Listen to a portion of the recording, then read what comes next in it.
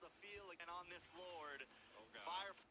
Not devastating, right? I mean, you got 30 seconds till the next Lord, so everybody will be available.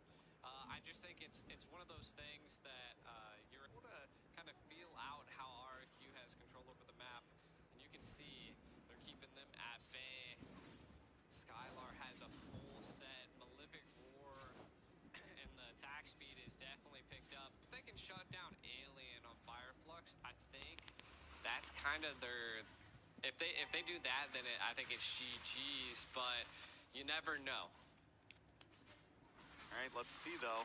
Fireflux, we've seen them put their big boy pants on in crucial Lord fights.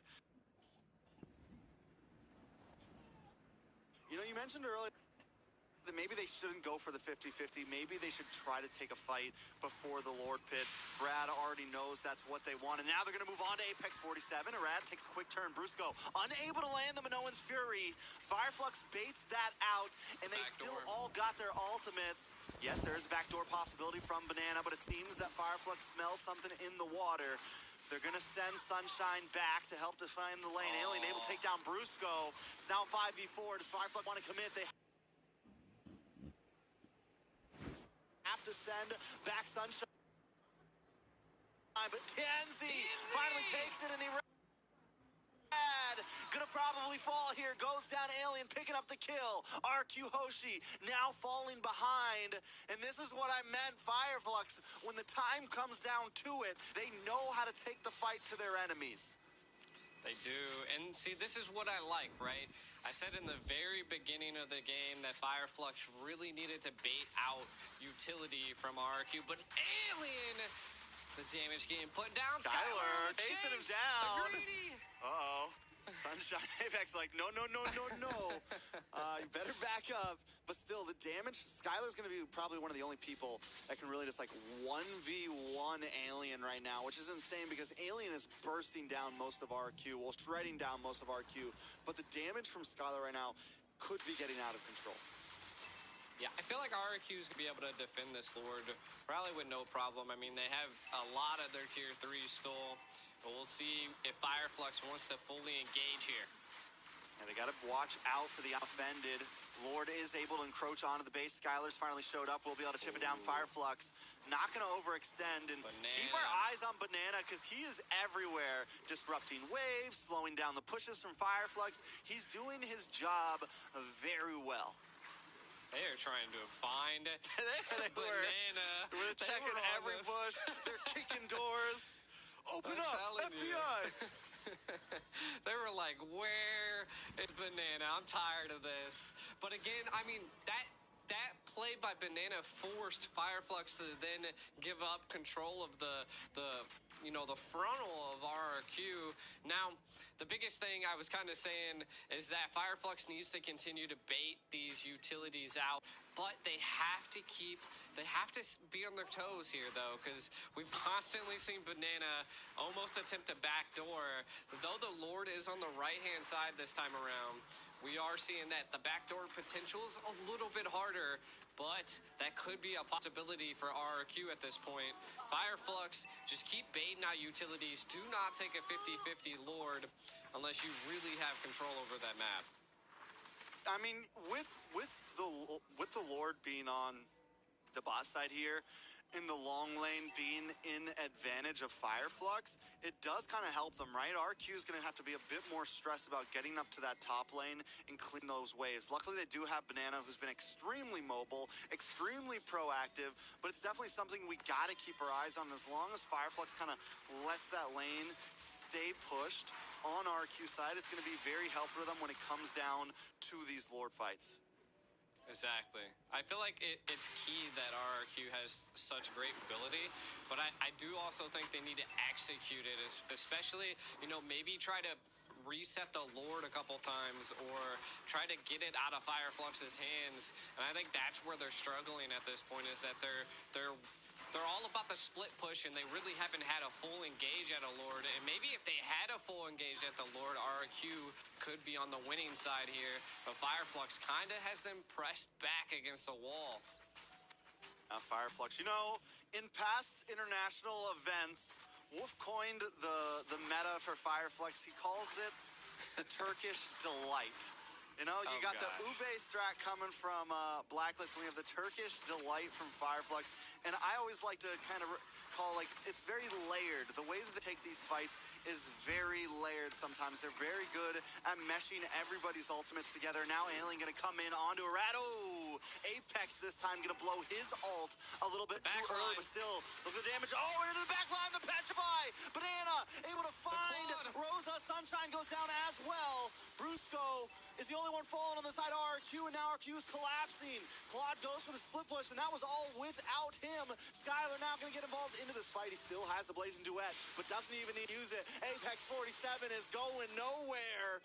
RRQ Hoshi decimate Fireflux in that fight. They've still got TNZ and Alien. RQ say, no, we don't want no Lord. We're going to go for the game here. We're going to go for the finish. They're going to collapse down in the boss side. Skylar able to use the Blazing Duet, clear up all of these minions, and look at the damage onto Alien. Alien still trying to survive. Skylar repositions. The Glacier comes down. Alien not getting away from that one. TNZ is going to be next on the chopping block. The Electro final blow to final blow him out. And now Fireflux will go down. RQ Hoshi taking game number 1. Game number 1. What a play. That was insane. From the... oh my God, my throat.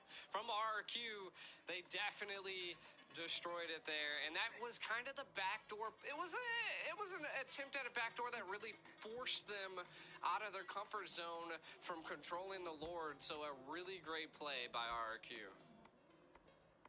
Really great play. I mean, and that was just banana. Banana. You're really giving coin to his name, you know? We call him, like, Banana, a.k.a. Banana Split. This guy is consistently splitting the map, consistently splitting up the team, consistently making work, and is always on the back line, always on the opposite side. Even in all these fights, you never know where he's coming from. Yeah, and I feel like RRQ really needed that response against Rosa. Once they took down Rosa, the team comp kind of fell apart. They didn't have that poke.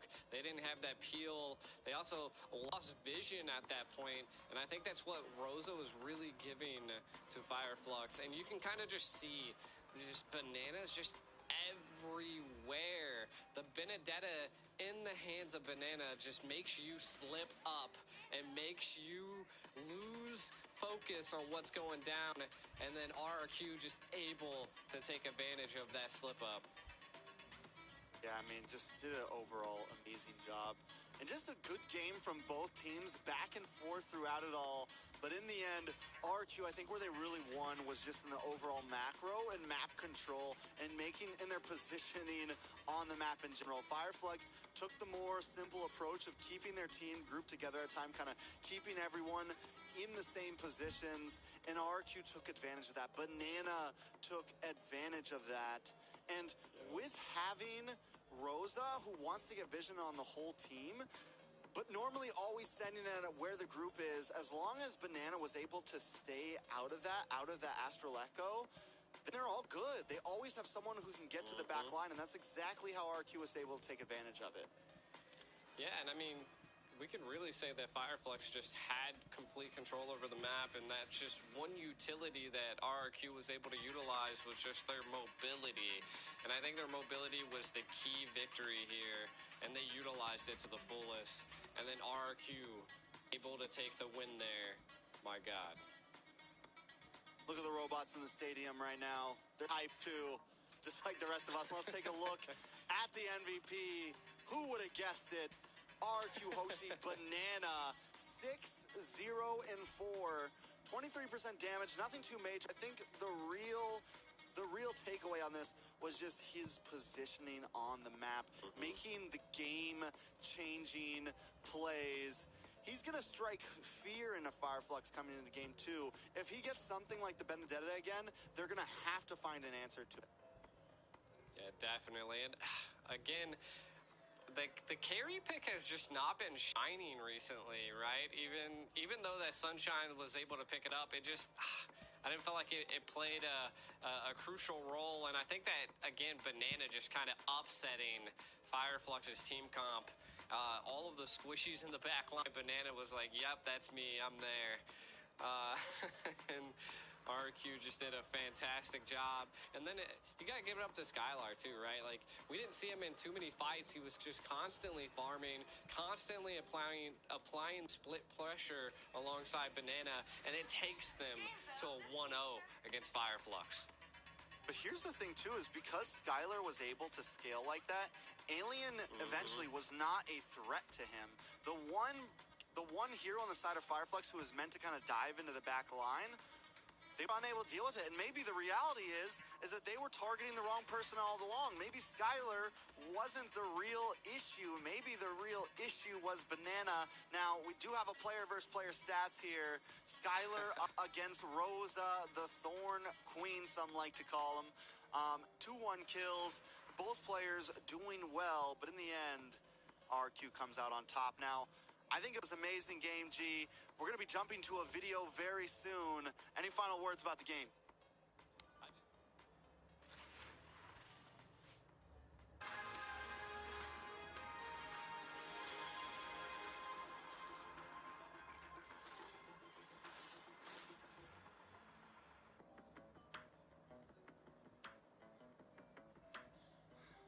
Вы, наверное, хотите спросить: Аймурат, куда ты едешь, куда ты так стремишься?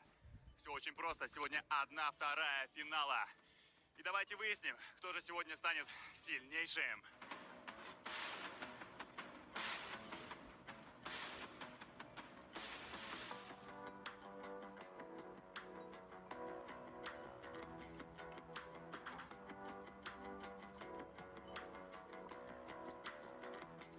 Скажи, пожалуйста, за кого сегодня болеем на MLBB?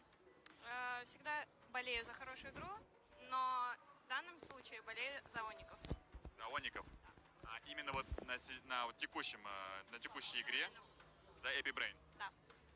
Ну что, я вот болею за RRQ Хоши, поэтому давай попробуем так сделаем. Смотри, если сегодня выигрывает RRQ Хоши, ты поцелуешь моего оператора в щечку. Ладно. Ладно. А если выигрывает Epic Brain? Да. Если побеждает Epic Brain, то я 10 раз отжимаюсь.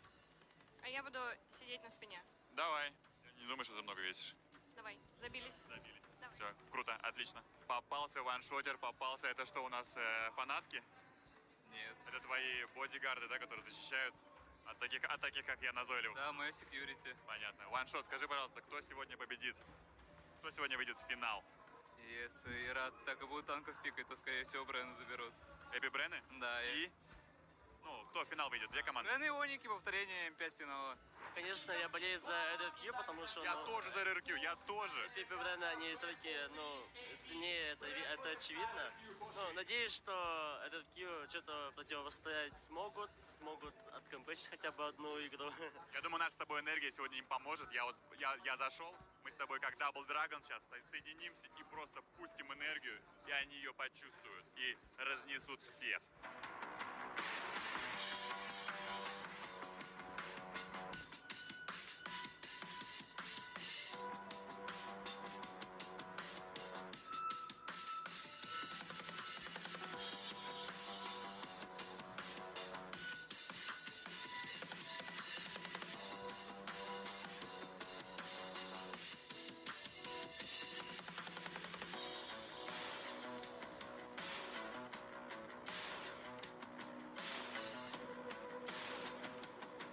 Tell me please about your feelings, about your emotions. What do you feel? I feel good.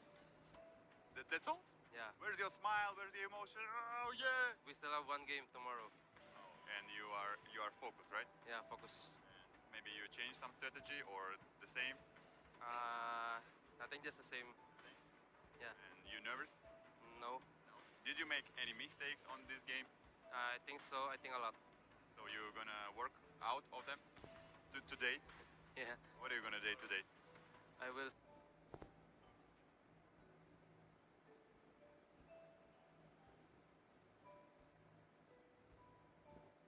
Will sleep. Just sleep it all Yeah. and relax. Yes. Башня упала на карте. Лорд повержен скиллом. В душе моей мир. Но грядет битва. Грядет финал.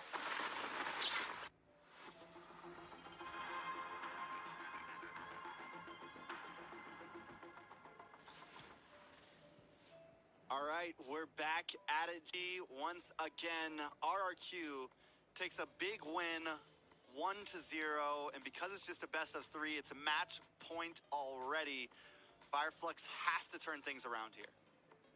Yeah, now, my main question that I have is, since RRQ's up 1, are they going to keep this serious aspect that they've done in this very first game?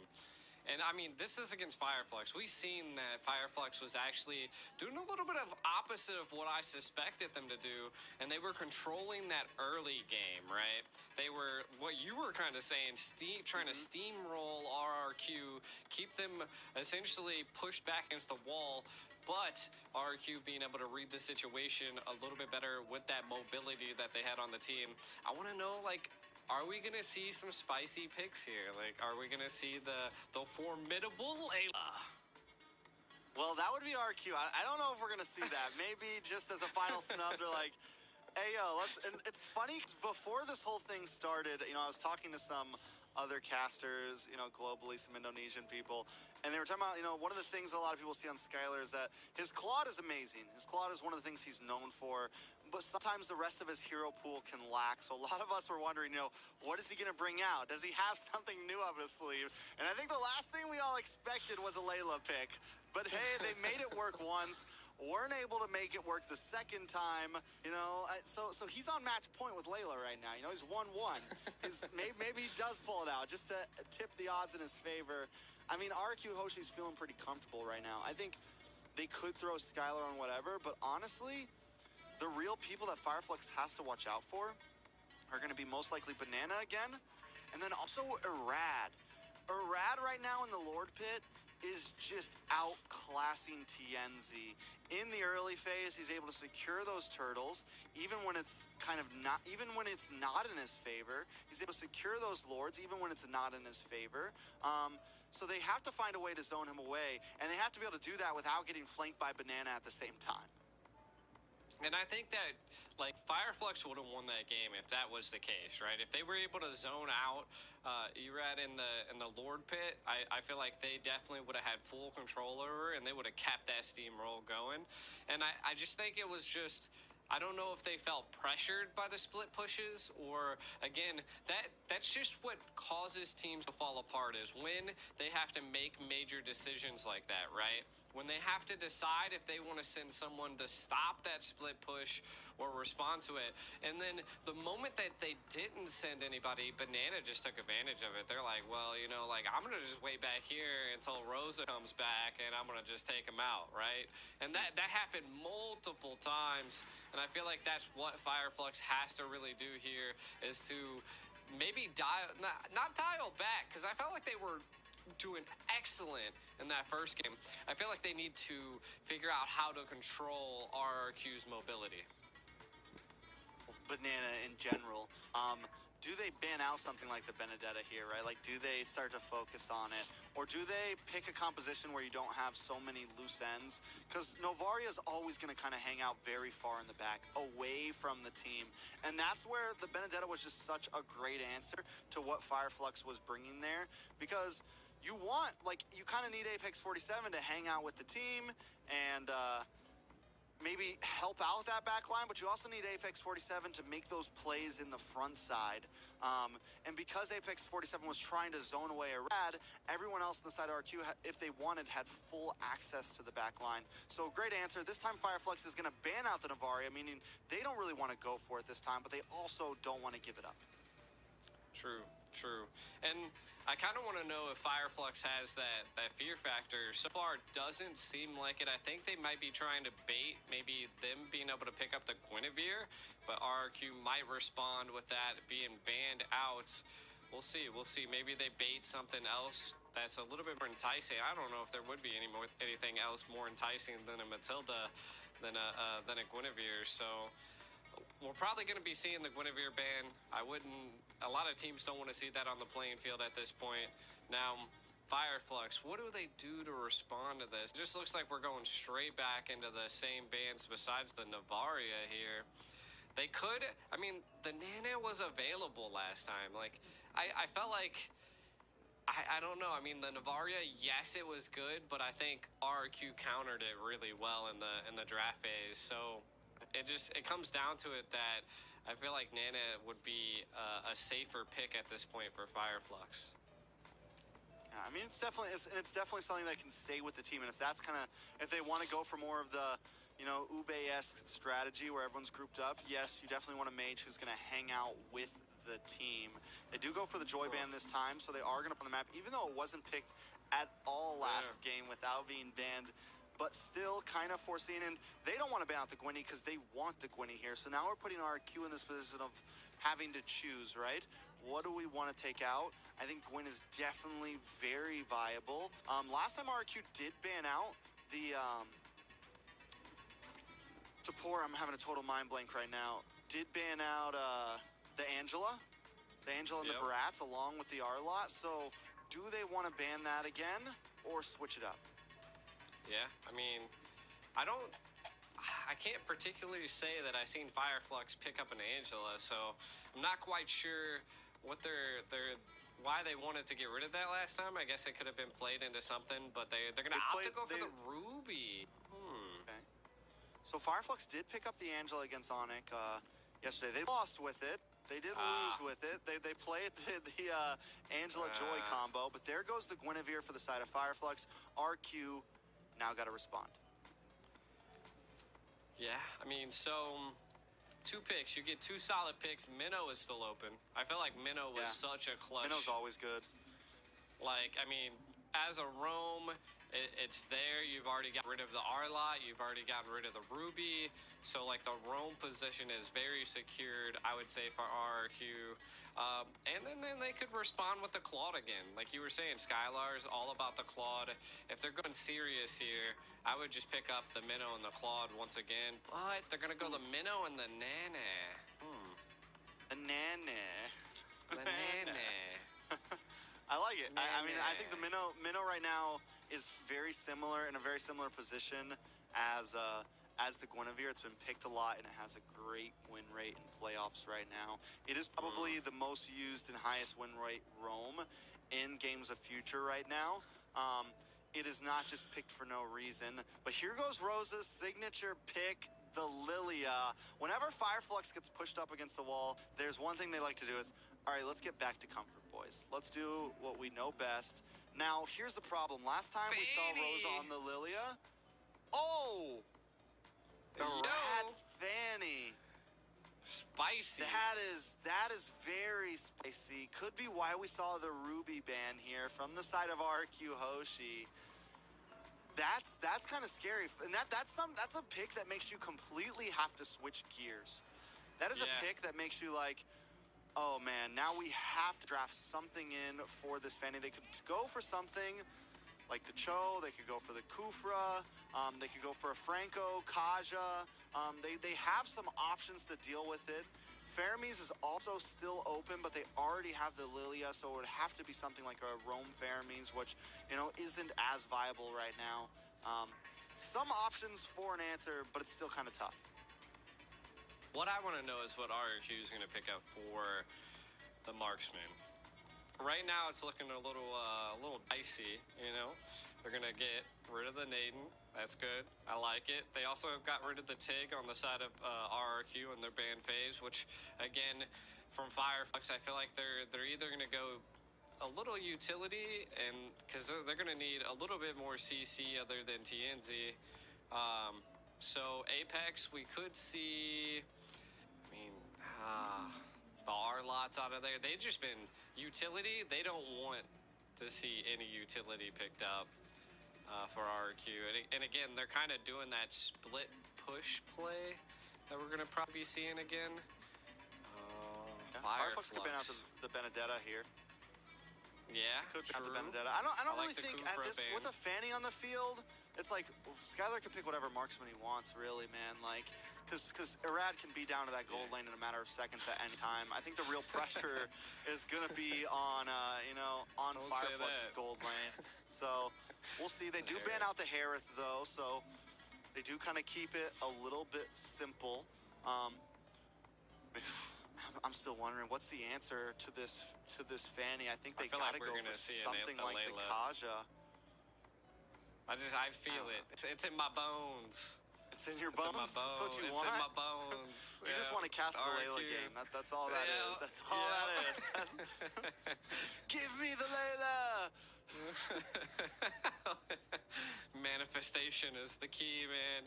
Fireflux, though, they still have, again, they could still go EXP. I think CC is still available. They did really well with the CC last time, but I also believe what you said. They could still pick up the Benedetta. I mean, it was clutch. It worked out. Okay. RQ, we can officially say they're being serious right now. Yeah. They're not. They're not. Unless they go bones. EXP lane Layla, right? No. You left me speechless, I'll tell you that.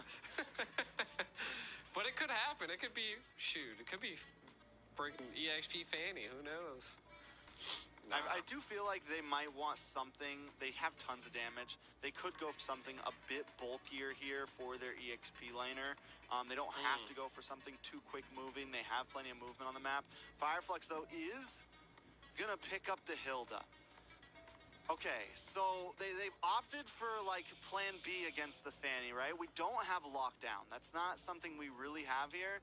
Yes, they do have the penalty zone from Terizla. They do have the knockup from Gwyneth, but that is a hard hit on a Fanny. Like, if Arad is moving the way we know Arad likes moving, then it's going to be a little bit tough. What they're going to go for is more of harass, like you just said. We're going to invade. We're going to send Apex 47 in there time and time again. No matter how many times he dies in the enemy jungle, he'll be right in front of Fanny.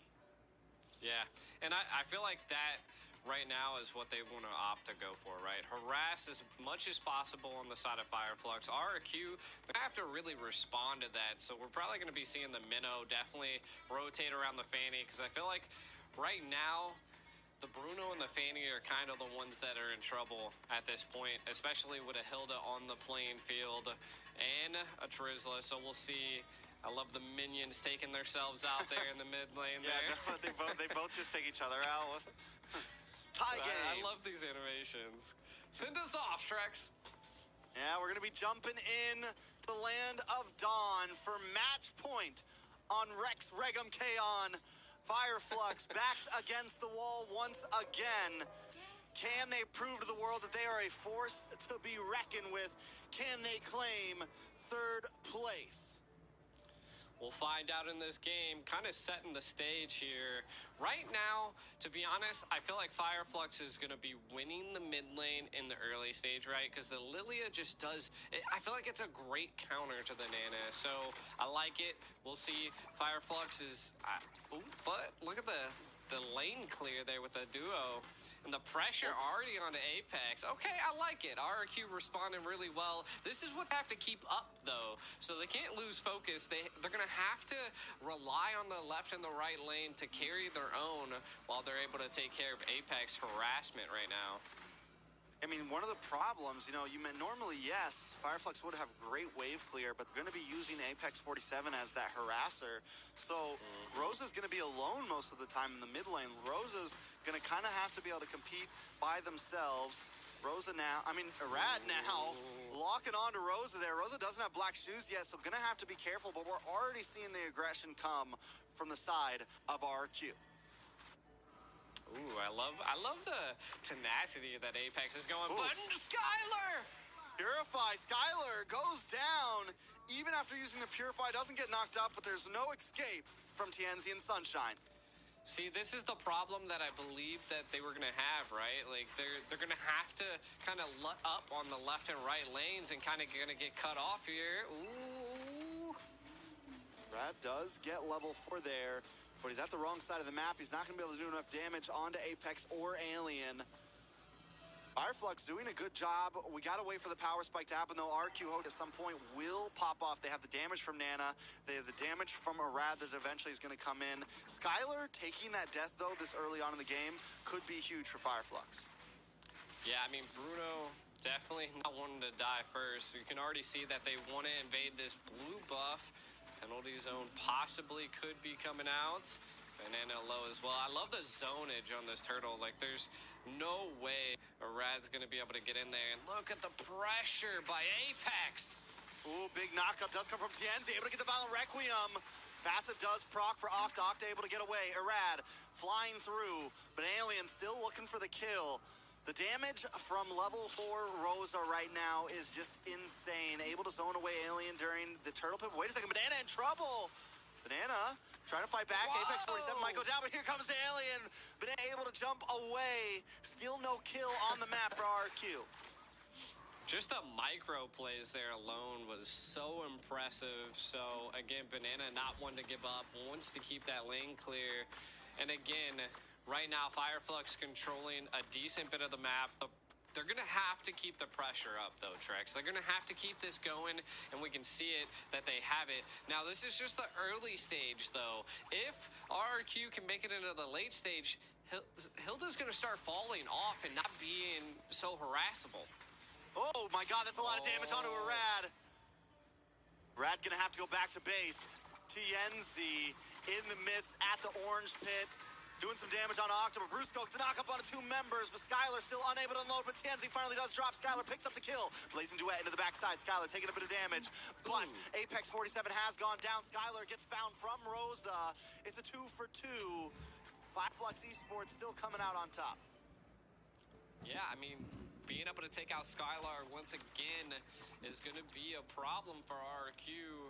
Definitely want the gold lane to scale, and we can kind of see 2,400 gold to 27, so not too much of a difference. Skylar does have the Hawes Claw, so has that sustainability, so we should see him staying a little bit more into the battles here, probably winning a bit against Sunshine now. As we can see, they know RQ's like, we got to help Skylar out now. Yeah, they gotta send someone up there. 2 deaths on a Bruno. You definitely want to be able to scale on the Bruno. You want to be able to output the damage. And with that, it's going to give Fireflux a little bit of an advantage. They're about 1,000 gold up. They're going to take another turtle here, most likely. The Fanny still unable to pop off. And normally, you'll want to be able to spall with the composition that RQ Hoshi has. And they're getting majorly slowed down.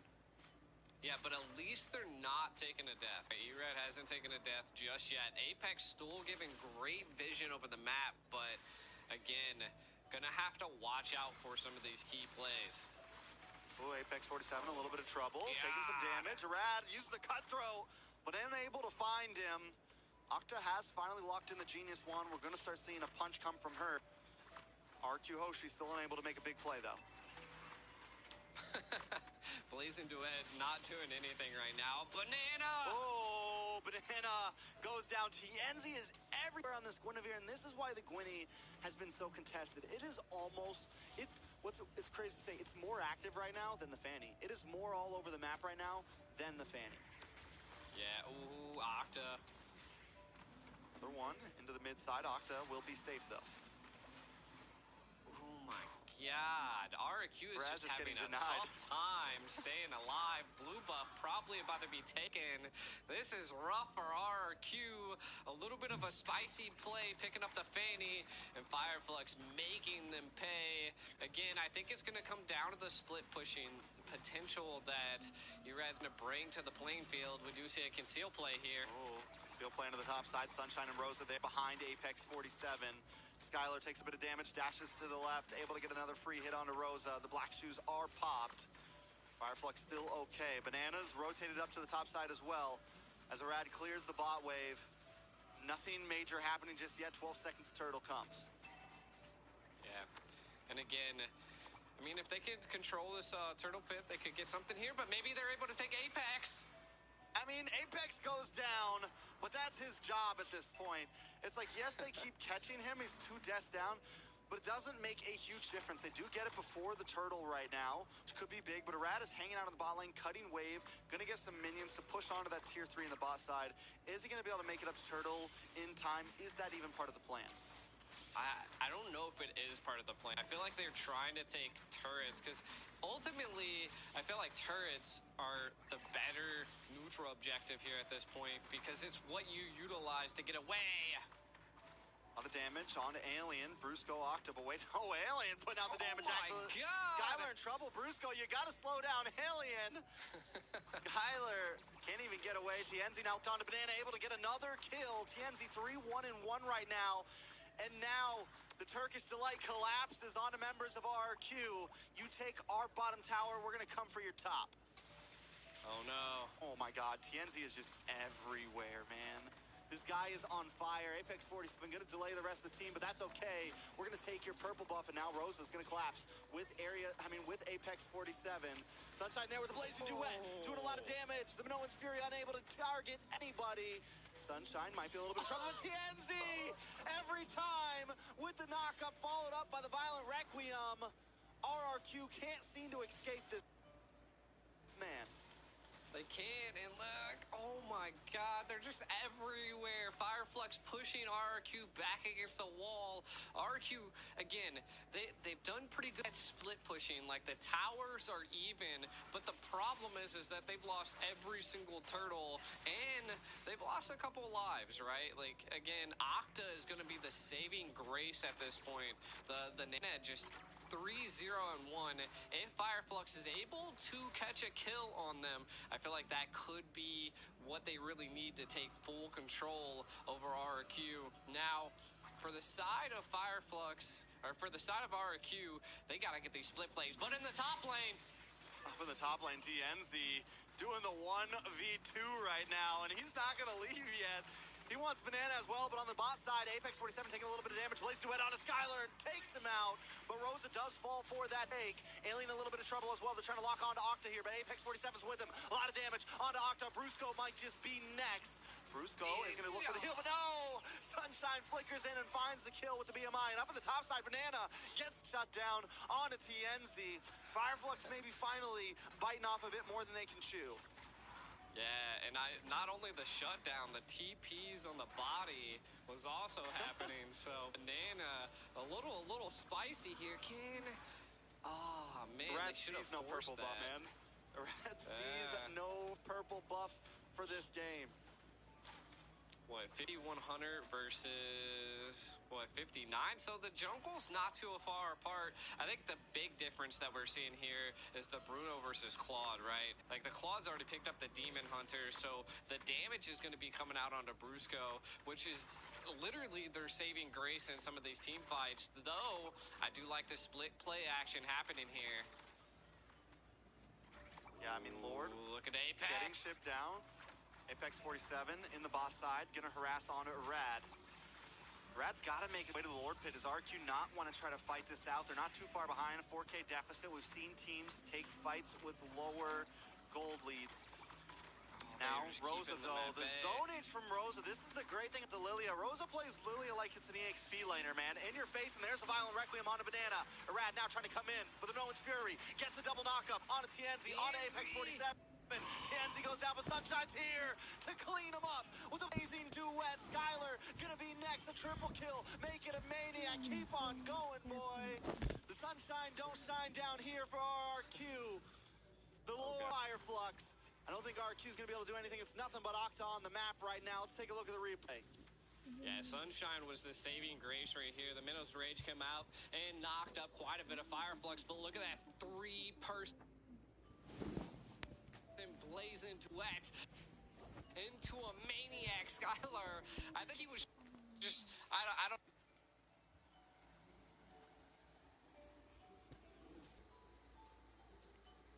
know what it was. He was there, no escape, just give it to him.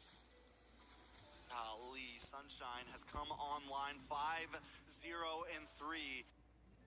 Silent but deadly. We haven't seen too much through him in the game, but that's that in the early phase when they were able to get those kills onto Skylar. When they were able to let Sunshine just free farm and do what he wants. Now we're seeing it really start to pay off, and the damage is getting out of this world, out of control as Fireflux encroaches onto these inhibitors right now. Arad gets a little bit of poke damage onto Apex 47. The Lord does not get the crash. It is not enhanced. They should be able to chip this down and maybe not lose a single inhibitor. Alien holding down the front line. Fireflux don't have to push their limits. Again, this is what RQ wants to do, right? They want to make it to the late game. Securing and keeping your tier 3 inhibitors is where you need to be. Again, I think they're going to lose their second tier here. So, yeah, I mean, this is the safest position that RRQ could be in. It's just to keep it like this. They could, at this point, they have 102 seconds. Maybe ERED needs to start split pushing, kind of utilizing that. Fireflux at this point probably should just freeze lanes, kind of clear up all of the jungle, keep that gold lead going, and we can kind of take a look at some of the items. The Gwyn's building full defense at this point, just allowing Sunshine to scale and be the one to deal the damage here. Ooh, he was feeling it out. He had a feeling that something was about to go down there. Again, I do think that Fireflux keep them at bay. You can see they've already controlled the map. RQ looking for some play, maybe to try to get the purple buff. Could be a bait, though. Oh, my God. And He it's got not it. only Sunshine.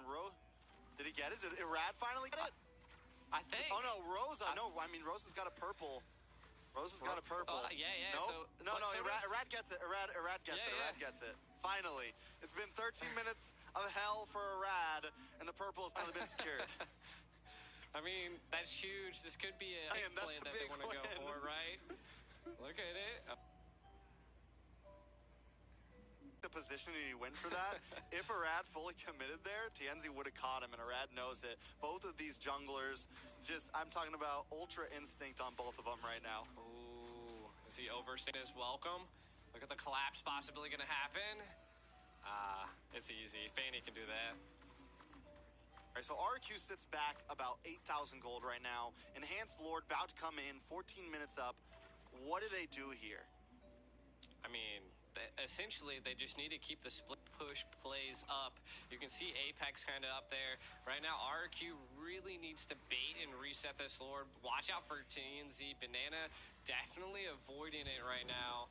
Looks like they, again, I feel like Irad should be just because. Apex 47 able to pick up the kill. Banana drops next. Fireflux taking out 3 from RRQ. They're going to try to end this. They're not even going to go for the Lord. Irad zoning down. He's going to look for waves, try to cut down the blood loss. But Fireflux isn't waiting. They don't care. All they need is one tank minion. They're going to move on to the top inhibitor. Lord, back up. Irad here, but wait a second. A lot of damage on several members. Alien getting chipped down. Irad almost able to save the day, but not today. Fireflux Esports still dominating. The Blazing Duet comes out to clear it up. And RQ pushed Fireflux while Fireflux pushed back.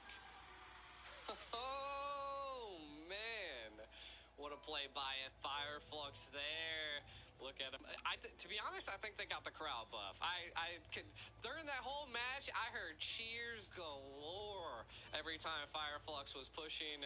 So it kind of seems like there might be a ton of Fireflux fans out in the crowd. But again, huge plays. The harassment by Fireflux was the key winning factor for Fireflux, and you can kind of see while we dive into some of these highlights that they just had full control and harassment over the map of RRQ. They just kept them at bay. TNZ just everywhere. Not too many responses that RRQ could utilize here. Again, a spicy Fanny play, but again, Fireflux reading the situations, creating the moments that they needed to take down RRQ into game 2. And we can kind of see that Skylard, the damage, just look at it. A Blazing Duet into the back line of RRQ is not what you want, even in the front line. Sunshine just shining in Fireflux. Yeah, you could really see the trend. And one of the things that Fireflux did so great in this game is in the beginning, TNZ was kind of the big damage dealer. He was the huge threat. And then right around that last fight and this fight here, we'll see the transition happen of Sunshine becoming the monster. Sunshine becoming the threat right after 10 minutes, getting that Maniac.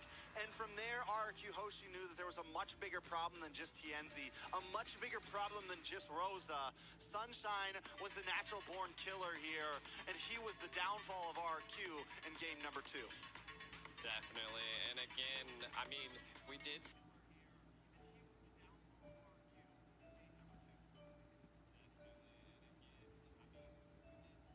see Octa try.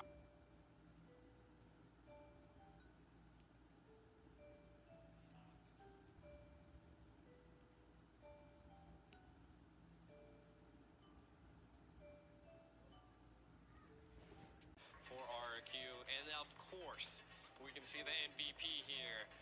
Sunshine, 606, 24% damage dealt. The absolute menace in the game that also secured a Maniac. Just a monster.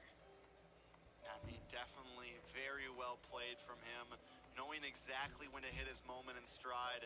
But you also have to give it up to the rest of his teammates as well, kind of hovering around that top side, making sure they got that early kill onto Skylar, giving Skylar just a very rough game, ending off with 2, 5, and 3, never even being able to finish out his items. And that just goes with the pressure that Fireflux caused, using Apex 47 on this Hilda, once Rosa was able to move around a bit more after the laning phase, and then TNZ as well. As long as that mid concoction there was able to disrupt the rotations of RQ Hoshi, it was a guarantee that Sunshine was going to eventually pop off.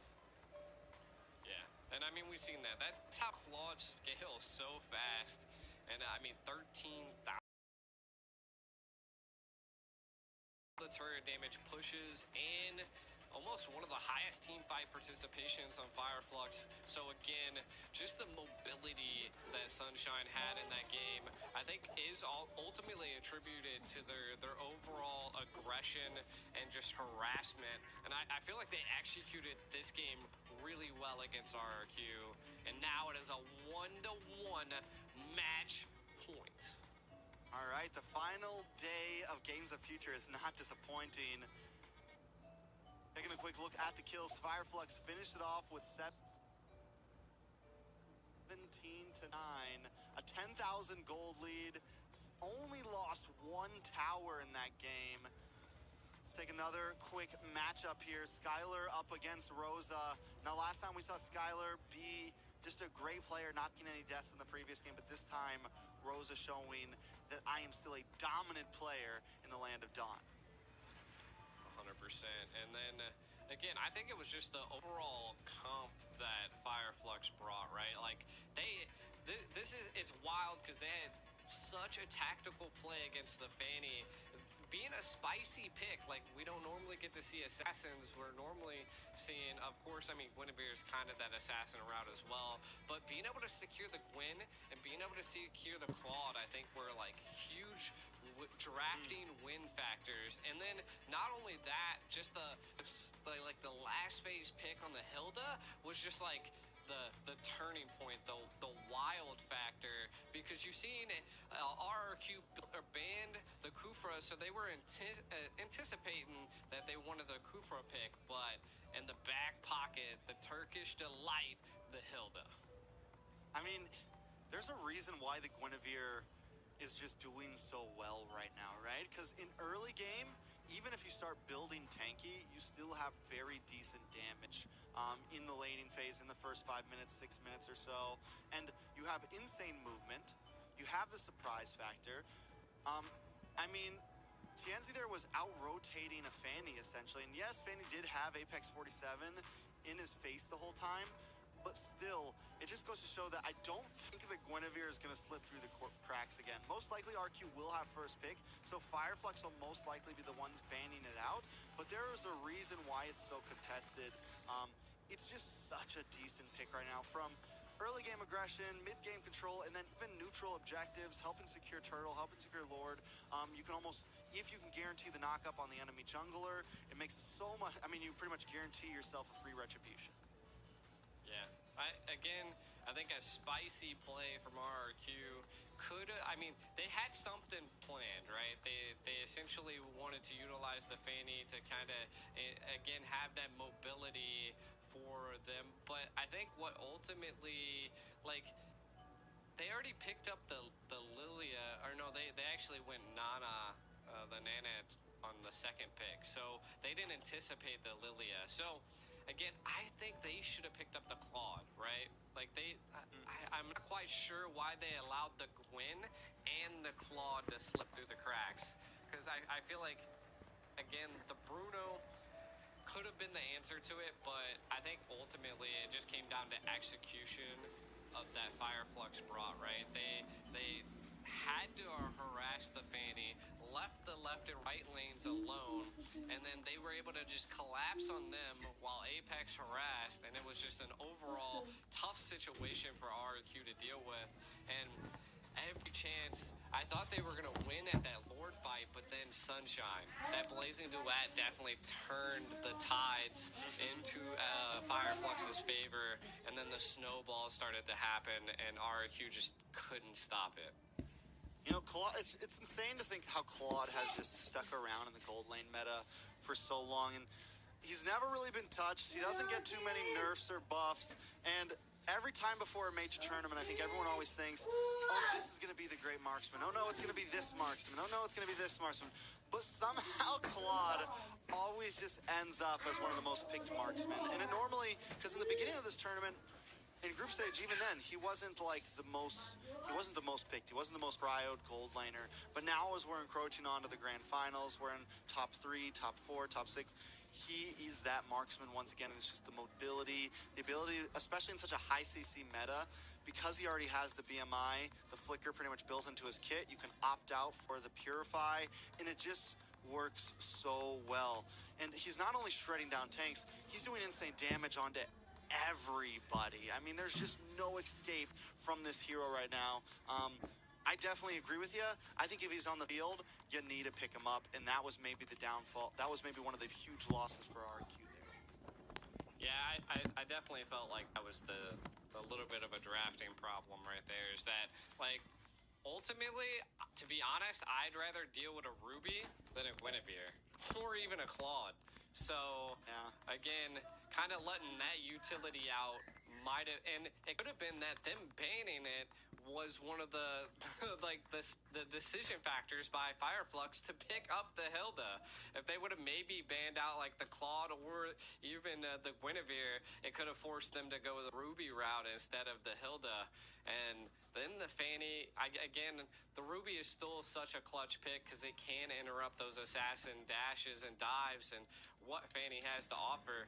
But again, I think it was just ultimately, there's just so many great heroes right now in the meta that it's hard to predict and ban everything. And again, it just goes to show that this is, I want to say, to be honest, like one of the most diverse metas we've seen. You don't know what a team is going to pick or play, and when they do it, they have a mindset and just something ready.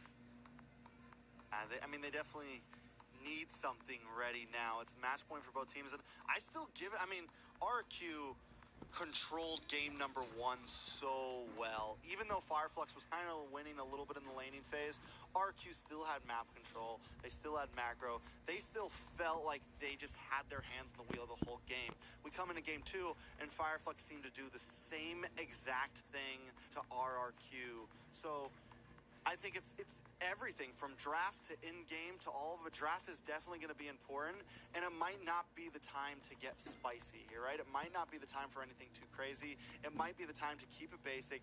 Don't let anything too crazy through. Don't let the Guinevere through. You know, some of these very powerhouse picks right now, and just try to beat them with the same way that RQ beat them in game 1.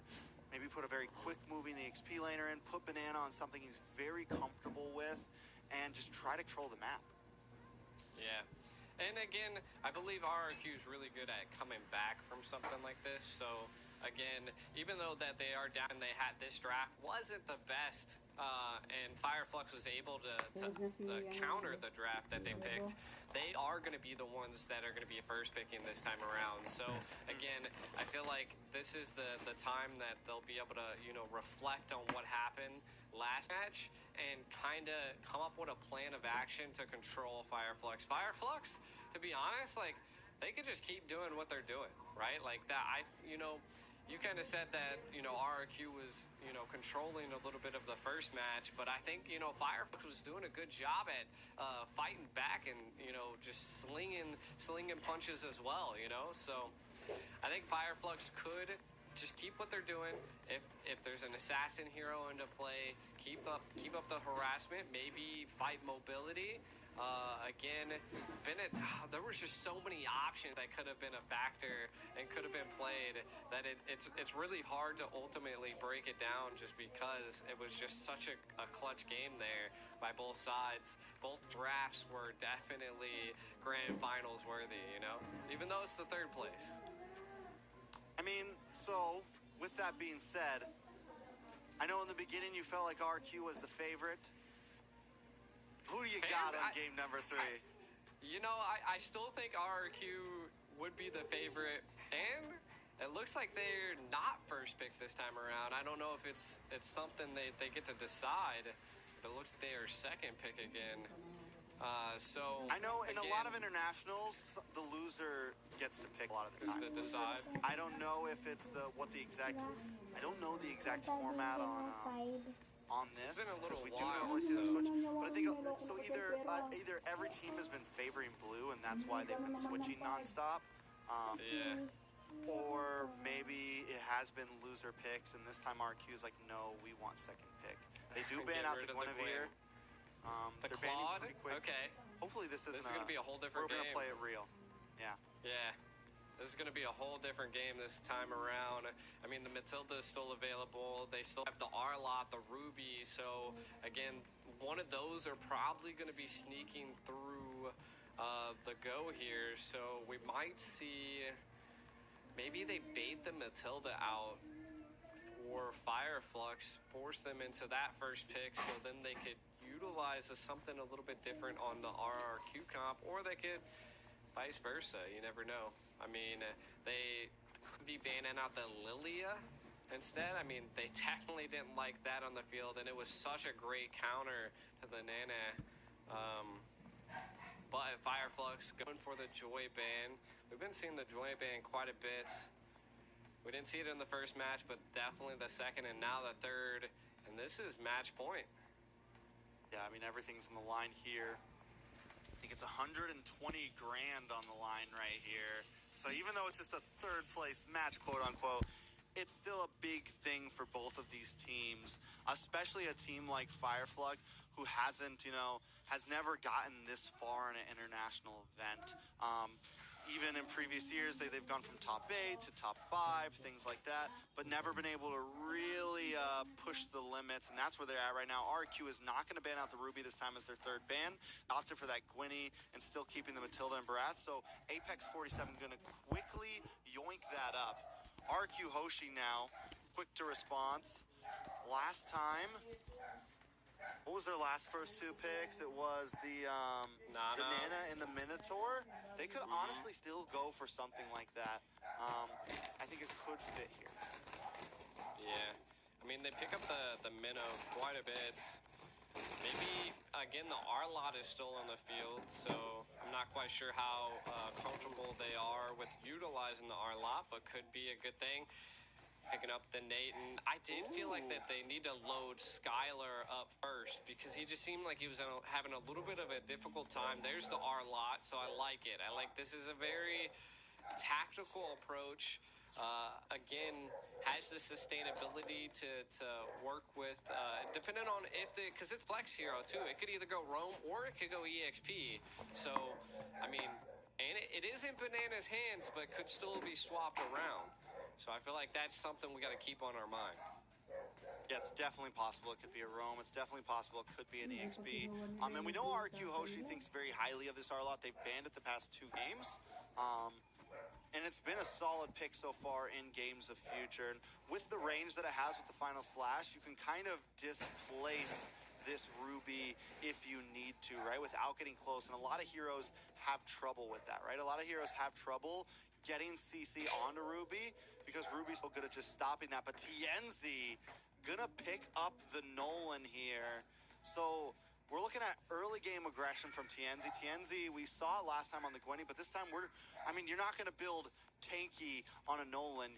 You're gonna commit from beginning of the game to the very end.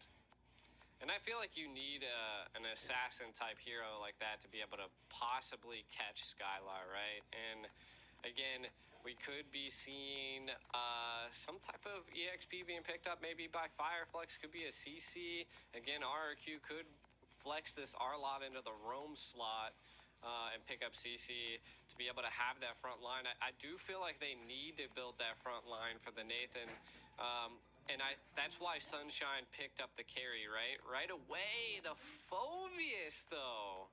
Oh, Is that insta pick. EX mid lane EXP? I mean, Mid lane EXP, Rome, wherever you want to put him, wherever you want. I think he could actually. You might want to. I mean, I think Rome or mid might actually be pretty viable, just because you really want him to be on TNZ as soon as possible. You want him to be involved as soon as possible. The only problem is if you put him in mid and you put him up against Rosa with something that's going to have insane wave clear, could be dangerous. EXP lane might be the best slot for him, but either way, I mean, they have. So R-Lot Rome, Phoveus, EXP, either one. Get real crazy. R-Lot Rome, Phoveus mid. Just. Oh God. There's a wild. They have the magic right damage. They have the magic damage with the Natan in the gold lane. So really, not picking up an insane burst mage, even a big loss. Yeah, I mean, they could either again go Aurora or they could go Vexana. So could Fireflux, though. I mean, both of those options are still available for both sides. They do need a little bit of crowd control on the side of Fireflux because the Ruby's there, but I feel like it's like slight displacement and slow instead of full CC. Though the I'm Offended can definitely be utilized to catch maybe some of the team of RRQ, but again, they're going to be sustainable. RRQ is looking to sustain in fights, and I feel like that's what they need, and they were lacking in some of these other team fights that Fireflux was coming with. The last time Fireflux picked up this Nolan, they had a very similar enemy. They went up against Burnex Flash. They went up against the Phoveus. They picked up the X-Borg, which is a good answer to the Phoveus, especially if it ends up being EXP lane versus EXP lane, because X-Borg just chips. He never has to dash. He constantly just moves and kites.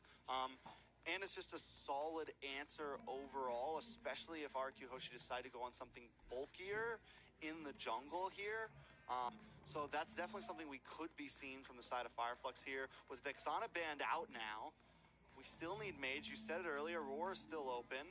Other than that, man, we're running out of ideas for mid lane. I think RQ Hoshi might have to put Phoveus on mid at this point. Go. Oh my God, I was right. Wait. Rome Arlot. Mid Phoveus. Mid Phoveus, or maybe it's gonna be jungle Phoveus. Could.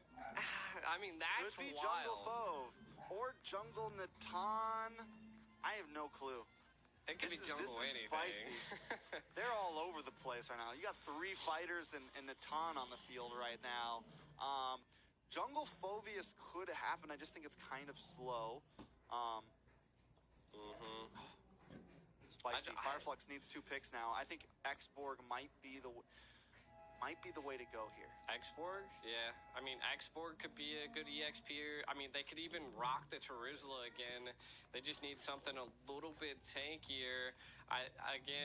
Rosa picking up the Aurora. I mean, that's CC that they needed, right? Like, paired that with the Ruby, and then Ruby EXP. they go, yeah, so great flex. I like that. You were saying this on previous games.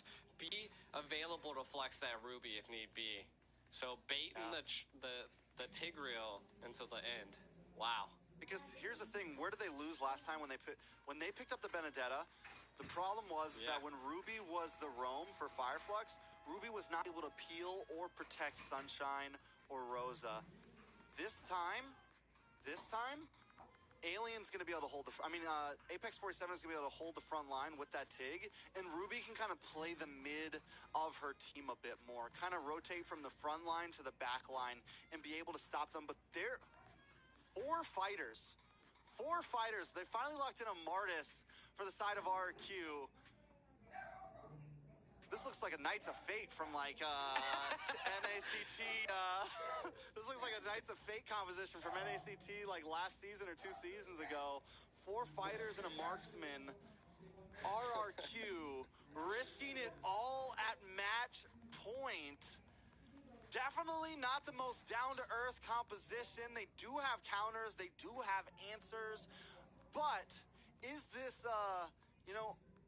this abnormal draft going to really work? Is it going to be glued enough together enough? I would hope, and I feel like this is what we're going to have to figure out coming into this match.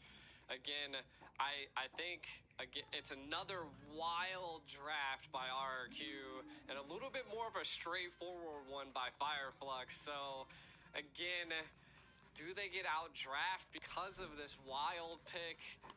Maybe meta setters. I mean, 4 fighters is quite wild into this comp. Again, Fireflux. I mean, they're looking good from my opinion, you know. And I kind of was rocking the RQ, but I think right now I'm gonna go back to textbook and I'm gonna just say Fireflux is kind of winning this one right now.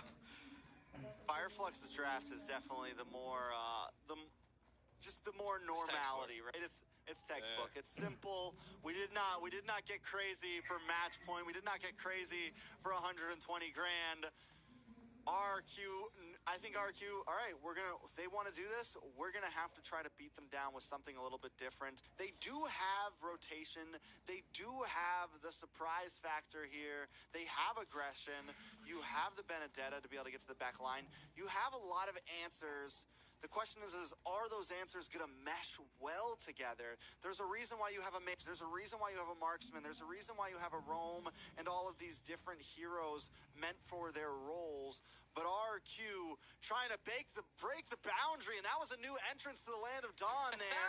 We haven't seen that one yet. Coming in from the top of the chessboard, RQ up against Fireflux Esports. One match to rule them all, and Brusco all ready to get an aggressive. Ooh, did he get it or not? Apex, though, also with the aggression. Ooh. Gonna walk right into Brusco there. Brusco able to get the first blood. That's huge. That's huge. Now, kind of breaking some things down. We see the Arlots on the roam. Phoveus is in the mid. And, I mean, again, could be a good play here. I feel like RQ, what they really need to do is do what they're doing right now. Just keep the harass up. Harass TNZ. Do exactly what Fireflux did to you, RQ. Now, the side of Fireflux, they got to keep RQ at bay at this point. They have the mobility. They have the Marcus. So RQ's looking for that early game, the snowball. So Fireflux, if they can stop that, keep them at bay, I think that's their win conditions here in the early stage. I do want to say that when it comes to first turtle, RRQ might have the advantage here. With so many fighters, fighters are going to kind of have a nice early game punch. They're going to have a nice early game spike. You have this Smartest. You have plenty of CC on the side of RQ. Fireflux might want to fight elsewhere unless TNZ wants to go for kind of a cheeky steal here. Rosa still hasn't hit level 4 yet. May not have it for the first turtle. Yeah. The biggest thing that I am seeing here is we have a lot of Purifies picked up by RQ, right? So they're looking to get out of Rosa's sets. They're looking to get out of Apex's sets. Same with Alien. I mean, there's just so many opportunities that they could get caught. RQ looking to take this first turtle, though. Able to secure it with no problem. Apex in trouble. TNZ doesn't even go for it, knows that it's, nope, we're not even going to try that. They got 4 big boys sitting around the turtle right now, yeah, and I think it's a smart play. I think Fireflux needs to focus on the off lanes right now. Ooh. Wait a second, Apex 47 get in trouble once again, and Skylar flickers in, picks up the kill there, right back to base. How did he do that? The man is a mad cool. Ends up in gold lane in a matter of seconds, but comes in just quick enough to find that kill.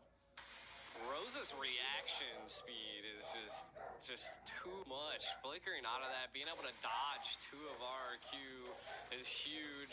Again, I think they do need to put some pressure onto Rosa. I like the lane clear. TNZ able to steal the Lethal Wander there.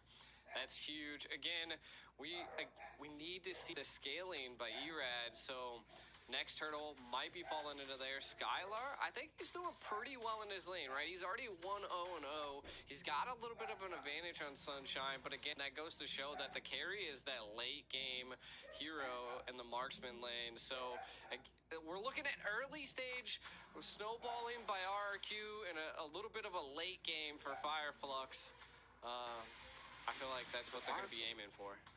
Yeah, Fireflux needs to find some momentum, though. I think if Skylar is able to just farm freely here, then Atan is going to be a problem. This is like funneling at its best. It's like old school fighter off lane. You know, they're just going to pocket around Skylar here. You're going to have 4 fighters sitting around Skylar as he sits in the middle of this team, just causing mayhem, and Fireflux is going to have trouble finding a way to break through. Apex 47 able to land the implosion and get the knock up onto Erad and Brusco. Rosa looking for the Glacier, able to get the freeze on Brusco, and Tienzi picks up the kill, but now Apex in trouble. Target locked from Octa with the Demonic Force, able to find Apex 47 there. Another turtle should go over the side of RQ, but Alien doesn't want to let it happen. Tienzi also making his way in with the dash, looking for the damage. A nice stun, and Tienzi able to find it. Now Tienzi onto the next target. RQ forced to back off. It's just the aggression that we needed to see from Fireflux, right? Like, you were looking for it, and they wanted still more. Whoa! Erad able to just get away, but Tienzi takes the purple. That's what I like to see from Fireflux. Like you said, finally answering back and evening the gold. All I can say is that Fireflux, they always seem to somehow gain control over the jungle and keep them at bay. Kind of looking at some items, we see penetration being picked up by Rosa, so gonna be dealing a decent bit of damage here. We also do see TNZ picking up the Blade of Hep there, and that is the early game pressure, but look at this! The pushback from Apex 47. Brusco in trouble, gonna get taken out. Sunshine picking up the kill, now matching Skylar 1-0-1. Fireflux finding momentum at 5 minutes. Everyone's got their first items locked in, and that's when they knew they could strike. I'm so surprised that they didn't attempt to engage in that, but hey, again, just take it slow is what it seems like RRQ's plan, even though I feel like they need to maybe engage a little bit more and take some riskier plays here. They do have a Martis on their hands, so we'll see. It might be all up to Skylar at this point. Ooh, you can tell Apex is searching right now. He's hunting for that implosion. He's protecting Sunshine here. He knows what RQ's trying to do. Sunshine playing it safe as well. I think Fireflux knows this. As long as we don't fall really behind here, we're kind of winning. Because eventually this 4-man fighter comp could fall off. Rosa in a little bit of trouble, though. Erad gonna be able to pick up the kill there. One more hit. No! Rosa gets away. Apex saves the day. Octa gonna move on to him, and even if he goes down, but no, Erad still finds it. 2 kills, a double for Erad. Tienzi should be able to get him as well. Coming back, but now Tienzi in trouble. Brusco and Banana on the hunt, but Tienzi gets back to base safely. Speedy Light Wheel comes out from Sunshine. Banana gonna be able to walk out of the jungle safely, but RQ Hoshi crack the mid-tier 3. They cracked that and the bottom tier, so they took two turrets and were able to secure 2 kills there. They did lose 1 on their side, so I think that's a win on their part. Taking out that mid turret, and look, they're already engaging under the blue buff onto TNZ, while also the turtle is here. My guess is that it looks like Skylar was able to take that blue buff. So again, neutral objective securing on RRQ side is just insane right now. Ooh, Erad able to get the turtle. There it is. Brusco, though, dashes in. The rest of RQ trying to enclose onto him. Alien in trouble as well, dashing away the Demonic Force, keeps on finding him. Another shot. Octa looking for 1 more. RQ Hoshi, though, decides to back off, not going to overcommit. They got the turtle, putting on more pressure, and able to secure it. I thought Sunshine was maybe going to have a little bit of a flank play, but Skylar! Tienzi finally catches him lacking in the bot lane. Brusco gonna try to come in. Tienzi might be lacking himself here. Octa wants to lock on. Tienzi scared to use a dash. Octa doesn't have the Demonic Force, though. Tienzi knows it now. He knows he's going to be able to get away safely. Alien here to help out. Rosa coming in, but up at the top side. Sunshine finds Banana. Brusco gonna get frozen. Alien causes some mayhem. But here comes Arad. It's a slugfest, boys and girls, and they're ready to fight, put on a show for us. Alien taking a little bit of damage. Octa with the demonic force. Apex waiting, sidestep, step, looking for a possible strike here, but Alien gonna go down. Apex 47 doesn't have the implosion to fight there. I mean, this is just blows by blows from both sides at this point. Right now, Fireflux definitely fighting back, taking picks where they can. If RQ really needs to focus on Sunshine at this point, like the scaling on the carry is going to be dangerous. Paired with Apex, Apex has just come in clutch, and so is Alien. To be honest, like TNZ's been able to escape situations that he normally shouldn't be able to. The final slash by Brusco going wide sometimes. So again, these little mistakes are playing into Fireflux's favor. Most definitely. I mean, Fireflux, yeah, and as long as RQ is not extremely ahead of them, I still feel like Fireflux has the better late game here. They have answers to RQ just like RQ's answers to them. And the thing about RQ's composition here is with all of these fighters, with the way that Skylar kind of wants to play, RQ Hoshi is going to be forced to kind of group up here and there. And that's going to give advantage to Apex 47. It's going to advantage. Oh my God! Oh. TNZ! Time after time. He's pulling a banana right now, hanging out of the backside. It's okay if he goes down, but he wants to sidestep. He goes down to the decimation. Arad able to pick up the kill with no retribution. That could be bad for Fireflux, though. Lord is still on the map. The rest of Fireflux gonna have to pick up the pieces that TNZ left for them. Sunshine able to get some huge freeze and outplays. Gets the play. 3 members down to the side of RQ Hoshi. Arad now going up against Alien, but he's not going to be able to get away. Rosa comes in and takes him out. That's 4 down for RQ. Skylar finally back on the map, but Fireflux taking control. Fireflux is looking just like AP Bryn at this point. Every time the first Lord's coming up, they're just gaining so much ground. And being able to secure this first Lord and taking 4 of RQ is going to be troublesome for RQ. Again, you got to give it up to Apex. Apex paired with Rosa with that frigid glacier and the implosion Oh my was just God. too much for RQ to take. The Ultra Instinct is real right now for Rosa. Brusco now in trouble as well. Rosa put another kill into the pocket. Fireflux relentlessly advancing right now. Not looking to give RQ any time to breathe. Yeah, this is rough. RQ really needed that snowball early on to be able to scale. Again, Octa doesn't have a death. It's kind of looking like just like last match. Octa's going to have to start popping off as well. TNZ just keeps finding Skylar. So I feel like if RQ wants to stay in this game, Skylar's going to have to stop getting caught by TNZ. Yeah, but Fireflux, man, they're going to take all tier 2s. Lord won't get the crash, but we're looking very similar to game number 2. Fireflux breaks it down to nothing but inhibitors on the first Lord. RQ Hoshi, man.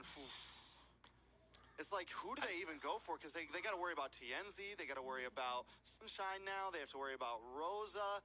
It's a tough call, and they have the players that can kind of pick people off, but if they split up too much, they get taken down. And if they group up too much, they have to worry about the implosion and the I'm offended and the glacier. Yeah, right now I feel like RQ really just needs to. They have the Benedetta. I like what their approach is now. Do some split pushing. Where's that tactical, positioning that we seen from Banana in the first game? I feel like with that, with baiting out utility from Fireflux before full frontal engages, RQ could turn this around, but they have to do that. They keep running into every ultimate that Fireflux has face first, and they just think they're not going to have any repercussions. Yeah, I will say this is the difference. One of the differences between the time that we saw Banana able to do that was exactly what we said when we saw the draft is this time They have the Tigreal on Apex 47, and they have Alien in the back line, and they have Rosa also kind of protecting Sunshine here. So it's very tough for Banana to find any kind of angle here. This time, Fireflux are the hunters, man. I think they just have that card. Banana's not going to be able to do what he did last time.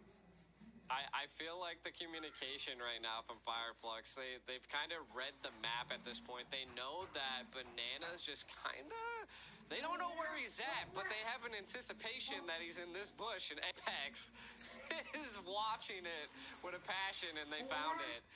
This is going to be a little tough situation here. Do they go for it? Conceal play. Conceal play comes in. But not today, Banana, not today. Taken out. That's going to be a big advantage for this Lord. But RQ isn't going to let it stop him. Alien, TNZ, Sunshine chipping away as Alien tries to zone out a Rad. Just keep him backed up. A Fireflux going to change pace. TNZ moving position. Taking a lock onto the purple buff. Back to Lord now. Waiting for the rest of the team to come in. A nice reset to buy the team some time so that they can make it a 5v4. Look at the damage on off to Sunshine. Speedy light wheel. Deletes him down. Skylar force the entropy back instead of forward. RQ got to go running back to the base as Fireflux takes another Lord.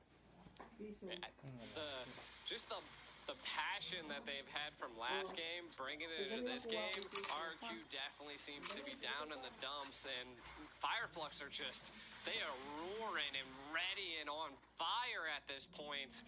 Another Lord going to be barreling down RQ's lane, kind of taking a look at some of the items again. I mean, Nathan's almost online, but Sunshine is just overall controlling the damage at this point, fully built for this next Lord push. I think RQ, they can defend it. All of them are alive. They still have all of their tier 3s, but again, this is going to be an enhanced Lord. It will crash into a tower, and the base will be broken open, and Fireflux looking to take as much as they possibly can here, Trex. All right, let's see how they do this. Lord going to be a little delayed on the boss side as Fireflux pushes in on the mid and top. Waiting for that connection. Fireflux going to continue to chip things away. RQ Hoshi position themselves behind the bottom inhibitor. They're going to try to chip down the Lord. Lord's taking a step backward, forced to go after that minion. A slight mishap. Not able to get the full push in. Skylar able to melt it down. Fireflux have broken one. Look at for Alien coming around the backside for the I'm offended. Rad goes down. The Glacier falls onto 2. Fireflux looking for more damage. Rosa does fall though as Fireflux continues to look for more members. Brusco gonna be the next one. Skylar keeping a nice range and doing good chip damage, keeping Fireflux out of the base. It's a 2-for-1 plus an inhibitor over to the side of Fireflux. Fireflux once again coming out on top. A lot of like immortalities were baited out of Fireflux, so RQ possibly looking for some type of advantage. I like it. I mean, they're attempting to maybe make a play on the left lane. Again, I mean, they're having a tough time here. If they're able to shut down Sunshine and maybe keep TNZ at bay, that could be their win conditions, but you can already see he's feeling out the zone. RQ pushed back against the wall. Will they become the predator or will they become the prey? Definitely the question on all of our minds. With the 8,000 gold lead, it's going to be very, very tough for RQ to withstand this. They had a composition that kind of needed to snowball, that in my eyes would eventually fall off. I felt like RQ might have had the early game, and then eventually there would be this tipping scale by not having a huge bursting mage, by not having, you know, a bursty jungle, or even actually a utility jungle. Because the thing about Artis is it's utility and it has this great early game snowball effect, but it is not super viable at 20, 21, 22 minutes in, and that's the territory we're getting to right now. And Fireflux has already reached the point that they need to. Sunshine! Conceal play though. No! Rad Octa not able to find anything. Sunshine able to sidestep and get away. All RQ is able to do is reset the Lord of TNZ. Gets the I'm offended onto Brusco there. RQ still holding the distance. They are bulky enough to take some shots to the face. Does look like they're going to send Banana back to the bottom and clear the way of RQ not giving up just yet. I think they know this is their chance. A Rad has to pull a rabbit out of a hat here. has to do something crazy if they want to survive. Yeah, they know that they're not going to engage here. TNZ now stacking up the red and the purple. They've just baited out a decent amount from RRQ Hoshi. They just don't have the conceal play. Skylar's ultimate's down. And again, I mean, just a little bit of this bait is what they need. Apex is just so good at finding everyone. He just can read the map so well against RRQ.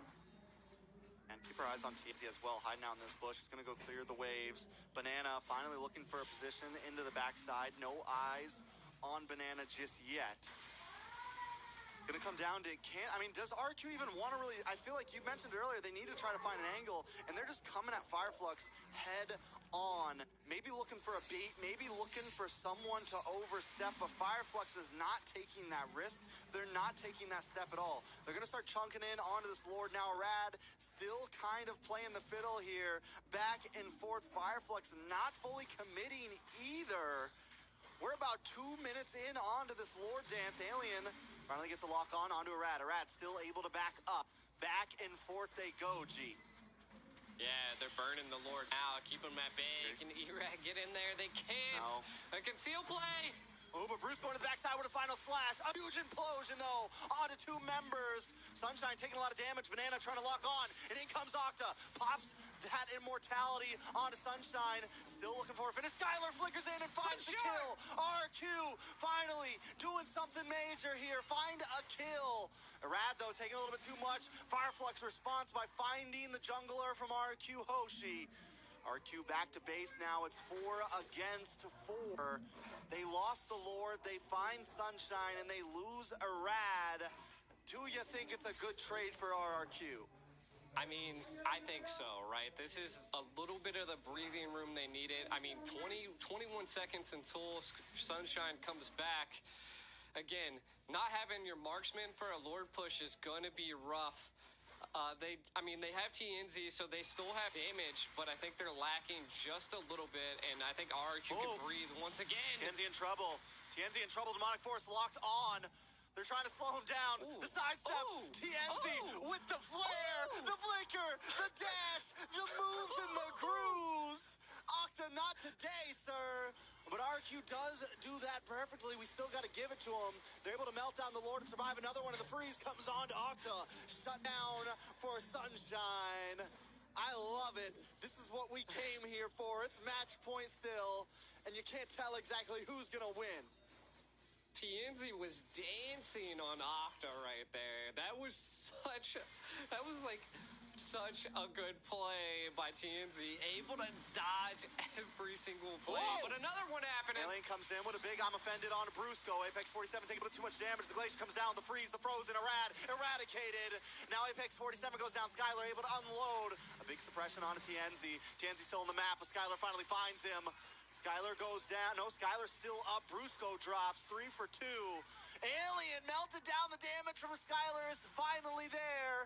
We're 21 minutes in, and Fireflux finally has to be careful about how they intrude onto RRQ's base. Man, this is definitely a do-or-die situation for both teams. Match point, kind of look at some of these plays that happened here. We've seen Brewski go into the back line. Immortality popped, but does fall to Alien. And we see that Skylar with the triple kill. Able to take out all 3 of Fireflux to secure that triple kill. Huge for RRQ. Again, they were able to properly defend that Lord. Take quite a bit from Fireflux and now have that late game control. Even though Octa was, I feel like the play that Octa did was kind of just to give RRQ more breathing room, right? Again, I like it. TNZ wasn't able to, push the Lord. Now RRQ looking to take the Lord. Yeah, they're not wasting any time at Apex with the conceal play. Looking for a rat here, just trying to zone him back. He gets the implosion. Damage still not there. TNZ in trouble. Brusco's locked onto him. Petrify onto Sunshine. Sunshine forced to run away. Banana might be able to catch him here. Eye for an eye. Sunshine back and forth, looking for the outplay here. Banana goes down, still has the immortality. RQ forced to go back to base because minions are closing in. Alien look to lock down onto Brusco here. Brusco looking for the outplay himself. The man is gone, though. Alien finds the kill. 2 members of RQ Hoshi down. Fireflux could take a free Lord. Yeah, great play by the Sentry there. Definitely shows quite a bit of Fireflux out. Oh, no. Nice freeze, lands onto a rat. If they get a rat out here, that's it. Immortality pops. Jeez. One more hit, and no retribution for the side of RRQ. It's a 60-second death counter. We're 23 minutes in, where every Oh second counts. But my. Skylar finds Rosa. The damage from Skylar right now, he is their only hope. Can they defend one more Lord push? Can they turn the tables? I mean, they definitely need Rosa at this point, and you can kind of see they're baiting the Lord, trying to allow the time to tick down onto Rosa. They need a full team push to go here. I still don't know if Rosa is going to be there. I think they were waiting for that wave, the wave of minions yeah. to come out, so the Lord didn't come out with the minions, and that does give them a little bit of time. If they're able to hold this out, this could be the final push. RQ looking to hold on. This is such a tough play. We got to say that Skylar definitely has the damage. No boots are available. Sold everything there. So as well as on Sunshine. Whew. RQ, Yep. are you going to become the Predator? We'll see. Can the King of Kings take down Fireflux here? Fireflux is going to make a name for themselves, continuing to build the hype around Turkey. But look at the melting onto damage. Skylar there. Are we going to go another Lord? Alien getting chipped away. Fireflux cannot enter the house of RRQ right now. They're going to need to find a play elsewhere. Chokehold is too much to deal with. The damage of Skylar is unleashed right now. Fireflux backing off. I mean, this is kind of leading into RRQ's position. I do like the play that Fireflux is trying to do. Get RRQ out of the base. We need to make plays, and mortalities are there. You have 3 of them picked up by Fireflux. They just need one key play. If they're able to capture Skylar, that is going to be the fall of RRQ. But man, what a defense that they are playing, and I am offended not able to utilize. The retry comes out onto Alien, but again, just not enough. They're trying to get something here. Yeah, they want Irad, man. Irad has to be more careful. If he gets taken out, they need that retribution, right? And Irad has a wonderful retribution. As long as he can gain position, he can compete for the 50-50, right? He can definitely compete for it and come out on top of it a lot. The problem is he hasn't been able to step into the Lord pit. But now we're at a point where RQ Hoshi has scaled. I'll swallow my words because right now they have a decent late game. It's still tough for them, though, to find the right positions. And if Irad gets caught off, they're not going to be able to compete for Lords. It is true. And I feel like and it's kind of hard for RRQ right now to make a backdoor play, right? Just because the turrets are there, but if they're able to get a team wipe, I feel like that could be a play, right? The turrets won't even matter this far into the game. We're looking at somewhere around like 70-second death penalties, so that is why so many immortalities are being picked up by both sides. And I feel like they're trying to bait it out so that they all have immortalities. Rosa picking up rapid boots, by the way. Keep an eye on that. They want to be quick. They want to be able to rotate. I feel like they're just there to CC at this point because they're going to allow Sunshine to scale here. TNZ kind of controlling a little bit of the right of the map. Now, the biggest thing that RRQ is facing is that the minions are just so much stronger for Fireflux, and that just goes to show that having all of your inhibitors down is a tough play, a tough thing to deal with. Oh, Rad's about to walk into Apex. That's a lot of damage. No, not like this. Oh, God. Immortality drops. Irad will not be able to escape this one. Wait, maybe he will. He's back into it. One more hit. No, Alien finds him. Brusco gonna be the next to drop. does still have an immortality up, able to back up Skylar, looking for an escape here. They're trying to collapse onto him. Fireflux looking for the next target. Octa drops next. RQ Hoshi losing members by the second. Immortality pass for Banana. Fireflux now, finally, on top of this game. Skylar's still up, though. There's still damage to be reckoned with. Can he make the miracle play here? Fireflux looking to claim a victory here. They moved on to the base, and that is it. A new era for Turkey. A new team on top of the pendulum. Fireflux looking to make a name for themselves, and today they have done it. Turkey, man, what a game. They showed that they've come to play, taking out Blacklist International, and now taking out RRQ. That is a region you don't want to just throw under the bus. They are here to fight. Again, able to secure that third place spot, but what a battle it was. You know, it's kind of bittersweet, right? We take a look at Rosa and the team members. I mean, they have to be happy to win, but also there's still the salt of yesterday's loss in their veins right now. You know, it's like, yeah, we got third place, but we wanted more from that. It just shows how hungry this team is to be a champion. But still, a third place win at an international event with some of the greatest teams in the world is huge for Fireflux. I don't think we can take anything away from them here. They have slowly gone up and up and up on the tier list, earning respect from everyone around. Yeah, and again, it was such a well-played match. RRQ not wanting to give up. There could have been moments where the tide was definitely turned into their favor, but Fireflux just pushing a high-tier team back against the wall non-stop. Again, I felt like their draft, their overall plays are very textbook, and it goes to show that if you remember the foundations, you'll be able to win. And Fireflux just, whew, third place, but hey, you came to fight in a huge tournament, the Phygital Games of the future. Wow. Great game. Let's take a look at these highlights, though, G. Take us through them. Yeah, I mean, just in the early stages, I mean, we're already at the 9-minute mark highlights, and the implosions were just coming out.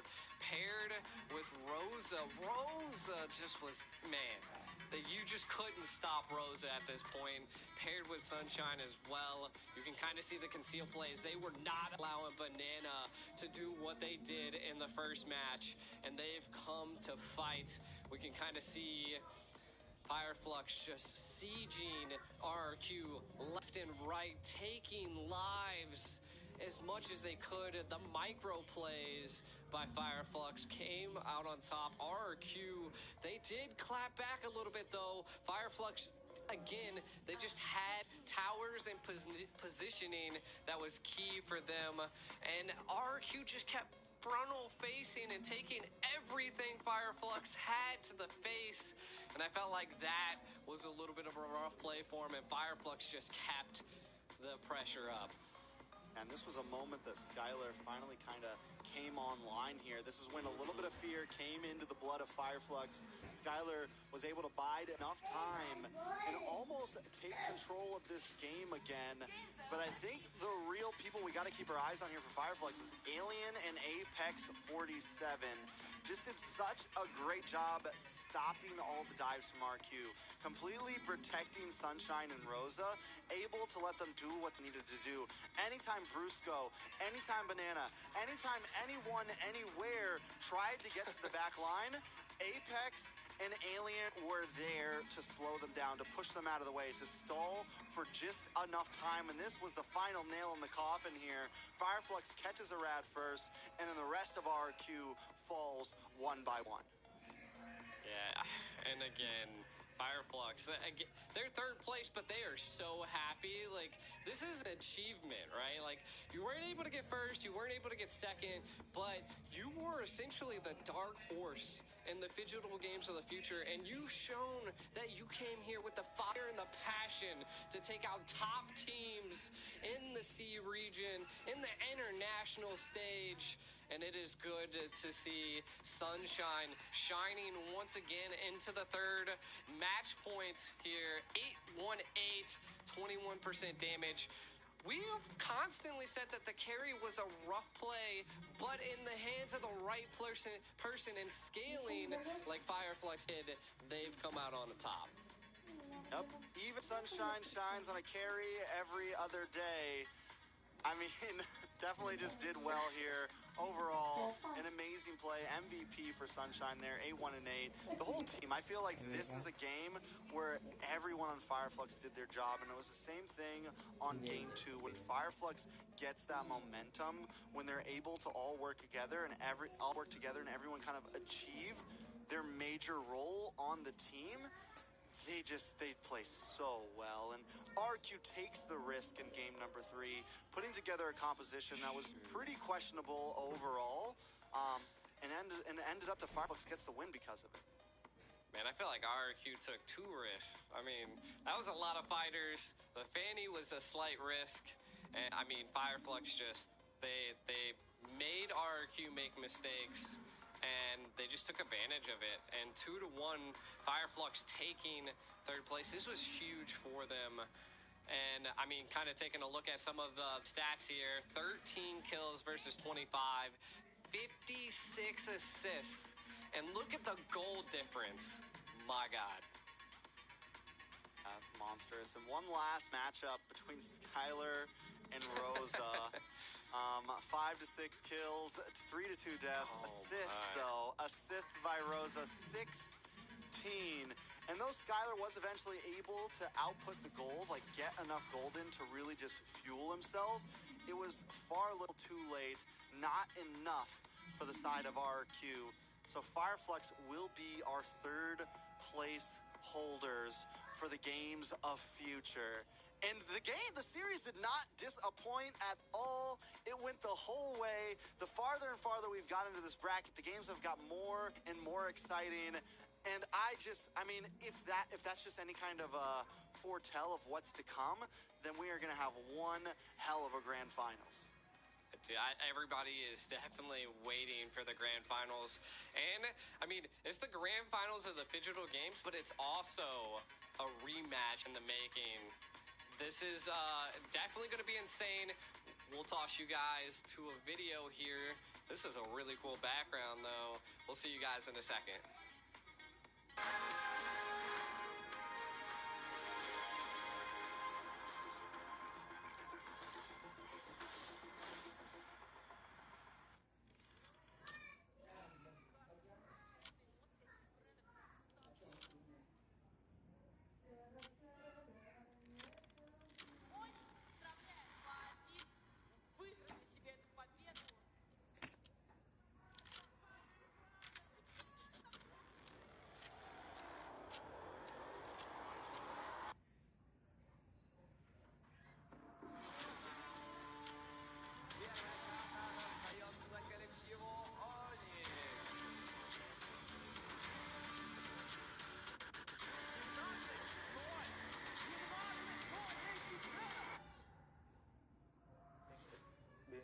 Like 4 years since I joined to Onyx, and we built our team together with my friends.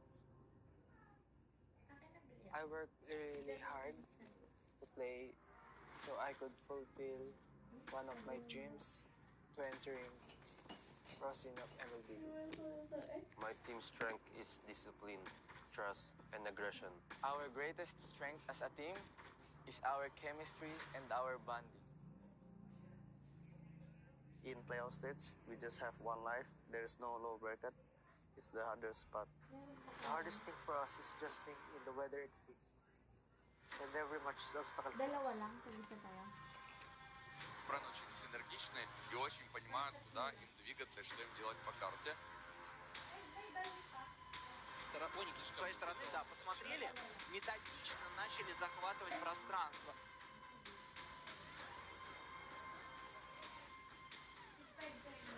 И тут уже без шансов, ребята. Тут уже, конечно, Ират подставился конкретно. И AP Brand сделали все очень-очень грамотно. Our only enemy is ourselves. Оники проходят гранд-финал. Это повторение гранд-финала чемпионата мира. Две топовые команды подтверждают свой статус на нашем крупнейшем турнире. We never split up and we just keep on improving. That's why we are here now.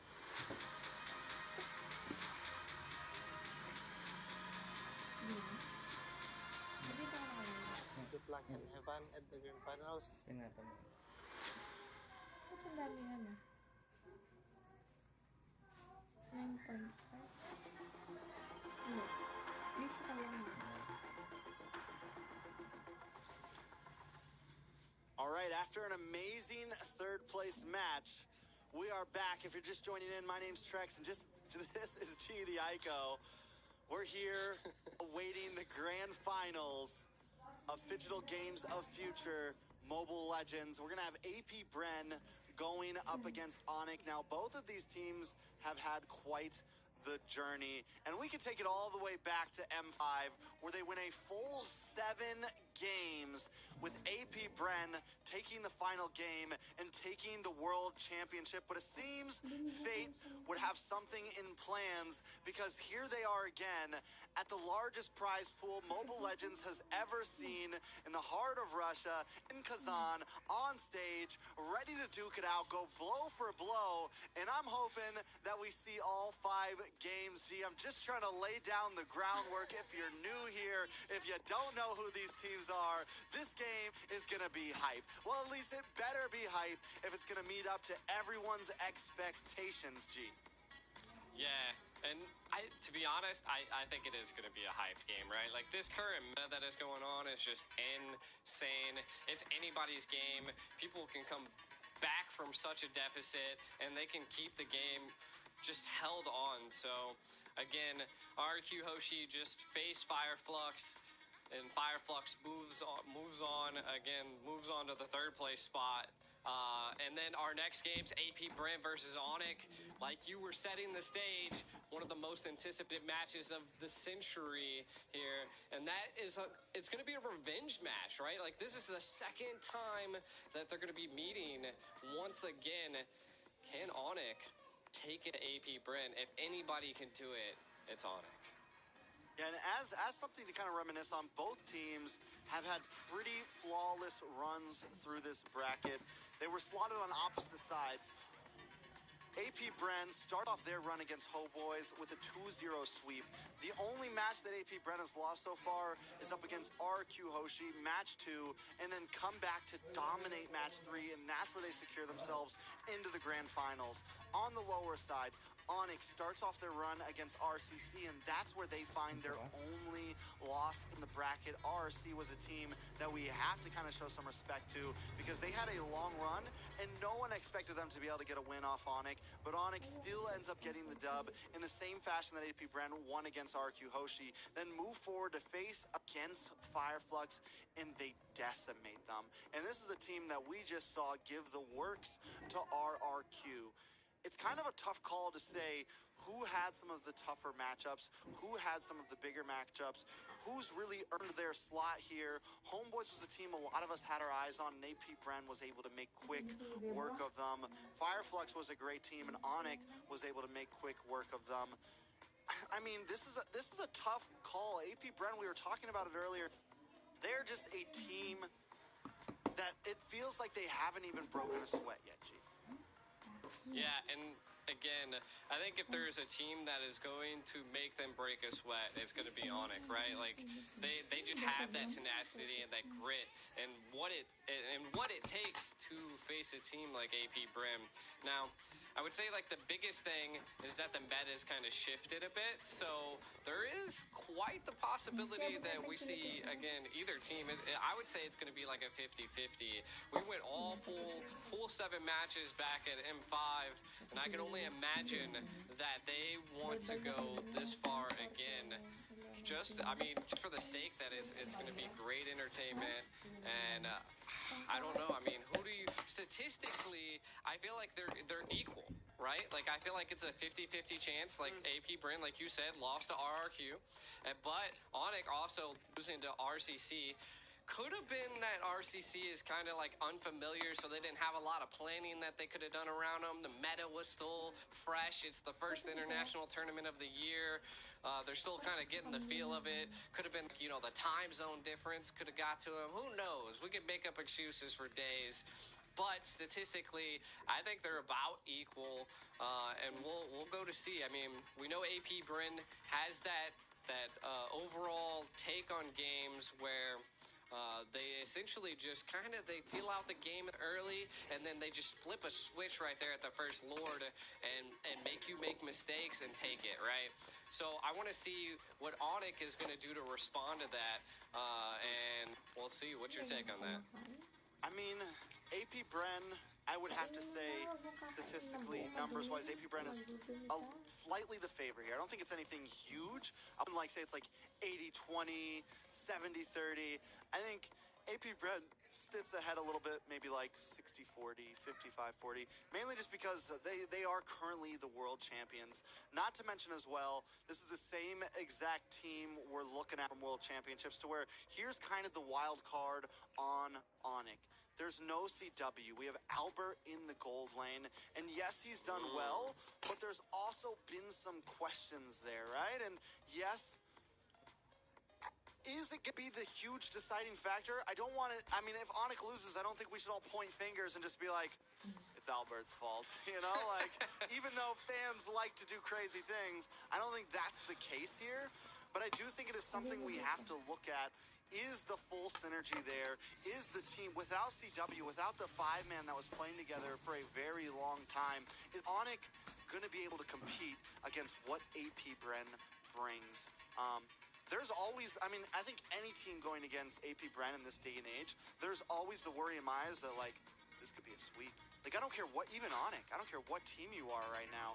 AP Bren is just that dominant. If they catch momentum and you are unable to break it, it is bad. One of the ways that Onyx was really able to turn the tables certain times is they're losing and Keyboy gets a huge play, right? Like the huge implosion play that we saw in M5. Just things like that. You have to find that singular moment to break the flow of AP Bren. And if you can do that, then you can start to maybe secure some wins. Yeah, and I feel like what you really have to do to beat AP Bren as well is just, it seems like the only time they've ever lost is when they absolutely got stampeded. So you're just going to have full control over the map. It's just going to be kind of rough, but kind of looking at how the Digital Games have played out here in the quarterfinals and the semifinals, you can kind of see RRQ Hoshi versus Burmese Ghouls, RRQ taking that, moving on to AP Bren into the semifinals. Again, this is where we were speaking, right? RRQ was able to take one on the AP Bren, but they were still able to move on. And then the same thing for Onyx, right? They did take a loss to RCC, which again, one of the teams that kind of just came out of nowhere and showed that they had the grit to compete into the higher levels of this tournament. But coming into the versus Fireflux, which a team we see that is very disciplined, Onyx was able to 2-0 them. This is just, again, an overall feel of how the tournament's rolled out, and it's just been a great time, to be honest, for all these teams. I think this is a great learning experience for them. And it's interesting to see how the meta has just been changed from the winter time. Something that's big to talk about with AP Bren too is overall the depth of their hero pool on everybody on the map, right? If we look at their game against RRQ Hoshi, there was a lot of outlander picks such as the Clint. They picked Grok in roam position against RRQ. Did lose that game, but still it shows that they're willing to kind of switch things up. Their gold laner played 3 different marksmans, from Beatrix to Brody to Clint, up against RRQ. Their EXP laner, we got Paquito, Lapu, and Xborg. They never feel locked down into one singular thing, and they always make anything work. And even when they pick some of these more outlandish picks, they don't get too crazy. They don't try to break down too many walls like what RRQ did in the last game against Fireflux. They still keep it simple, but kind of, they're never scared to pick something that maybe isn't exactly meta, but still could be a counter pick. Right, right. I will say one thing that's kind of sticking out to me is that they either like in the ban phase, and I mean we can go a little bit more depth into this later, but they do not like Joy. They have banned out Joy every single time that they've been in a match against someone, and I mean that just goes to show that if they let the Joy go through, they might attempt to pick the Joy. So I think that's something to kind of look forward to, is to see how they reply to that. But again, they have just grinded their way up from the group stages to the quarterfinals, controlling the semifinals.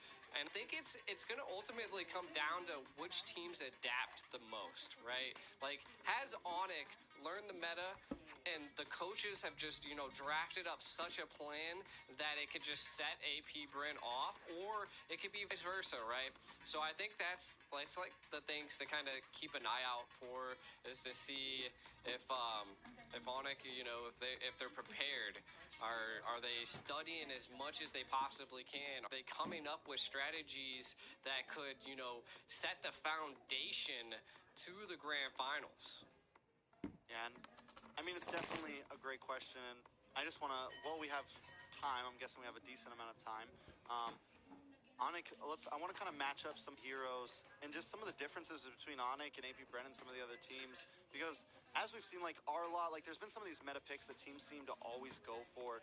But Onyx and AP Bren both have a few heroes that kind of differ from the rest. Whereas Boots and Flapteezy both have been rocking this Lapu in an era where we don't see a lot of teams playing the Lapu, but it just goes to show the mastery of these two players and how well they're able to get onto the back line, how well they're able to play heroes that not everyone else is running currently in a CC and Ruby meta, they're still playing things like the Paquito. They're still playing some of these bursty EXP laners, and both of them are hyper aggressive. Flapteezy was the MVP for World Championships in M5, and he was kind of the game changer for AP Bren. Boots wasn't able to show up in that grand finals as much as a lot of people wanted him to, but so far in the games of future, at least in the games that I've casted, in the games I've seen, he has been playing impeccably. And Onyx versus RRC, when he was on the Lapu, me and you were casting that game, remember, he would just appear out of nowhere with the Bravest Fighter, literally be all the way on the top line. He was very proactive, he was all over the map, and I think that's gonna be critical. And if we take anything from what we saw in RQ Hoshi versus Fireflux, the EXP laners are going to play a major part in this upcoming series. Yeah, and I mean, that's just like the grit that the EXP lanes bring nowadays, is that it feels like the team with the first EXP to be able to rotate and to be the most proactive is going to be the team that normally controls like the shifts of the battles, right? So again, AP Bren has that aggression that it takes, and right, like how the Lapu was able to roam so quick into the early. And again, I think that goes to show that AP Bren is ready. They're kind of just steamrolling through the Phygital games, and I think they got their mind on that money. Got the money on the mind. How's that one go? I think you said it about right, I would say. In my mind, and my money, and my money, and my... Anyways. Rapper Rex. Now, there are... If we want to go a bit more, one thing we will say from both teams is, surprisingly on Kyrie, we haven't seen as many... he's really kind of shifted over to the utility side, and that's just because that's what's kind of... focusing right now. If he can get his hands on the Guinevere, it's still a pretty mechanical hero. We do see some great things from it. He was able to play it twice against RCC, and those were both of the games that they won. Against Fireflux, we got to see him pick out the Nolan, also extremely dominating on that. And I think those are probably going to be big focus bans from AP Bren. The Joy, the Gwen, and the Nolan, I think it's very possible that they don't let that through. Now, if they do, you mentioned that they don't like to ban the Joy. They have let it through one time against Homeboys, and they came in with the Hilda. They came in with the Basha, with something very similar to what we saw Fireflux do against RQ Hoshi's Fanny. They came in very aggressive. So Onyx gonna have to be careful for those baiting strategies if that's what AP Brent, like if AP Brent leaves something like that open, Onyx needs to kind of use some future sight and be prepared if AP Brent wants to go for something to switch it up. True. And I was kind of looking back on how things folded out in M5, and you can definitely tell that it was either Claude or Wanwan being picked up by Onyx, right? But again, we're seeing two different gold laners being taken. CW is not there anymore. It's Albert, right? So it is, and I just building off of what you said earlier, is that I think maybe that might be a decision factor, and we might possibly see the Wanwan or the Claude come out on the side of AP Brim. Ultimately, it does seem like Onyx likes a little bit more of the sustainable mages versus AP Bryn. So a little bit more of the peels. So I want to see. I definitely can't wait to see when they play. Looks like their match is around like 15 minutes out. So we definitely still have quite a bit of time until their match starts. And I just kind of want to know, like, what are they thinking? Like, what is your strategic approach to take down AP Bryn? You got a different gold laner.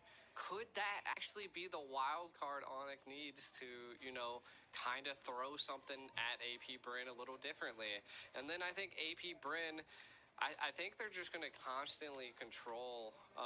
They haven't sweat it so hard throughout the whole tournament, and I think if there is one team that could possibly, have that magic trick that could just, flip the whole tournament over on its head, it could be AP Brent. Most definitely, a lot of possibilities. You mentioned what is Onyx thinking to take down AP Brent, and I think honestly, like when it comes to draft, when it comes to some of those basics, the teams are pretty well matched. I don't think there's going to be some huge draft choice. I don't think there's going to be some huge secret in the pocket precisely. Like what I think, and when we look at M5, it came down to more of decisions in games. Like the final play that was the nail in the coffin for Onyx was Kyrie checking a bush and just getting taken out right before Lord, and that was it. AP Brent capitalized on that singular moment and took game number 7. And that's what I think a lot of this is going to come down to. Who makes the wrong move at the wrong time? Who makes the right move at the wrong time? And that sounds so simple. It sounds like a cop-out for me as a caster to say, but that's kind of the reality of the situation between these two teams. I think they both have great coaches behind them. They both draft very well. Even if they draft slightly different from the rest of the teams, they're still normally able to pull off those strategies. Because here's the thing, when you look at the way these two teams are drafting, they have picks that are far different than the rest of the teams in this bracket. They're one of the only two teams that are playing the Clint. Onyx is one of the only teams that's picked up the Wanwan. They're one of the only teams that are playing the Lapu. They're one of the, if you look at their games, like they're constantly switching things around. Xborg, like they have a very different pool, and maybe there's a reason for that. Maybe they know a little bit more than the other teams, or maybe they're just able to pull those picks off. We looked at the win rates of heroes like Carry and heroes like Ruby, but if either of these two teams picked one of those heroes, I think they could make it work very well, right? They would show that it is still very meta, even though the other teams are whiffing with it right now. Yeah, and that just goes to show that their hero pool is just crazy, right? And one thing that we are seeing, to be honest, kind of just going over some of these hero statistics, is that based off of the few games that just happened, we're looking, she's at 91%. Like, she is a monster. So probably going into this game, I mean, we might be seeing like a Minnow, we might be seeing Guinevere. These are just heroes that are just excelling in this current meta. Though, like we were building upon, like the Clint still is a good thing in the hands of AP Bryn. The Axborg that we're not seeing too much of, but they are pulling out, is something that works for them. It works for their comp, their aggressive turret takes. AP Bryn just has that capability. Now, and they're going to have to reply to that, right? Like, it's going to come down to CC sets. There's just so much that is on the line for these two teams. I'm also wondering who's going to get first pick here. I'm guessing AP Bren because they're on top side of the bracket. I think that's how it's been going. Top side of the bracket gets first, and then it swaps around. Because that's going to also play a major role here. I think some of the heroes that we know will most likely be on the ban list are going to be the Joy, the Nolan, the Gwen, and the Matilda. Those are like, I think, some of the definites, right? And if those things slip through, first pick and second pick are going to be crucial. We know both of these teams are willing to let things, like are willing to have an open first ban phase sometimes, like willing to let 2 or 3 of those powerhouses through and look for the trades. So that's something else I'm kind of excited about, especially teams of this caliber. You get to see some of those hot picks a lot more, especially in a best of 5 after game 1, game 2, game 3. You know, if we get to a game 4, that's when bans really start to get crazy and it becomes a bit more targety. It's like, oh wait, maybe we don't want to let him on this Clint. Maybe we ban that out. Maybe we don't want to see Albert's Wan. Maybe we ban that out in first phase. And that's when things start to get real crazy in the draft, you know? And so hopefully we get to a game 5. It's not going to be a best of 7, so it's very possible things could get cut short, but I'm hoping we go the long haul here. So, kind of building off of that, what would be your predictions here? What do you got? Like, you know, I'll give mine. I'm gonna go with AP Bren. We'll do like I don't know. This one's a tough one. I would say probably a 3-2. I want a 3-2. AP Bren. Okay. I'm not giving a prediction. I got too many eyes on Trex right now. You know, I'm good. No, it's a hot match. I give the old X. No curses. No, I give the old X. Come on, you're not no Mirko. curses. Nothing. There's no Trex curse. Hey man. Every time I show up, somehow Malaysia loses. So I don't know. Well, Malaysia's not here, so we're safe. Oh man, I'm staying out of this one. No, like I said, AP Bren is definitely the favorite. Yeah. I think they are the favorite here. Like I said, I've already kind of explained it. I think AP Bren is definitely the favorite for multiple reasons. They're the World Championships. Philippines still holds on to be the strongest region in the world, whether anyone likes to deny it or not. But today I don't really want to talk about reasons. I want to talk about orgs. And AP Bren has been a very strong esports club. They've been a very strong organization. After a lot of times you take the beginning of the year to kind of switch up rosters, to maybe try out some new players in the MPL, things like that. But 2 huge tournaments were announced, right? You have Games of Future with $1 million prize pool, and you have MSC with a huge prize pool as well.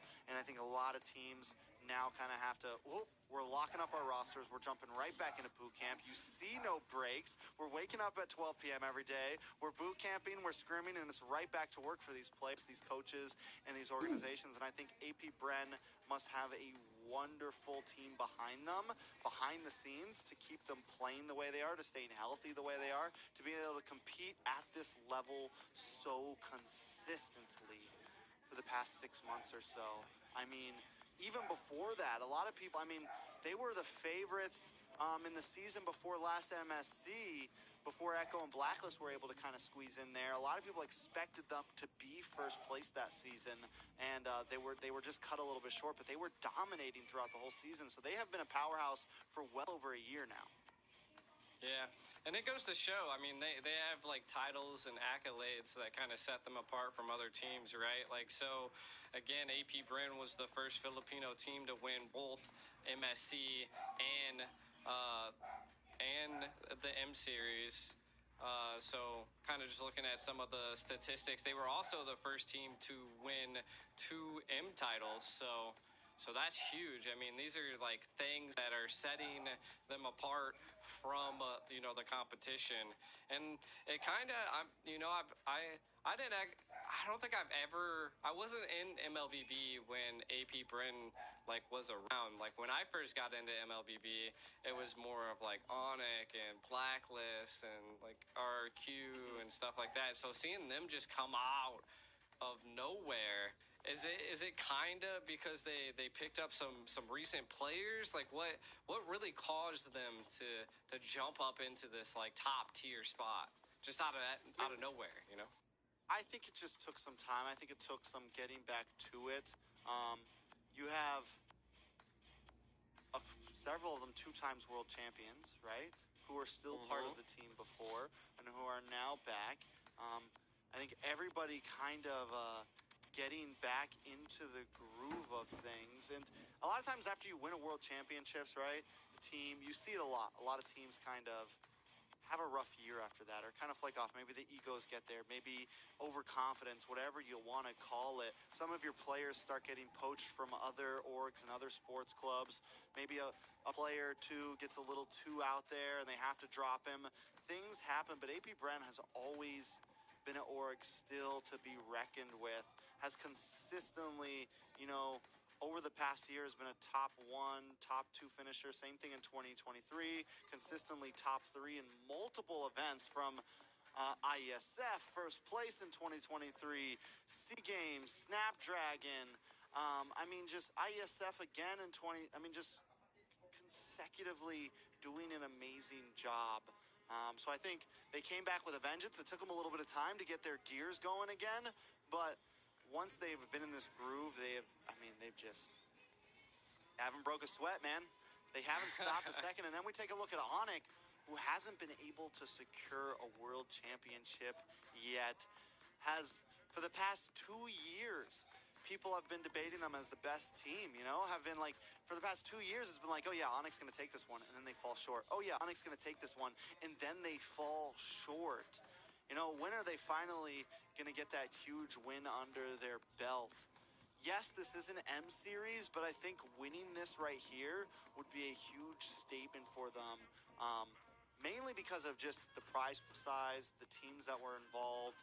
I think whether we like it or not, Games of Future is a pretty huge event to the scale of even M series. So them winning this is definitely just speaks volumes, and I think it's very good notch in the belt. Yeah, and I want to see both teams succeed, you know, ultimately, you know, as a caster, we try to stay on everybody's side, right? Though we can definitely take some hot picks at sometimes. It's crazy. It just blows my mind because, you know, just kind of diving into the international stage. I just remember Onyx was just a menace. Kind of looking at their record, they just have first places everywhere. And then just AP Bren comes out of nowhere, becomes a titan, a monster, and forces Onyx out of that first place spot. So I think this is a real grudge match right now, a real revenge match for Onyx to possibly turn things around and to re-secure that first place spot. And what better place to do it than in such a big tournament like the Games of the Future? Definitely, I think it's going to be huge for both of these teams. The clock is whittling down right now. I think everybody's on their edge of the seats. Everybody's waiting right now. And now with just about exhausting every single talking point I have Onyx and AP Bren, you know, we're just kind of waiting for these teams to get ready and get started. Yeah, I'm excited for it. I think it's going to be a great match. I'm really hoping. I don't know. There's something in my gut that kind of gives me the vibe of like, oh, this could be a sweep. Like, just for some reason, I have this bad feeling in my gut that like, that it could kind of end up being one-sided or something. See, I like that he says it's a sweep, but who knows? But kind of taking a look at some of the rosters that we see here, everybody should know AP Bren, and it looks like we're diving into something here. AP Bren's most picks and most bans. We can see probably the most bans are probably what we want to take a look at, right? Gwen, Joy, Ruby, and Faramis, Matilda. That's what I was saying, like the Guinevere and the Joy. I can understand the Guinevere because we've just seen it perform like a king, a queen on the field, a Land of Dawn. It's crazy. So that's something, if it is slipped through the cracks, it's probably something that AP Brent's planning. So I want to see what they do here. Kind of looks like we're phasing into something as we see the minions fighting here in the animations. This is a pretty cool little Land of the Dawn.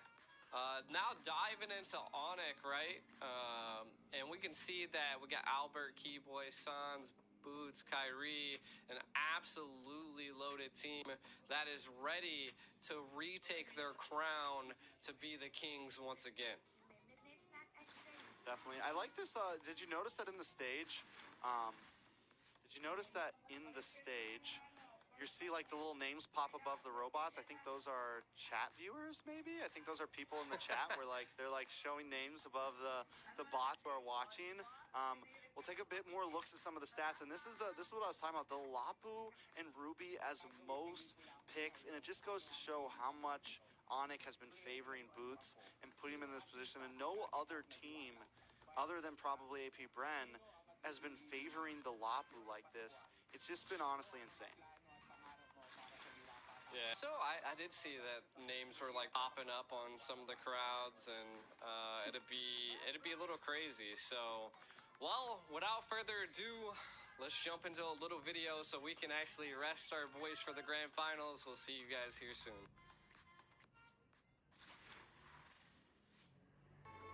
In a world that seeks a balance between metaverses and healthy lifestyle, video games and traditional sport, live shows and web entertainment, we found the only way to harmony.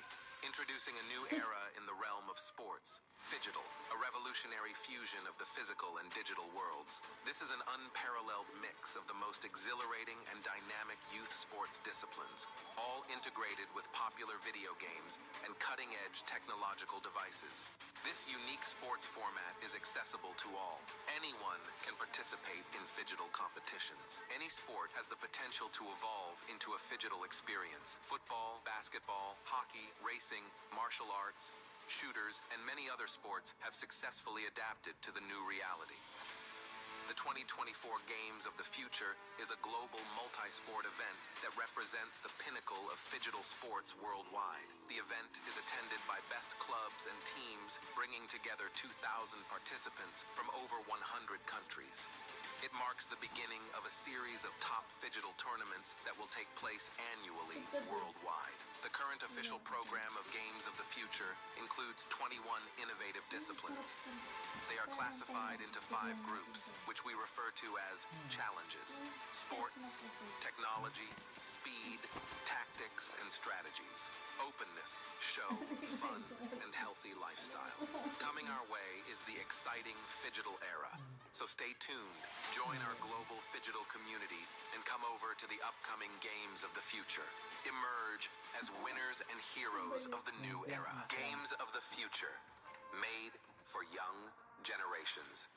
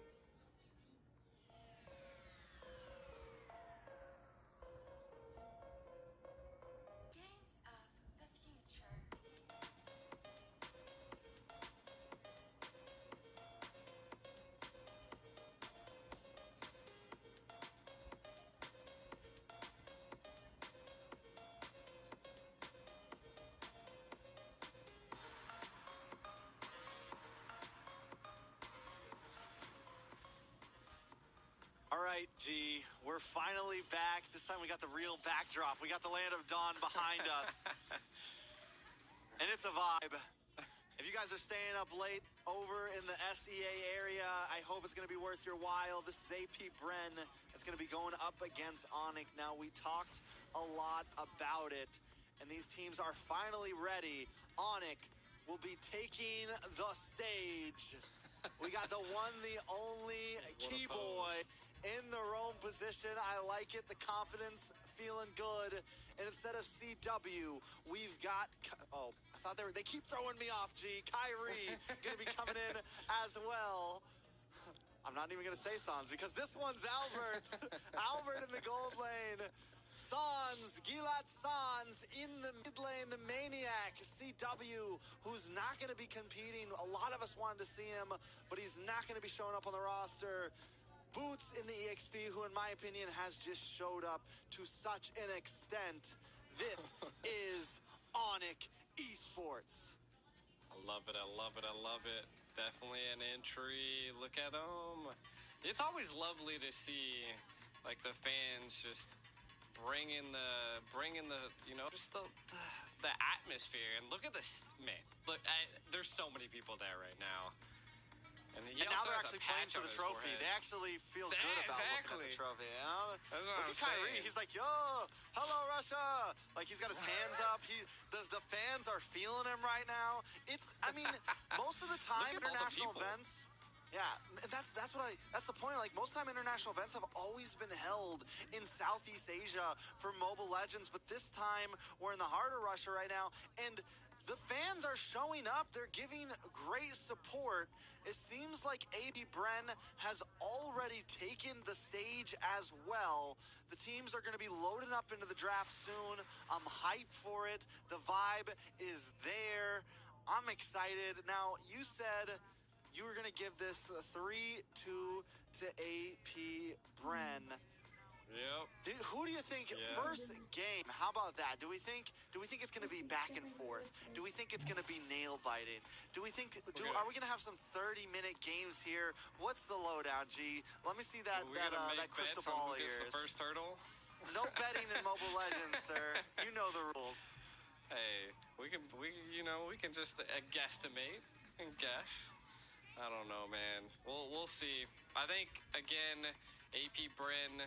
I have the feeling that they're here to play. Like, even though a lot of people say that Onic is going to be the team that makes them sweat, I feel like, I don't know. I feel like AP Bren is just a different team from what I've seen before. So the way they've just like steamrolled through the semifinals and the quarterfinals was just different than I've seen any other team, right? Even when we watched and cast Onyx game, it seemed like Onyx was just a little bit on the back foot on sometimes, and they just didn't know how to make some of the key plays. But again, that's just, you can live and learn from those types of situations. So I'm hoping that that's the case, right? Now, what do you think? Like, I mean, do you think, again, you're not going to give us your prediction, but I mean, I personally feel like AP Bren just is smooth right now. Uh-oh. Yeah. I mean, if time would tell, AP Bren is known for kind of taking the first game here. I think if Onic can get game number 1, I think it's huge. Like, I think game 1 is going to be a major tone setter for this series, and game 1 could maybe even tell us the future of who's going to win it all. If Onic can come in strong and immediately put AP Bren off pace, like immediately kind of mess with AP Bren's mental and build themselves the momentum, I think it could maybe be the win for Onic overall. But both of these teams, we've seen them come back after taking a loss, after taking 2 losses. We've seen them pull themselves up out of the gutter and still secure a series. We've seen them be thousands of gold in deficit and still secure a game. So it's a tough call. Both teams are known for pushing the boundaries of Mobile Legends. Both teams have extremely star players on them. I mean, if there's any 2 teams we guessed were going to be here, it was these 2 teams. Yeah, and the one thing that I can say is that Onyx made it out to the stage first. I mean, that's kind of a win in my book already, so I like that. I mean, just the overall presence. AP Bren was already on stage. No, AP Bren was already on stage. Did we miss it we then? missed the Okay, walk-in. so it's the opposite. So they I didn't made even it catch to them. stage. I didn't even They catch were already that. out there. Huh. They were All sitting right, at their well, chairs ready to go. They said we don't even need an introduction. Put us We in the don't game. need an introduction. They know who we are. We're the World Championships, baby. We don't even gotta look at it because it's coming home with us. It is. Again, I mean, we'll see. We'll see. I do think, again, I feel like Onyx definitely going to bring something to the playing field. They didn't make it this far to not show me something, right? That's how I feel it. And that's why I still give Onyx some games, you know? And who knows? I mean, they might flip the script and friggin' steamroll AP. Again, I think it just comes down to who has essentially learned the meta and learned how to, you know, bait the drafts. And if there's teams that can do it, that can just, you know, create that solid foundation for them to scale and to succeed, it'd be one of these teams, right? So again, I hope it's going all the way. I think at a grand finals, we always hope that, but I don't know. We'll find out. Who do you think? I mean, you've cast it for these teams. Who do you think comes up with a better strategy? I think, again, I think both teams will come with something. Like, I think draft. I don't know if draft is going to be the decider here exactly. I really don't. Like I said, I really don't think draft. Like, I think both teams have great minds behind them. I think both teams can even have a draft that's slightly losing and pull off a win. I don't think we're going to get to a point where it's like, yo, what is this team doing? And even if they pick something crazy, I think there's a plan behind it. But finally, ladies and gentlemen, we're jumping into draft number 1 in a best of 5 at the Games of Future Mobile Legends Grand Finals. AP Bren up against Onyx, and they are quick with it. The Joy ban and the Ruby ban from AP Bren, and the Matilda ban from Onyx. Yeah, and okay, the Phoveus ban, interesting. One thing that we just want to keep an eye out for, right, is that if AP Bren doesn't ban the Guinevere, but Onyx lets it go through, then AP Bren is trying to build the Guinevere into this current setup. So I feel like that's the biggest thing to keep an eye out for, is that in the draft or in the ban phase, AP Bren does plan out to bait. And I love that. I love that from a team. I feel like that is what we should see, and they definitely take their time on deciding. I mean, right now they could decide to ban the Guinevere and not even go for it. So there it is. Sonic they did. Bans the Nolan. Yeah. Sonic bans Possibly. the Phoveus got changed. It's actually a Faramese ban. They changed the They changed the ban on it. I was like, huh? Must have. I mean, Faramis, Phoveus. I could see the mess up, right? Like, it's like you hear something. It's like they ban this. I think with the Guinevere being banned now, Onyx probably goes for the Nolan ban. Maybe they leave it open, and that could be the start of, you know, we were talking about baits and everything. Definitely a possibility there. Go for something where you let them have it, and then we pick up the Hilda, or something very aggressive to enter your jungle with. So yeah, a lot of things. I was actually wondering, would AP... no, the Phoveus does end up getting banned here, which is kind of funny. Is that another mess up, or was that like future sight? What's going on? AP Bren is going to lock in the Nolan immediately. Did Onyx not think that the Phoveus and give them? Is that another mess up, or was that like future sight? What's going on? AP Bren is going to lock in the Nolan immediately. Give them the Nolan. Do they lock in the 1-1 up front here? I'm wondering, what's the plan here? It could be any situation here, right? I mean, there's plenty of heroes that could be available for that. I mean, again, first pick into a Nolan. I feel like they Brett's should still go some open. type of I was about to say like a utility, a tankier hero, because you definitely don't want to be that one person that gets one tapped by the Nolan. So, I think the Wanwan would be one of those heroes that would get one-tapped by the Nolan. So I like it, okay? The Navaria could, I mean, again, you're going to definitely have to overextend to be able to meet and reach the Navaria. And then Arlot. I like Arlot as well. A very utility-type hero. Allows you to scale, allows you to set the team. So it gives Onyx the potential to, you know, scale and control some of the team fights. But AP Bryn clapping back with the Minnow, which I like as well. They definitely picked that up a few times, and the Minnow does have a really good win rate right now. And the Harith into the gold lane there. Oh, God. I mean, there's like the small possibility that it could be flexed. But still, and this is what I meant, man. We're already seeing, it's such a different draft than what you would see from any other teams in the bracket. Onyx gonna lock in the Fredrin here, so it looks like they are gonna go the utility route, something to deal with the Nolan. The Phoveus was banned out, so I'm still kind of predicting maybe we see Albert on the Wanwan.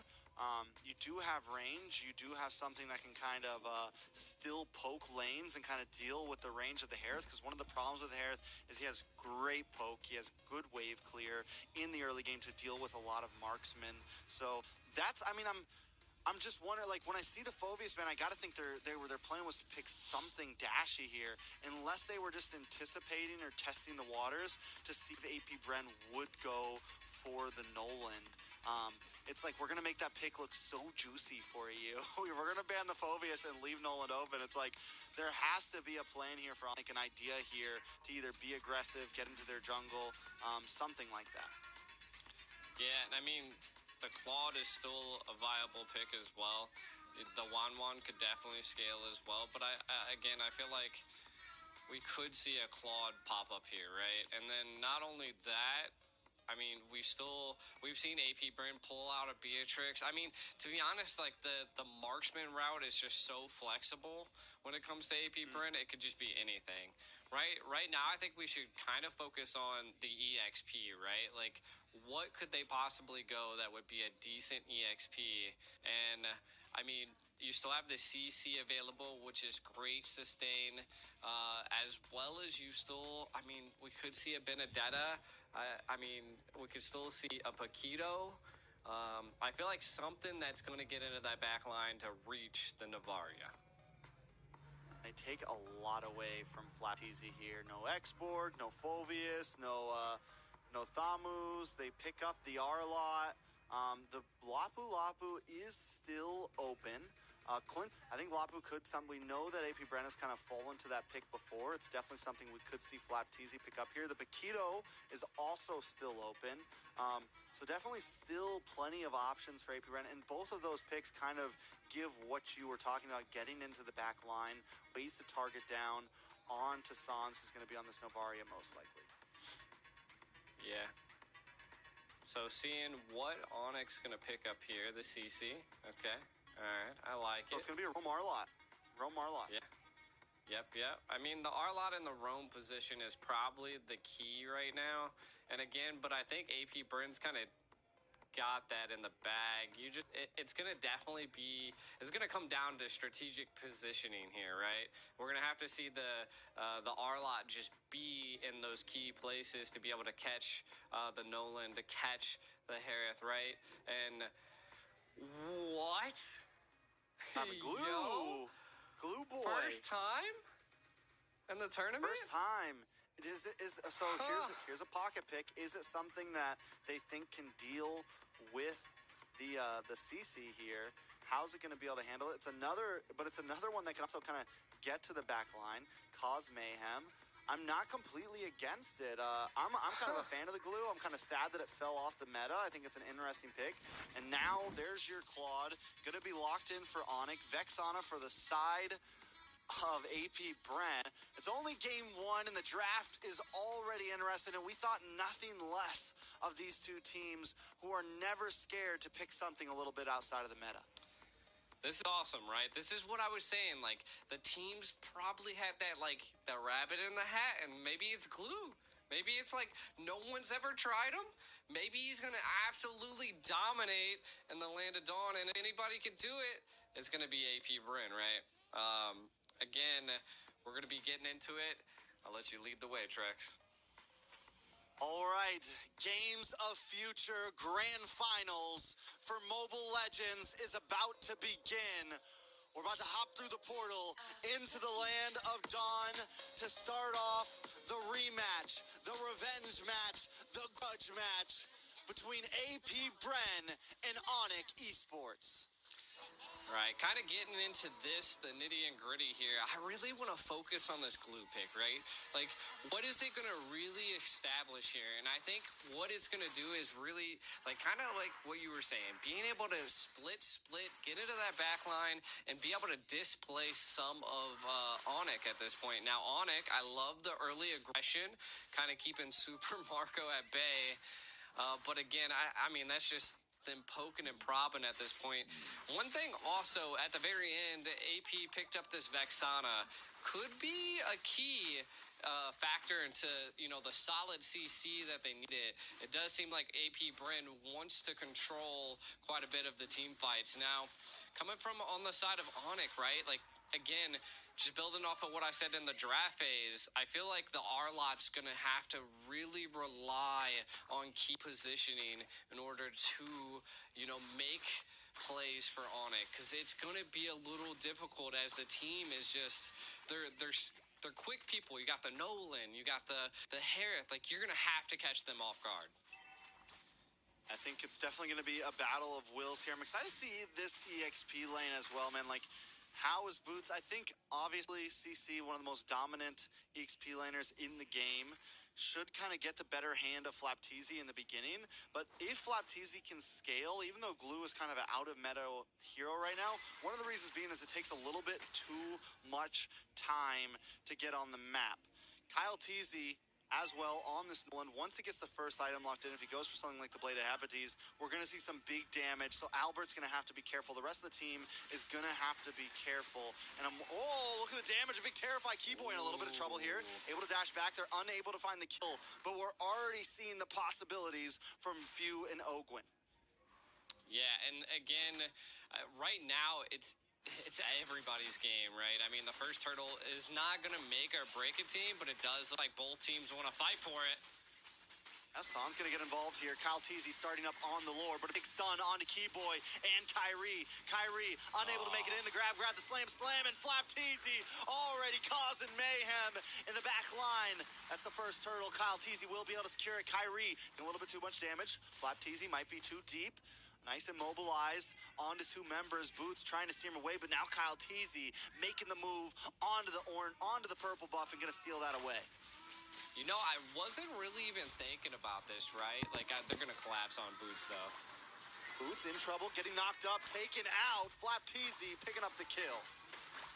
All right, back to my thought, right? So the glue, what AP Brin is utilizing the glue for right now is to control the neutral, the split and jump onto Kyrie, and if they can control Kyrie, they can control the game. I feel like that is their ultimate strategic plan right now, and we'll see if they'll be able to bring it to fruition. Oh, and not to mention they really a lot of damage on Boots there. Boots gonna go down. AP Bren leading 3-0 right now. 2,000 gold lead, almost a 3,000 gold lead at this point. AP Bren is stomping in the Land of Dawn. We've seen Oct in this position before, though. But what they're going to need to try to turn things around is some big sets, some big plays. Albert still in the game, hasn't gone down, but with AP Bren taking away that tier 3 this early, Flapteezy is going to be able to move around the map so much more. Yeah, the CC is having such a tough time with the glue, the sustainability that he brings. They've already taken all the gold plating and the tower, which is what really is scaling them right now. If AP is able to keep this up, Onyx is going to have to find a response. And I feel like, again, the response is going to come down to Keyboy's positioning, and we can already see the burn from Kyle Teasy. No. Woo. That's disgusting, bro. This is looking a little rough. It's 4-0, 4,000 gold lead, 4.5 minutes in. That's about 1,000 gold a minute right now for AP Bren. Onyx unable to even get close to him. Ogwyn, just look at the micro steps that he's doing here. They're gonna roam up and they're gonna take all of the gold plating off this tower and probably the tower itself. This is huge for AP Bren. Onyx, they have to find responses somewhere, and there's no jungle left. Man, again, it could be anybody's game, but the snowball effect is definitely in place for AP Bren. Yeah, this is the Bren effect at its prime right Bren now. effect, huh? The Bren effect, man, and they're just, I mean, it's like, because here's the thing, they can always switch it up, man. They can either completely dominate you in laning phase, or they can take a slow approach. They are the best of both worlds. They have the discipline of the Philippines, but the aggression of several other hungry regions out there. They're willing to take things slow if they need to, or they're willing to be in your face at all times, and you just never know what AP Bren you're going to get. It is true. It is true. I mean, they definitely bring out the difference in a game. We can kind of take a look at some of the items. A Hunter Strike already secured by Kyle Teasy, looking for that speed, just controlling the overall jungle, and you can see that he was looking for that purple buff, but looking for a kill? Did he get it? He did! Yeah, no purple for Kyrie. Oh, man, this is just going downhill for Onyx. I think it's... They're going to have to find some type of breathing room, but will AP Bren give them that breathing room? And it doesn't look like it right now. I mean, one good thing going for Onyx right now is Albert and Sans have not taken a death yet. Yes, there's 2 kills on the Boots. Not huge. We've seen CC still scale, even with a few deaths on it. And 2 on to Keyboy. So Kyrie, Albert, or Sans, if they can keep up this pace, they can kind of slow play this and look for an opening later on. But it's going to be a little while until we see Sans or Albert really get the items they need in. Yeah, and I mean, that snowball effect is just in place now. AP Bren are staying together. So again, I think Onyx going to have to just kind of give up some of these neutral objectives. And if they don't, then they're going to give up their life. So we'll see. Again, building off of what you were saying, Albert not dying is still a good thing. You got 4,600 gold versus 5,600 gold, 1,000 gold difference between the gold lanes, and the Hearth is just only going to scale from this point onwards. You only can see a corrosive scythe being picked up by Albert, and to be honest, everybody is lacking items. Everybody's just got like pieces now on the side of Onyx. They're getting what they can right now. That's about it. That's what I'm saying. It's like a puzzle piece. They're trying to put something together, but we'll have to wait until about the 10 to 11 minute mark for it to finally come together. I mean, Boots had to take a slower pace, went for the Dreadnought first, got the breastplate in, just got the War Axe in. Albert looking like he's going to finish the DHS soon, so that's good. He'll have the Corrosion, he'll have the DHS, then it's just on your way to the Wand. He could maybe switch up and go for one first, but I think he's going to lock in DHS before that. We'll see. He had the Vampiric Mallet or whatever it is in. So both, I mean, they're definitely on the slow pace. Sans has the book in. It's not going to really give damage yet.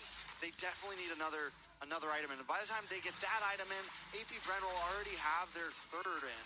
So, I mean, it's a little bit of trouble, but Ogwyn taking a little bit of damage, going to get pushed back. Flapteezy unable to make the advance. Everybody locking on. Albert able to get a couple free shots in. Flapteezy still gets away, but look at Kyle Teasy on to Boots. Boots able to just survive. AP Bren not able to cause the damage they wanted to. Onyx able to turtle up very well. Definitely, and the first Lord coming down. I feel like this could be a turning point that if they could possibly do something, but Onyx utilized quite a bit of their utility right now. Sans the only one that really doesn't have an ultimate at this point, and they might just try to bait it here. You can already see the discipline coming from AP Bren. They're controlling the lanes before attempting to take the Lord. Trying to get vision here. Onyx might attempt to try. We'll see Keyboy trying to keep them at bay. Lord just smoothly falling into AP's hands. Oh my God, Keyboy in a little bit of trouble. Gonna get grab, and slam down. Kyle Teasy able to pick up another kill. 3-0 in 1. Nolan's on fire right now. AP Bren takes the Lord. Onyx just biding time at this point. Yeah, I mean, it's kind of rough, right? Onyx, what do they really need to do? I feel like they have the ability, they have the heroes needed to mount up a defense here, and I feel like that is what they need to do. Again, they're playing passive, not losing the key. Claude's not going down. Albert staying alive. Kyrie staying alive. Again, the only person that's fallen has been Boots. But again, they're going to have to get some type of kill here as it's 5-0, and the gold lead is just going up from here.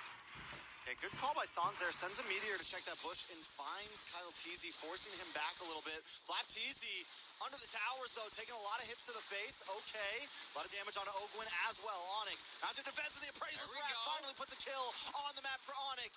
Albert into the back line with a blazing duet, looking for Super Marco. Super Marco drops him on Force, able to also get some more poke off. But Onyx does defend without losing an inhibitor. This is what I was saying, right? Like Onyx, they have the heroes needed to defend, right? They're just really late game. They have the Claude late game, Navaria late game. So again, they just got to keep the pressure up, but not get too overzealous, right? Don't be diving. You can already see that Albert's got 3 items now.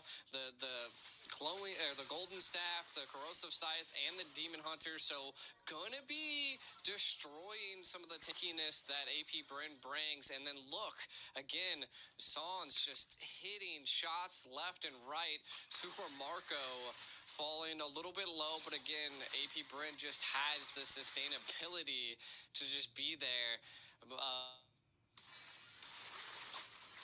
Makes a major factor into play.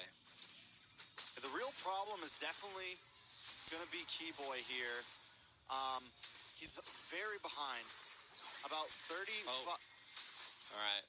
So kind of looking at what's going on here, we can kind of see that AP Bren, again, wants just feeling Onyx out, seeing if Onyx can keep up with them.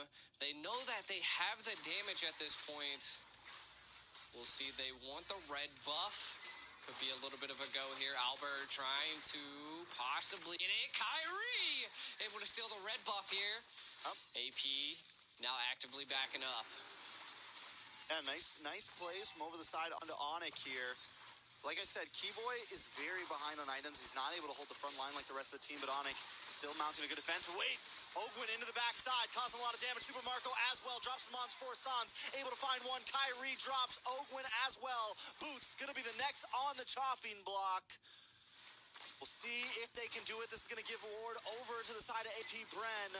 Onyx, without a retribution on the field, will not be able to contest this. They're just melting this Lord at this point. AP Bren going to utilize this Lord to siege once again. But, I mean, we are getting into the 14-minute mark. We can see a Wind of Nature being picked up by Albert. Could be a saving grace at this point.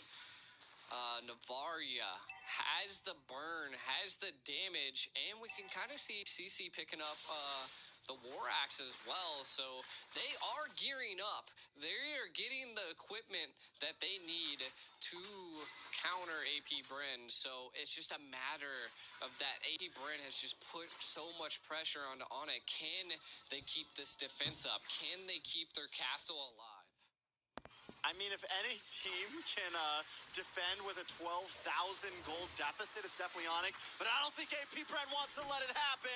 Keyboy falls. Kyrie might just be the next Kyle Teasy, able to pick up the kill. Albert with a blazing duet, able to lock on a little bit of damage, clear the waves with the Lord still coming on the top side. AP Bren gonna try to mount the attack to a different angle. Flap Teasy taking a couple shots to the face, but he's okay. Kyle Teasy onto the backside. Lord finally connects. Boots immediately destroyed along with the rest of the team, and AP Bren takes game number 1. Definitely quite the game. I can't believe they just ended with that one siege, though. AP Bren taking game one. We see this again. AP Bren was very disciplined and controlled a bit of the map there, Trex. A bit, the whole map. I think, I mean, I have to say that I think Onyx has to think twice about letting the Nolan through. I think, and Onyx is known to kind of test the waters game one, but I think this is not the time to do it. This is not a best of 7. This is not a huge thing. They banned out the Phobius. They let the Nolan through, and they just had no answer to it. Kyle Teasy was a monster on it. I mean, just completely tearing them apart. And with the pace that AP Bren brought, Onyx was unable to do anything about it. Most definitely. I mean, just overall, they did a great job. Onyx taking a look at some of these replays. AP Bren completely controlling the pace. And even at around 10 minutes, when Onyx did start to put up some fights here and there, it still was not enough. They needed definitely another 10 minutes or more to be able to compete here. They needed a lot more time to be able to even make it, G. Definitely, and I mean, we could just see Onyx trying to hold on with every grasp that they possibly could into this game. Well, I just feel like the major factor was that the glue just came in clutch so much for AP Bren, and you can just see they again, the R-Lot, Keyboy did try to make some key plays, but it just wasn't there as AP Bren was just scaling and snowballing. This was another take right here. They were just not allowing Kyrie to get the buffs that he was needed. And then, look, the split, just too much for Onyx at this point. And then this would have been the final siege, if I'm not mistaken. God, look at that. The layers of CC there, the layers of crowd control there, with Few bringing in the Guardian, getting the big knock-up, then Ogwin getting the Minoan's Fury. Onyx did not have an answer to all that because they fell behind. It was just far too much. They did a valiant effort at defending it, but AP Bren, the Bren effect strikes, and there just wasn't a way in. It's nighttime now in the digital arena, but the bots are still watching. If you guys are out there at all watching, big shout out to all of you. Let's take a look at the MVP. Flap TZ 1-0-9 on a glue. Hey, again, 47% of his team damage, or the damage taken, which is crazy. So not only was he the DPS, he was also the tank. So he was just, again, the glue just came in clutch. I mean, it kind of countered the CC. Like, the CC had split the damage between a lot of the minions. It was just overall such a wild pick, but actually came into clutch. Could have been something they were just planning. Like I said, if there's any moment, the grand finals is the moment you pull out all the stops. There's a lot of money on the line. Flap TZ going ham. Yeah, I mean, and it works similar to what the Ruby brings in a sense. It's not like it's not like a hard backline diver, but it can hold the front. And something like with Kyrie on this Fredrin, something like that wants to walk in, it makes it very tough. And we saw it at the very first turtle. Kyrie was not able to get an angle. He was over by the tri-bush. Flap TZ is there waiting for him, getting the stun, then the grab, and just completely denied Kyrie from being able to get into range of even using a retribution. Yeah, and I mean, this just goes to show that just Flap TZ is just so diverse. I mean, we can see some of the kills. It was like 12-2. Just Onyx was just not able to get too much. We can kind of look at Super Marco and Sans here, 2-0-7 versus 0-4-1, and the gold lead was just astronomical. It was just Super Marco was on the rise, and I felt like that they just got so many key picks after the glue. I don't know if they knew what to do. I mean, there's definitely a lot to do there, a lot to change, and mark my words, I said it wasn't going to have anything to do with the draft. Well, that game, it had a lot to do with the draft. Come on, Onyx. But definitely, I mean, I think this all started with letting the Nolan through. Then it moved on to more things, into the nature of you banned out the Phoveus before you let the Nolan through. And then lastly, the glue was just kind of the nail in the coffin, and it was just something that AP Bren had ready to play, had ready to pull out, and it worked very well. So now it's back to the drawing board for Onyx. They have to come differently. Now, do I think they're going to draft like that again? No. We saw something similar in previous matches between Onyx and AP Bren on Game 1 back at M5. They let Kyrie play Benedetta jungle, which a lot of people were like hyping up because people were seeing Kyrie run it on stream. So a lot of people were like, is this thing going to work? And it just got demolished. Like, it did not work at all. So what I'm saying is Onyx has been known to be like, all right, we're going to try something in Game 1. We're going to see if we can use this to get some momentum here. And it seems like when they do that, it doesn't always work in their favor. So I think it's kind of back to the basics. You know, that's kind of been the rule of thumb tonight between a lot of these teams. Same thing with Fireflux versus RQ Hoshi. Sometimes you just got to get back to the basics, man. Hello, got Kat. Like a third We got a caster guest trying to come on the desk. guest star on the stream. I'm telling you. Who do you think's gonna win? No, Kat, what do you think? I think she said AP Bren, you know. Oh, nice. Fan of the bees. I'm joking. Yeah, no, she's all white, so, you know. I think that she'd probably like an Onyx, you know. Onyx would probably be a better suit. It's an animal, you know. I'm not... AP Bren is... Bees are animals? Like AP Bren are the bees, man. They're the bees. I They guess buzz. the bees, yeah. Yeah, they're the bees. Cats don't like flying things, though, so... That's fair, We'll see. that's fair. We also All got right, so coming into game number 2. You got a whole zoo over there. I got a Gio farm Howard. over here. Who left the door open? Who I left the know. door open, man? What happened? It is I'm what sure it is, everybody but loves hey, it.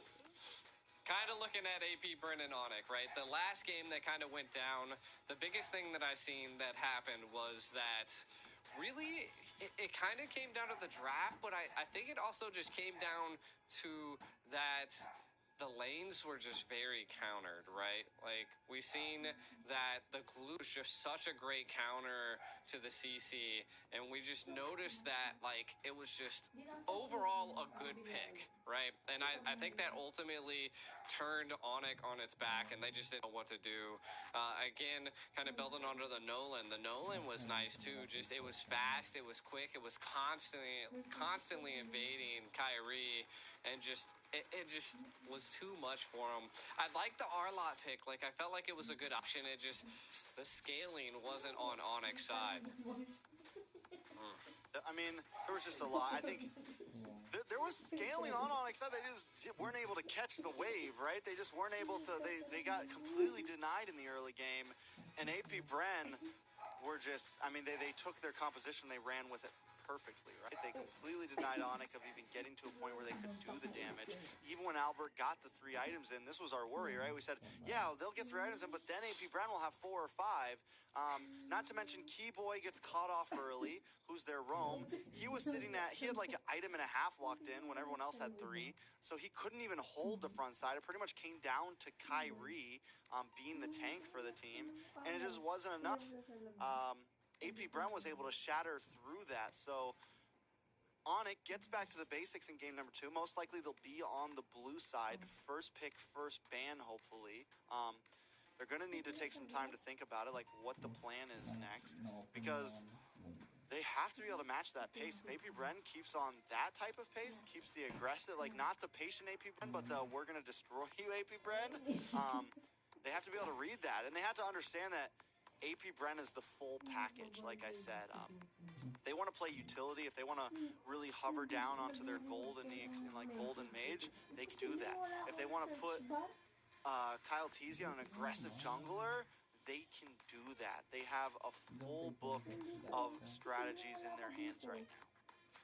Yeah, and I think that's the hardest part, right? Like, it's like the only thing that I believe like that Onyx could do is that they need to bait something in the draft phase. Maybe they have a strategic plan to go against a Matilda. Maybe they have a strategic plan to go against a Guinevere or something like that. Bait out something that they can actually counter and utilize as is something that maybe Onyx needs to kind of think about. But yeah, I mean, from what we've seen in that last game, AP's Bryn's pace was just, it was like calculated. It was smooth. There was just like, there wasn't any mistakes being made. Like when they came to play, they came to play. And I ultimately do think it came down to some of the counters just because Onyx was just losing lanes left and right. I mean, we seen the EXP lane fall first, and then the gold lane, and that was before the 5-minute mark, right? Like, the gold platings weren't even gone. So I think more of like being defensive might be the best approach, especially if AP is going to be attacking so heavily like they did now. Do you think maybe that's a good strategic approach that they can take? Yeah, I mean, definitely they could be defensive. They definitely have to not let AP Bren get a composition that's going to allow them to be that aggressive, or they need to play the aggressive route themselves and have something that can compete at. I think a lot of that's going to come down to some of those picks. I think I'm wondering how was the Keyboy pick on the R lot and everything. It kind of lacked a little bit. There was just a few things. I think they just got caught off guard. I think from the beginning they didn't.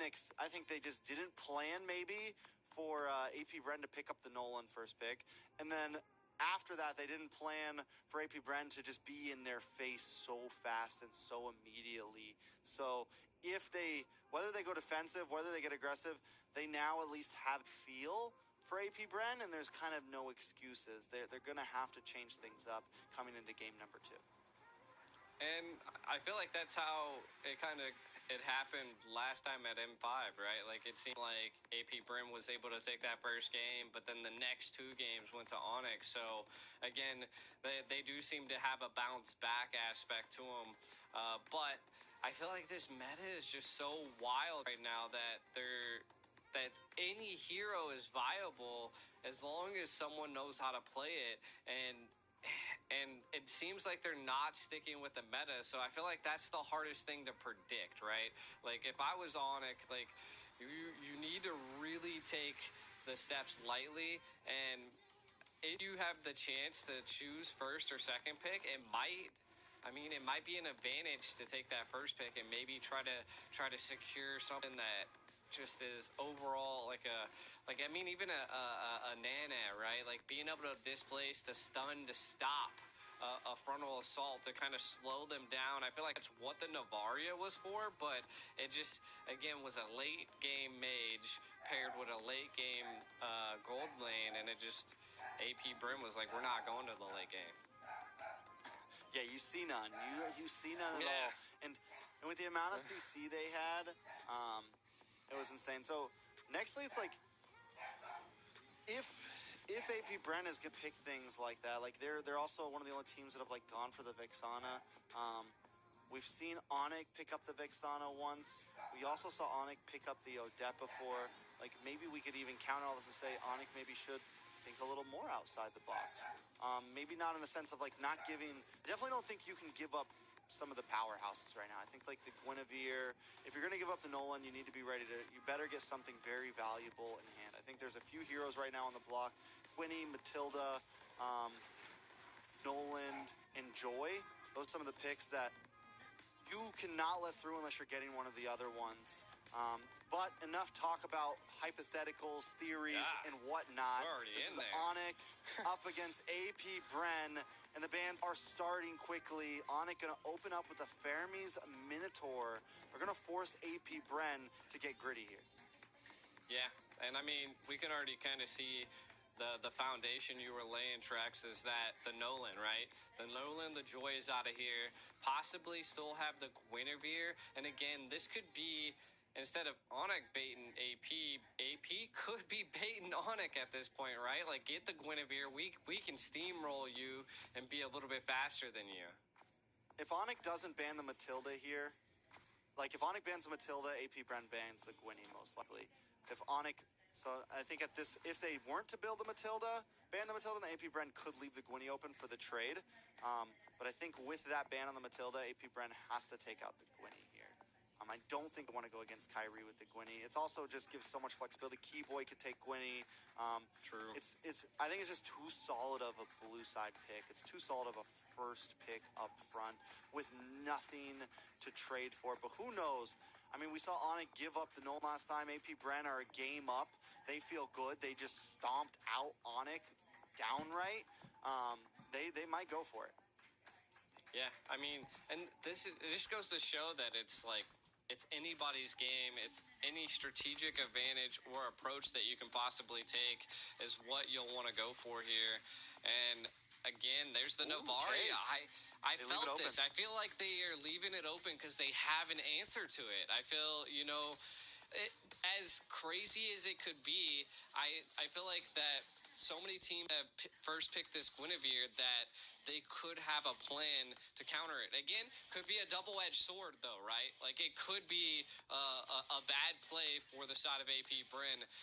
But getting rid of the Navaria, I didn't feel like the Navaria was too big of a problem, but I guess they don't want to give a Gwyn and a Navaria, depending on their comp here. So the AP Bren could go for more of a strategic comp here, do a little bit more like, bush camping, kind of taking care of someone. To get rid of that Navaria is I feel like Navaria is just, again, late game, very strategical on, showing positions. I'm guessing they didn't want to deal with it with a Vexana. So Vexana first pick, second pick, though. I mean, Arlott, okay. For Flap TZ or Ogwyn, honestly, I think it's so flexible. Yeah, and the Arlott, Flap TZ's a monster in the Arlott, man. There was times in M5 where he would make some flicker final slash plays that were just out of this world. It is definitely a scary hero in his hands, and it's also a scary hero in Ogwyn's hands. Onic now forced to respond here. The Ruby's still open. Definitely a possibility. Claude's still open. Definitely a possibility. There goes the Ruby pick. Do they just put Albert on the Claude again and kind of play it safe here? Do they go for a mage now, something like the Nana? There it is. Yeah. I mean, the Nana is definitely a good play here. It just... Again, it's going to slow AP Bren down, which that's what we essentially... So not only the Guinevere, but also the Ruby and the Nana at this point. It's just going to keep them at bay, stop that aggressive approach. That's why I think AP Bren's going for more of the tactical approach. And of course, we'll get to see that in game, but I feel like they're going for more of like, we're going to catch you off guard and take you out. Or, something like that. Of course, they pick up the Claude, which, again, I feel like is a really good play into this, but it's gonna be a very, like, you're gonna have to be super precise with the Claude with dealing with a Nana, a Ruby, and a Guinevere at this point. This is wild. And now into the second phase of bans. AP Bren gonna take out the Clint. Onic, on the other hand, they need to focus in onto junglers, maybe roamers, maybe EXP laners. It's a bit more open and on the field. I think junglers could be the route to go. Trying to think of what can give problems to the Guinevere. And again, it's tough because AP Bren could literally pick anything, and I wouldn't be like, I don't know about that. They're going to ban out the X-Borg. They ban out something like the Fred? Do they ban out something like the Akai? Do they ban out something like the Basha, A lot of possibilities. Maybe they ban out the Tigreal. I felt like the Tigreal would have been like a really good go for Onic last time. Like even though they put the Arlott early, again, they still could flex the Arlott on AP Bren. I just felt like a good solid CC tank is almost better than a Ruby or an Arlott, right? True, very true. They're gonna ban out the Bruno. Do we see the Albert? You think we're gonna see the Albert? Wan here. The Wan? I mean, there's the Fredrin ban from the side of Onic. With no Clint, no Bruno, he could go Brody, he could go Wan, he could go Ixia. I mean, there's still tons of marksmans out there. He could pick up the Harith. We've seen Albert on the Harith before, I'm pretty sure. So, and that's what AP Bren went last time, so I wouldn't completely count it off the books. The thing is, they already have a lot of magic damage, so I would like to see something a bit more physical. Arlott Roam. Yeah. I mean, they could possibly go for. Of course, there's quite a few options. I mean, you're gonna have to deal with this Claude some way. So some type of dive hero. I mean, if Onyx feels comfortable taking a Lafu, there it is, and then running into a carry. I mean, carry's a little wild. I mean. It's They going have to be the pretty defense good for it, against the though. R-Lot. Yeah, exactly. I mean, they're going to have the front line. They have the control and the CC. It could scale really well here. Yeah, definitely. I mean, they this time they definitely have the wall to protect carry. They have tons of CC. They have a package. Literally 4 out of 5 of their heroes all have some sort of heavy CC that can hit multiple people at once. Here's the big scary thing for AP Bren. I guess no, they already have EXP and Rome locked in. I was gonna say, like, what if they pick something like a? There goes the Akai pick. Okay. Yeah. All right. I mean, they needed something for that front line between Harlot and Something to help Akai. and help with retributions, help with those neutral objectives. It's a nice answer. It can help deal with literally. It's not, when he's in heavy spin, nothing that Onyx has right now is going to slow him down. Nah, it's an overall good comp. I like both sides. I can't say that I pick one over the other, but Trax, send us into the land of dawn. We're going. Yes, sir. We're going to go into the land of dawn now. This is going to be Onyx trying to redeem themselves after a very rough game number 1. AP just trying to keep the pace. It's 1-0 right now in a best of 5 at the grand finals of Games of Future. Gee, do we think with the draft that Onyx has brought, can they handle this? Can they turn the tides right here? Oh, this is a cool intro. I think so. Oh, yeah, we're switching it what up. A new intro. We got Switching it chess up. piece on the board here. I like it. This is... Okay. Now we're in the land of dawn. Does Onyx have what it takes to stop the aggression of AP Bren? We will find out on this episode as we see... Stop laughing. Tell me about the win conditions, G. All right, Onyx here. What we have, right, the Guinevere, I feel like if they're able to utilize the Guinevere's just mobility and out-farm the side of Kaltizi, I think this could be the great option that they need. We can already see, again, Flaptizi is just absolutely insane on the EXP.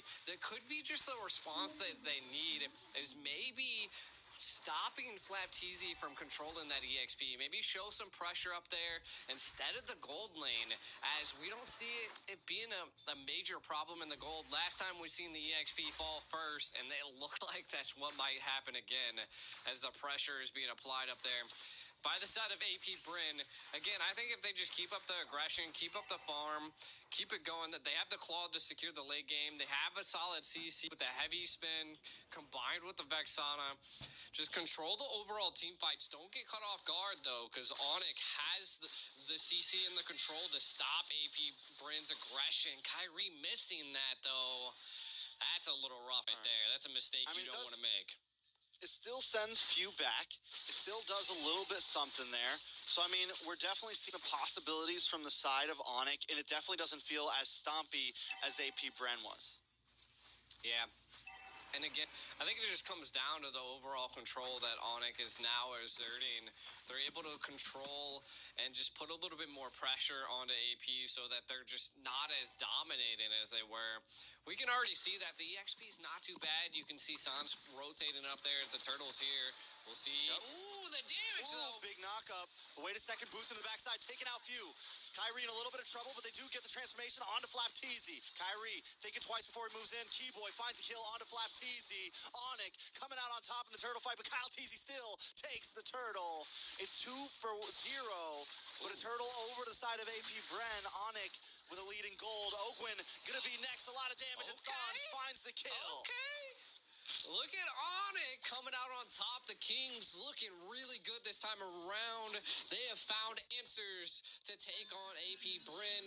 Again, that's just the early game control that a Guinevere brings. And then look at the CC and the control. Now, the biggest thing that we'll want to watch out for here is that Calteezy picking up the Kai. The Nana definitely counters that heavy spin. So Sans could be waiting to throw out the Melina to be able to stop Calteezy. Now it's just going to come down to Onyx. Like, yeah, you secured kills, but now you're going to have to start working on neutral objectives. We can already see the carry picking up the Thunder Belt, so building a little bit defensive. So it looks like kind of like the tank carries coming out on the side here. A heavy spin on the Keyboy. Big pin on to Keyboy here. Kyrie going to try to come and help out. Keyboy still alive, able to dodge the final slash, and they will get away.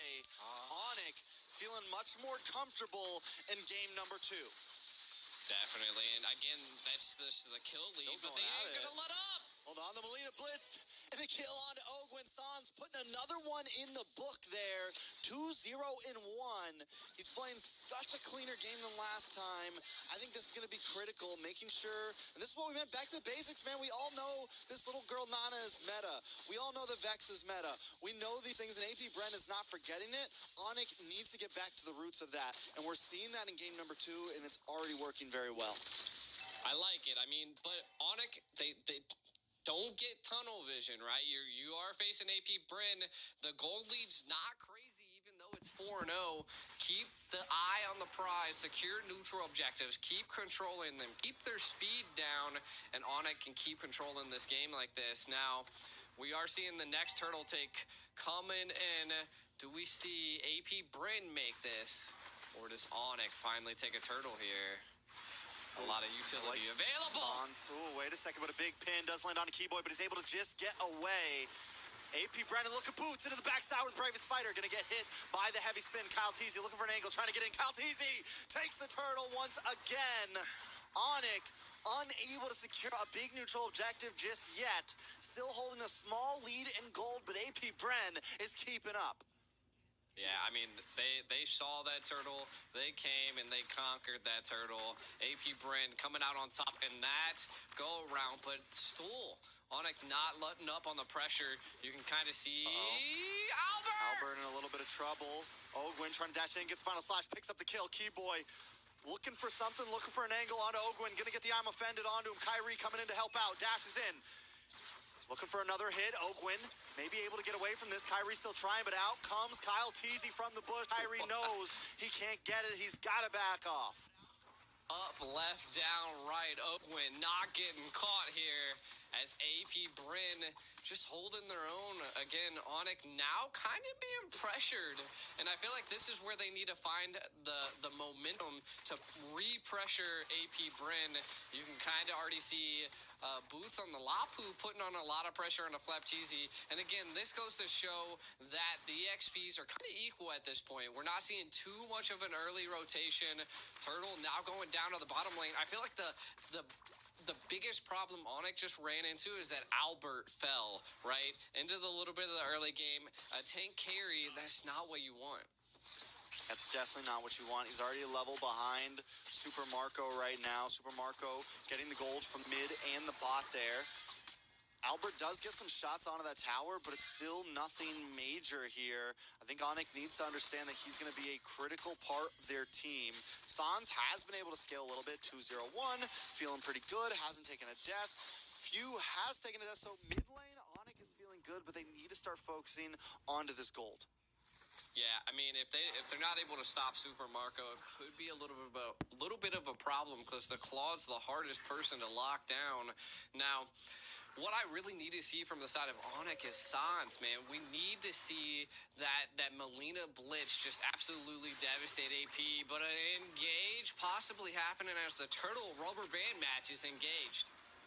We'll see what happens here. Kyrie keeping his angle. Boots with the bravest fighter into the backside. On a few once again. Target locked. Target secured, but no kill. Flapteasy able to take the turtle. Now Boots too deep. Unable to find anyone. And Albert comes in with a blazing Albert comes in with a speedy light wheel. Super Marco, the blazing duo.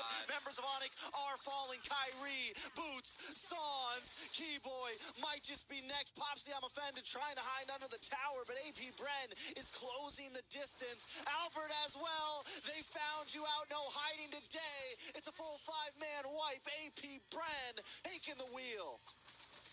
That such great positioning by Super Marco. This is what I was saying. Kind of keep an eye on him. He's staying out in the far right. The heavy spin, though Flapteasy was able to secure the turtle, the retries didn't even matter at that point. But look at the Vaxana Lord paired with the blazing duet that just pierced the back line of Onyx there. And it was just 1, 2, 3, 4, and 5 down on Onyx for AP Bren. I mean, they're going to think this Vexana has been hiding under the blanket for a while now. A lot of teams haven't been focusing her, but AP Bren picks her up every time for a reason. The damage is there, the CC's there. You get an extra hero on the map, and now Keyboy in trouble. The damage is locking on. Kyrie jumps in, looking for the Violent Requiem, looking for Super Marco, but unable to find him, denied, and taken out from Ogwin. The decimation is coming from AP Bren. They're closing in. Boots looking for something, and Onyx seems to be panicking. AP Bren back on the aggressive route, back onto what we saw in Game 1. Once they smell blood, once they take a bit of oxygen, there's nothing left. Boots is the next to fall. Super Marco looking for the 1v1. Let's bring it, Albert. AP Bren feeling good about themselves right now. Sans next. They're everywhere. They're glued to him. Onyx falling down, crumbling right now. And this is where I feel like AP Bren always just flicks the switch, right? They just flick of the switch, right? And now they're going to be able to take this Lord, flick of the switch. And they're going to be able to get this Lord probably uncontested. Now, this time around, I don't know if they have that tanky front line that they are going to need to be able to stop a great siege, though I don't think this Lord's going to make it or break it. It's not enhanced, but again, they don't want to trade their life for measly little towers. The Bren effect is real, and it is definitely a switch. Whether it comes at 20 seconds in the game, whether it comes at 7 minutes in the game, 10 minutes in the game, you know at some point, AP Bren is going to make their move. And once they do, it's like they immediately just go from chill to hyper-aggressive and just all over. And then once they get to that, it is so hard for any team to break a momentum. You talked about momentum before this series started, G. You said that Onyx could be the team to maybe do that against AP Bren. No one else has been able to do it yet. But right now, having a little bit of trouble. AP Bren closing in his grips. What is Sans doing? Final flash on the Keyboy. Few, though, in a little bit of trouble. Gonna get knocked up with the Violent Requiem. Finally, Sans finds one. But now Kyrie pinned against the wall, taken off the map. Boots with the bravest fighter, but Super Marco and a blazing duet helped to zone them away from Boots as the rest of the team chips onto him. Sans throws out Molina, trying to clear the way, but AP Bren still not giving up. Harassing a Lord, still marching down the top side, and it's 10 seconds until Kyrie is back into the land of Dawn. Lord will finally go down. AP Bren still not withholding their assault. Super Marco going to get one last shot in onto the inhibitor, and AP Bren lets them breathe for a second. Yeah, and I mean, we can't count Onyx out just yet, because, I mean, they have the damage. The gold lead, though, it's not 10K like it was last time. They still seem to have the tenacity that it takes to fight back. The defense is there. What we, again, like I said, we really need to see the Molina be utilized to stop Kaltizi's heavy spin, and I'm not quite sure why it's not being used, to be honest. Like, I'm seeing so many heavy spins just come out, and Nana's just so good at countering that. Now, we can kind of take a look at some items. Kyrie has one items, mix and bits of multiple other items. A conceal play, though. He'll play on Keyboy. Ogwin looking for the final slash once again to bring him into the team. T-Boy goes down. The recalls come out. The taunts are there. When AP Bren gets in this fight, man, we saw it the other day in the winning clip. Flap Teasy was just screaming, man. The man was yelling. He was talking smack. He was feeling himself. And that's, once again, it's the Bren effect. AP Bren moving in. The Molina Blitz comes out, but it's not stopping him today. AP Bren takes an inhibitor. They back off. It's guerrilla warfare out here. It is, and I mean, AP Bren is just taking it to Onyx at this point. You can see a complete control. They're going to probably have the Lord Pin here, but wait. Flap Teasy. He's dipping and diving. He's not. Oh, the boots finds the kill. But is it for not or not? The Molina Blitz comes out. Onyx now looking for the play. Kyle Teasy able to get the pin on two members. Ogwin with the final slash once again. The Guardian comes out. And destruction still reigns. Super Marco trying to get some health out. Trying to get some health back. You got it? Onyx looking for something. Keyboy 1v1 of the Guardian might be losing to that one. It's a bulky boy right there. Not someone you want to go up against. Few getting back onto the map now. Lord is delayed. Onyx by some time. The discipline there by Super Marco to not take that kill. I mean, he is 5-0-6. Doesn't want to allow the shutdown. Might as well work on securing his stacks. Looks like they might trade and give him the blue buff. I thought I just heard a conceal play, but nothing really comes out of it just yet. Again, looks like AP Bren might be just utilizing this Lord as a bait. No, they've zoned him out. Onyx just gives it up. What in the world? What is going on? Man. No, it's death if they go in that pit. It's a 10,000 gold deficit. We're very similar to game one where it's like, okay, we need a little bit more time. We need a little bit more time. And this time, we can't make the mistake. We can't let them in. We can't get cut off. They have to watch out for those big plays that AP Bren likes to bring. Last time, it was the combo between Vexana and Minotaur. This time, it's going to be Kyle Teasy, the final slash from Ogwin, and still the Vexana getting the big knockup. As long as they can watch out for some of those hits, they can definitely survive this, but it's not going to be easy. Yeah, there's a good utilization of the Magic Sentry there. I think they're just going to take as many tier 3s as they possibly can. Just open up the base a little bit more. Super Marco so low. That is a win for the side of Onyx. That's going to allow them to have a little bit of breathing room as he needs to heal up. So an engage probably not going to be happening here by AP Bren. Though he is full HP. We might see an engage now. Boots into the backside once again. Boots is like, listen, you guys tell me I'm going, bro. You guys want me to do it? I'm going. Boots has no fear. And I've heard Mirko talk about it before. Like, Boots is the XP learner who's just willing to do it. He's willing to die for the team. And whether you think it's a bad play or not, his plays have been helping Onyx out. The last fight that they almost won, Boots was the starter of it, almost able to take out Few. Again, Onyx just needs a little bit more time that when Boots makes those plays happen, the rest of the team can capitalize on it. Yeah, I mean, give it up to Onyx, though. I mean, they were able to hold that so well, and the Molina Blitz was just constantly taking Super Marco down to like 10% HP. Boots is able to do something. But he's getting chipped away by Marco. Oh, Kyle Teasy goes down finally. A Bravest Spider lands on a Super Marco. Albert now with Speedy Lightwheel, looking for a target, looking for someone to lock onto. AP Bren knows that with Kyle Teasy being gone, they've lost some of their front line. It's time to back off. Onyx buys more time. I mean, that's all they can do at this point, right? Is just keep buying time, maybe secure some of the neutral objectives that are still standing. Like we can kind of see pushing the minions to do a tower takedown here. Ooh, Kyrie. He's okay. Not able to do too much. I was hoping he was going to make a good pick. No. I think that's one of the downfalls of the Gwen is like, if you're by yourself, like once you go in, you're sitting there, man. If you don't hit Super Marco, you're dead. If he doesn't get Few or Super Marco, like you're dead, man. You're just gonna stand there in Violent Requiem and get out-damaged, you know? I was hoping for it. You never know, man. There's always these big plays that can definitely be the turning tides, but again, it comes down to the patience of the team.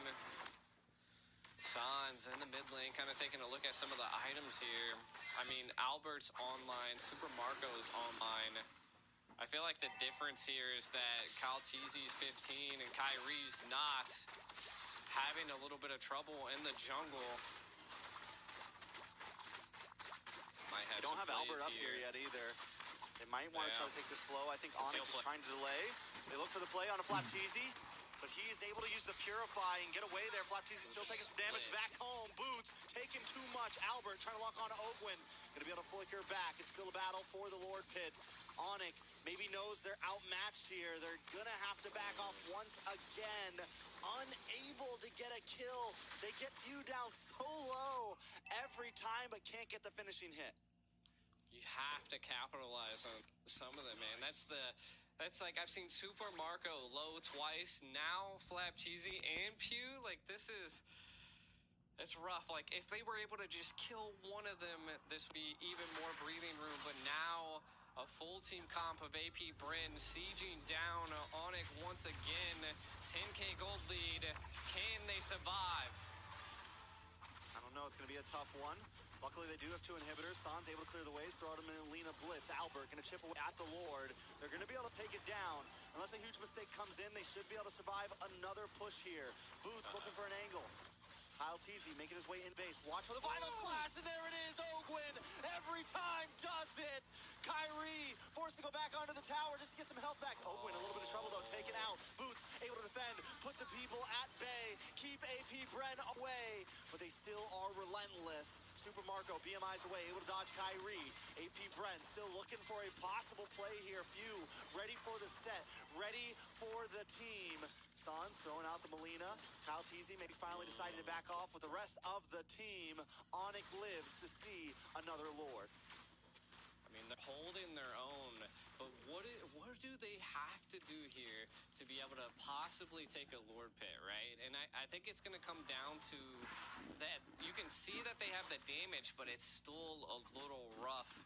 Maybe if they're able to get a kill on the Kaltizi, maybe if we see some of them split apart, we'll have to find out. But my God, oh, God. Look at that pressure. That is insane.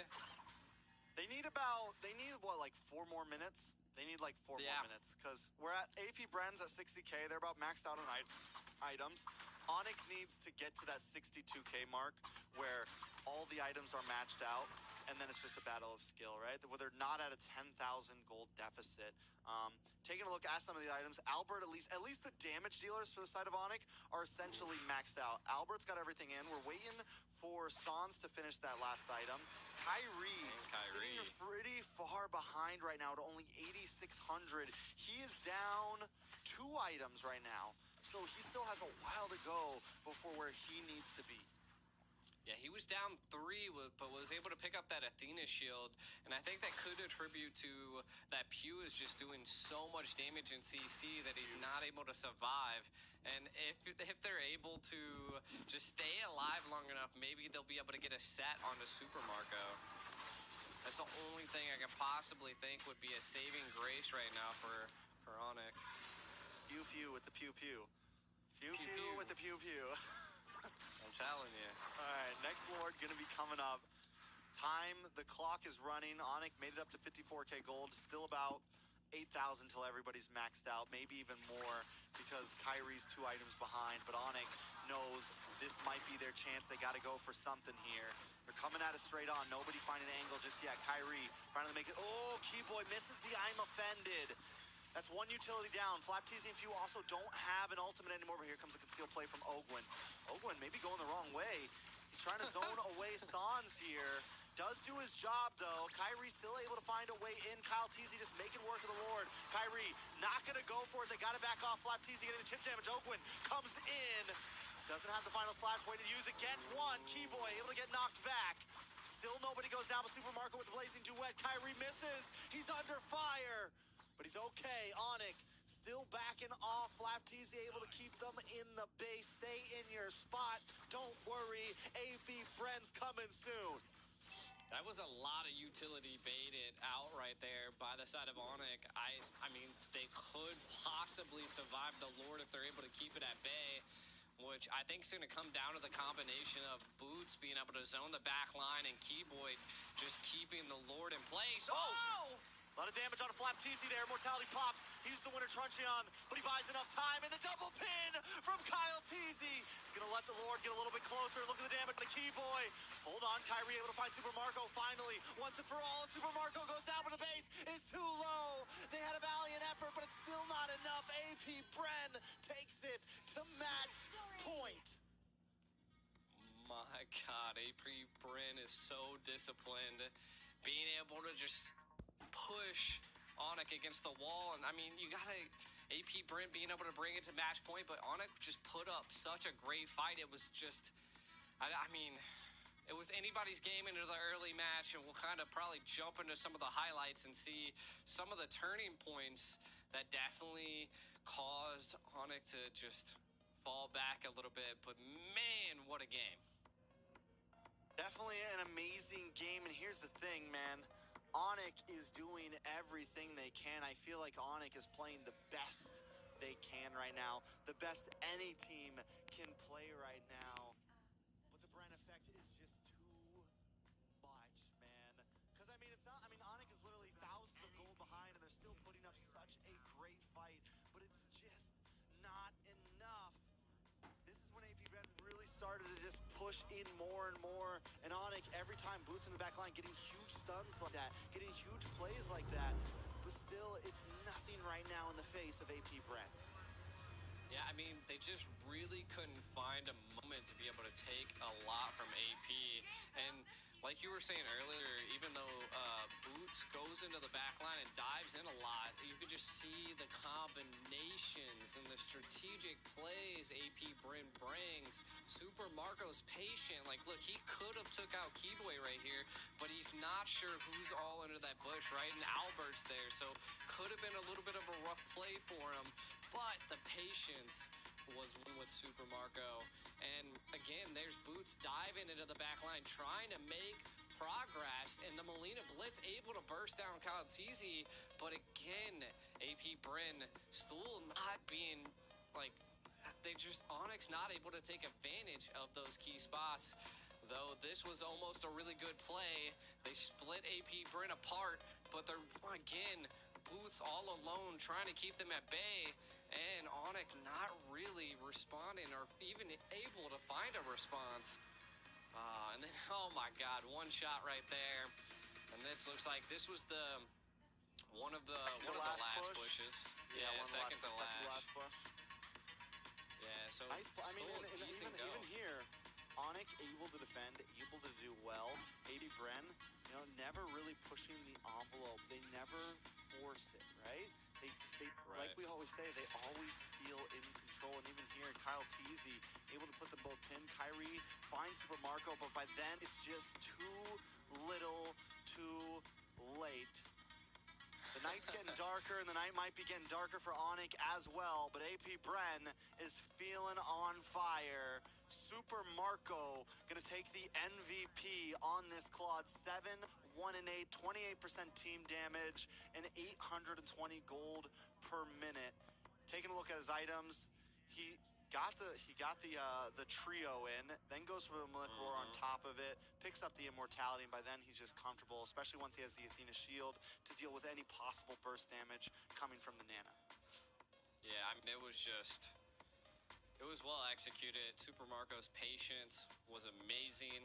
AP Bren just knowing when to strategically utilize their kits. And, I mean, we can just see it in the whole comp. There's golds all day. And, I mean, Kyle TZ did so well on the Kai. And to just, there was multiple times that he had multiple targets pressed against a wall, and nothing Onic could do. Now, I mean, I felt like Onic had the ability that they could have came back, but I think it just ultimately, they just didn't have that frontal line, that wall that they needed. You can kind of see that damage taken was Boots and Keyboy, but still a rough time for Onic. It is now 2-0 match point for Onic. No, I don't know. I have to kind of differ. I think Onic did this time. Onic did have the front line. I think the draft was really good for Onic. I think AP Bren is just playing better tonight, man. I think AP Bren is just right now in a class of their own. Passion. And Onic is, Onic just can't keep up tonight, man. I mean, Onic is an amazing team. I got to give it up to them. But right now, AP Bren just feels better. Yeah, they're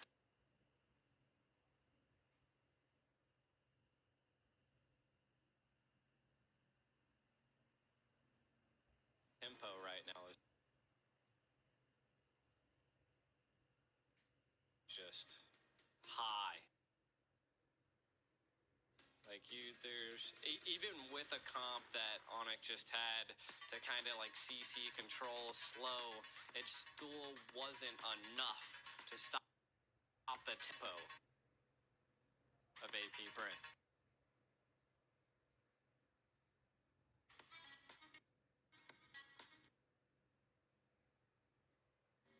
All right. Well, after that, we're going to let the teams rest up for just a second. We're going to grab a quick water, grab some popcorn, take a break, use the bathroom. We're going to be right back to the possible match point for AP Bren.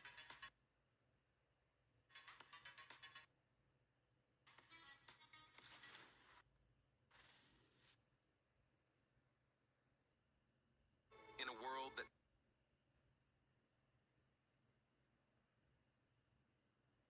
seeks a balance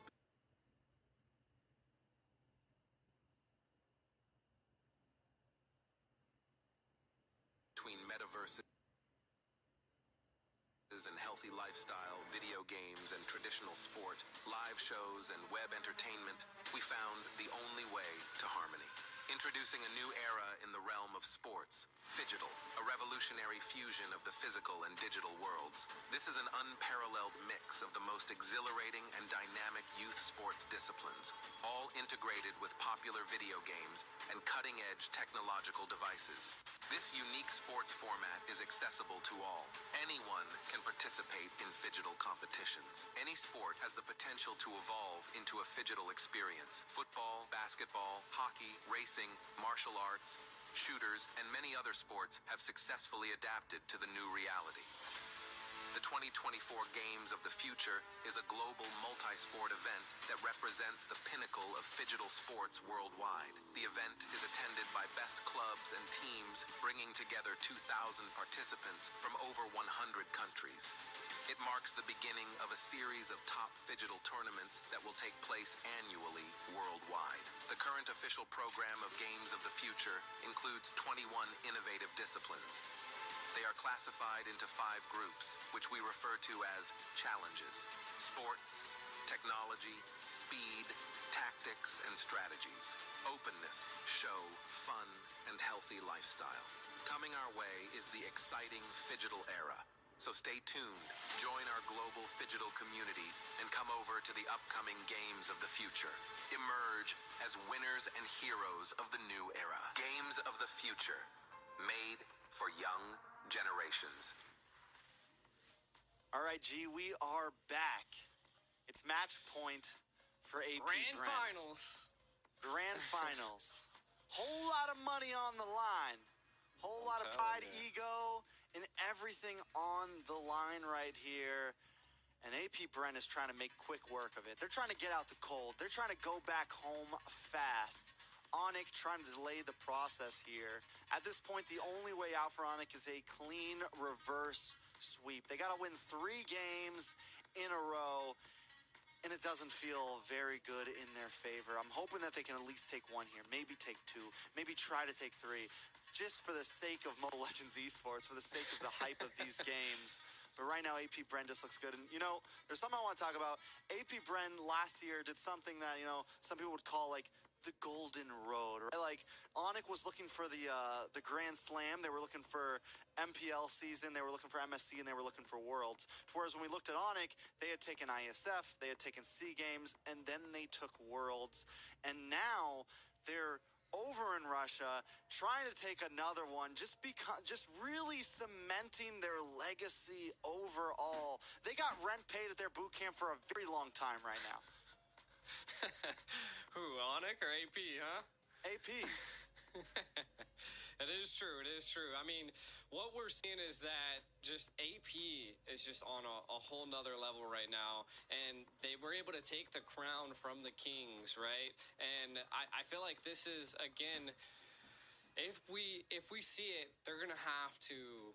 Onyx just going to have to break that tempo, right? Like, they're going to have to come up with some type of strategic comp to break it. But at this point, like, AP's just singing a tune, a whole different tune, and Onyx just can't get on that frequency. It's a hard time for him. I'm losing G for a second. He's like... I love your facial expression. It's the digital taking over me. It's the digital. He's turning into a game of future. I need my physical back. There we go. We're back. We're back. All right, let's cut to the chase. Do we think AP Bren clean sweeps this? I mean, from the tempo that I've seen, yeah. I mean, they can pull out anything, and it seems like they're just countering every avenue that Onyx has and anything they attempt to try to take, right? Like they've done try to do, you know, like a little bit of the defensive approach, have a little bit of strategicness to it, and it didn't work. They just attempt to try to do, of course, like a more a slow approach to try to control AP Bren, and of course, again, they just at certain moments, the flick of the switch, and they just become like Monster Bren or something. I don't know. You can't stop them once they're on that stride. It's true. I mean, right now they're just continuously getting the better of Onyx, man. Like we were wondering, oh man, they're giving up to Guinevere, and they were ready for it. At this point, I don't feel like it matters what Onyx picks.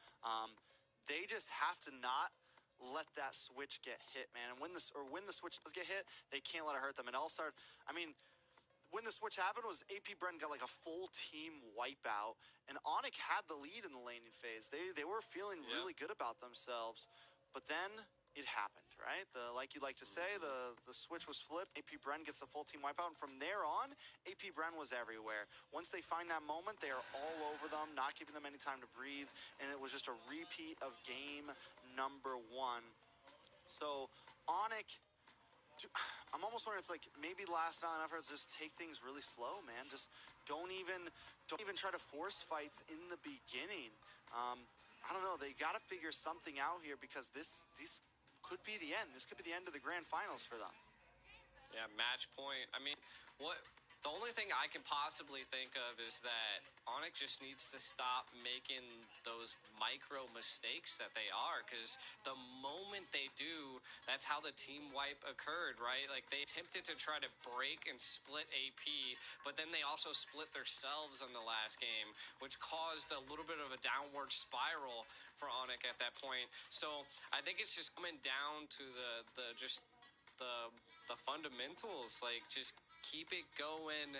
Don't, again, like you said, take it a little bit slower if you're not able to, you know, handle such a fast pace at this point. Because AP Bren is aggressive. They are hungry. And again, I don't know if they got like spy glasses or something, but the moment a mistake is made, they are engaged. Very, very fair. Do we think that, so the way that Boots is playing right now, like so aggressive, do we think he needs to tone that down a bit as well? Like I understand where he's coming from. He's looking for the trades, right? Because when you're behind 5,000 in gold, a trade is a trade. And if you just lose Boots, but you're able to find Few, or you're able to find Super Marco, it is worth it, right? It is like a 1-1 when you're behind in gold is a pretty decent. It's kind of a win, right? Especially when you're that far behind. But I think at some point they have to know when to kind of like put on the chill. And I'm wondering if Boots maybe also needs to slow down a little bit. Yeah, I mean, Boots definitely was diving into the back line multiple, like I could count like 3 times that they were attempting to try to just make a play.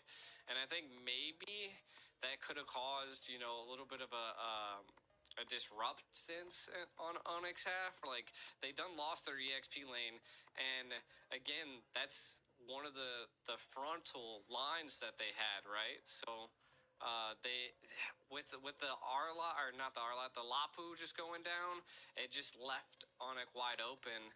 So I felt like it was good, but maybe not as well calculated as I'd like to see. So coming into the next series, maybe not being so aggressive, maybe diving into the front line instead of back line could be a little bit of a better approach. That way you have your team behind you. I feel like those are what we need to take a look at. Now, I think the slow approach is probably what we want to go for, but I also think like a slow approach with some control like they did last game, because I felt like they got baited into the Guinevere, and I said this like that, but it looks like I might be lagging a little bit again. A little bit. Sorry, we still love you, G. You still look great, I promise. And yeah, we're gonna be waiting. We're gonna be waiting on this draft. So 2-0. I want to take a look at some of the picks since we have some time. If I can get them to load up real quick.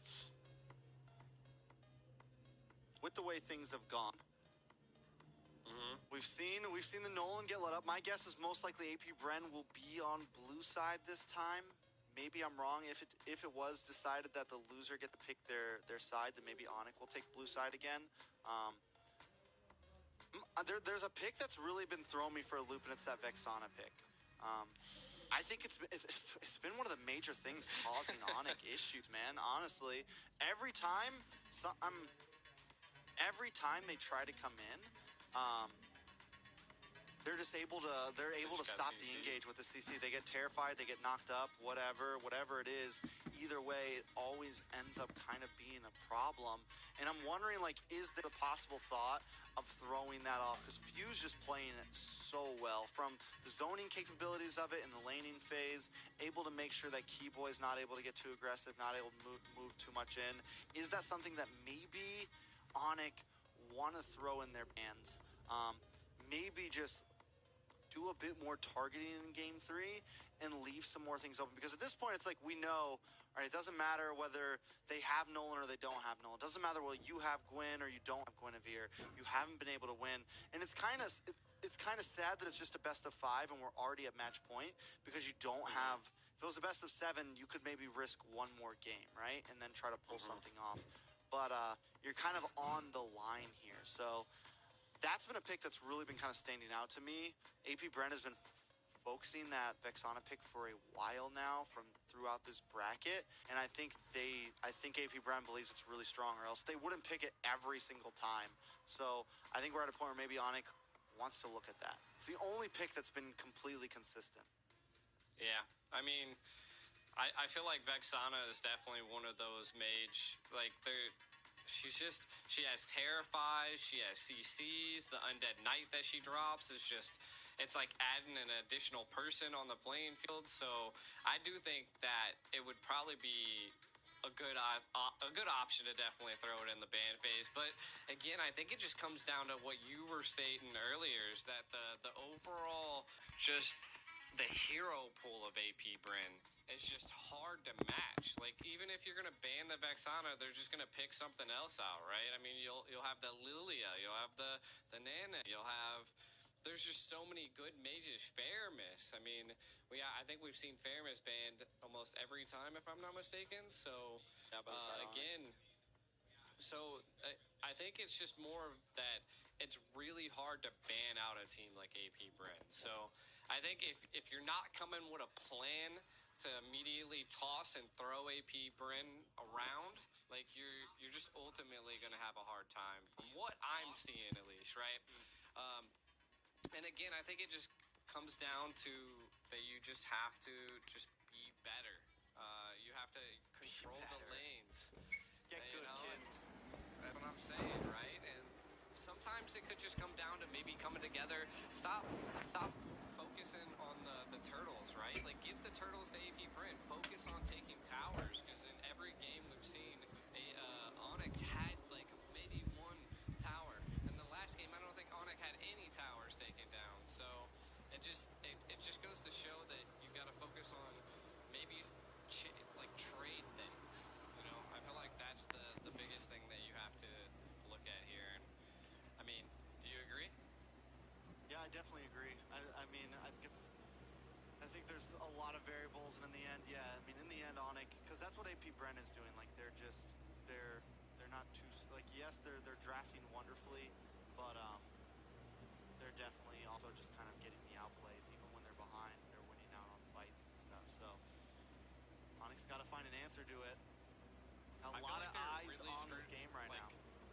I feel like they're really strategizing right now. Like, this is do or die. Like, what do we pull out of our sleeves to just, like, you know, knock the socks off of AP Bren? Like, I feel like that's the ultimate decision Onic has to make here is do we go risky? Do we just take it textbook? What are our options? We've been pushed back against the wall. We've fought back, and it's just been a little tough one. That's fair. I mean, if GD Ico was in the coaching position right, he'd just be like, get good, yo. Hey, yo, get good. Get out there. I'm telling you. Pick whatever you want. Stop making mistakes. Stop making mistakes. Hey, you stop that, all right? Which one of us? Just you, all right? Fair, fair, very, very fair, very fair. You know, as I was saying, a lot of people are watching right now. We get a lot of eyes on this game right now. Since we have some time, you know, we got all the boys back home watching. We got a lot of players watching. I'm excited, man. I think the possibility is definitely there for Onic to be able to take this game back and maybe give us another one. We've seen them do it before. You know, you were mentioning M5 earlier, and they took a loss, they took a win. They were sitting at match point against AP Bren in the World Championships, and were able to come back and take 2 games and bring us to a Game 7. So it's definitely not out of the book, but as momentum is, they have to be able to shift that. They have to be able to, because right now AP Bren is feeling themselves, man. They are just, and they're a team that you can see them when they're on camera, man. They're a team that they feed off of that, man. When they start getting the better of you and the way they play the game, you can tell their pace just gets faster, faster, faster, and faster. And then once they get you down to the breaking point, they have all the inhibitors gone. That's when it's like, okay, we back off for a second. And then they get back, like they're so good at moving between the aggression to discipline, aggression to discipline, aggression to discipline. And it's, you know, it's the Bren effect, baby. We're going to coin that. You're going to coin it, huh? The Bren effect. Coin it. The Bren effect. We need the Trex effect. Where's that at? The Trex effect is here. Waiting. Oh, okay. Waiting for the next game. Waiting for the next game. All right. No. And, I mean, I can understand it, right? Like, it's a tough game for Onic, right? Like, what they've done in the past to kind of change some of the tides around is that I think they need a more aggressive gold lane, right? Like the carry just is too frontal. I think they need, maybe they can pull out the Wan, you know, like pull out something that could possibly change the tide, something of the sorts, you know. There goes G again. All good. So yeah, right now, still just waiting. I definitely think they need something that can change the tides of this match. G, you look great as a microphone. The microphone actually matches your tie, G. So I just want to say that. It actually kind of looks like G. There's his little arms. We're just going to wing this here. So yeah. Here we go. Still waiting on AP Bren up against Onic. I'm guessing both teams are taking their time for sure. I mean, like we said, this is the biggest prize pool we've ever seen. Big shout out to all the watch parties around right now. Mirko, Naisu, I see you guys. DJY, Chicken back home, all my boys. We're having a lot of fun up here. Just waiting on G the Ico to reconnect real fast. And yeah, I think at this point, like me and G have said time after time again, as we've been trying to say time after time again, AP Bren, I mean, Onic just needs something. It sounds like G is back with me. I can hear him. You are. Don't know where you are. Hopefully soon. I don't know. I'm just hitting some ninjutsu, man. I'm just like, you know, disappearing and reappearing, you know. Bam! Good looking's back. What's up? Good looking's back. The microphone actually matched your tie. I'm just going to say, man. The microphone actually actually matched your tie. So it kind of looked like you. I love it. I love it. Well, hey, at least when we're in game, we're able to, you know, just deal with what we have to. I'm not sure what's kind of going on here, but we'll get through it, I think. But I think G honestly just left me, guys. I think he was like, yeah, I'm gonna go grab a glass of water real fast. I'll disconnect real quick. It's like doing it on purpose over here. He's just been messing with me all night, I feel like. who knows? Maybe it was the cat. All right, so here we are at GOF Podcast. I'm gonna do it like they do over in MPL Indonesia when the breaks get very long. We're just gonna hang out and talk, you know. Let's break it down because we talked a lot about Onic and AP Bren. What have been some of your top teams so far in GOFG? I mean, so like other than AP of Bren and course- Onic, what have been like some of the big games? You've casted a lot more games than me. What were some of the exciting Yeah. moments for you? I mean, most of the exciting moments I would say definitely happened in like the playoff area. You know, like I was voting for Blacklist International, and then Fireflux just like sweeps the rug out from underneath of them, which was just it blew my mind away. Another one was that Deuce Volts. I thought they were going to, you know, in the upper bracket. I'm actually a little surprised what I'm seeing here. I think this is the wrong thing I'm looking at here. There we go. Burmese Ghouls, Twisted Minds. Twisted Minds actually looked really good. Like they, if I'm not mistaken, they actually took, I think they took a game against AP, if I'm not mistaken. Or no, they took a game against Homeboys, and I was like, you know, that was wild. I was like, okay, so Twisted Minds definitely came here to fight. Something that really surprised me was Team Little Gun, like getting knocked out in the group stage. Like that blew me away. I was like, I do not know what happened to him. Yeah, but that was a Team big Little Gun surprise. still needs.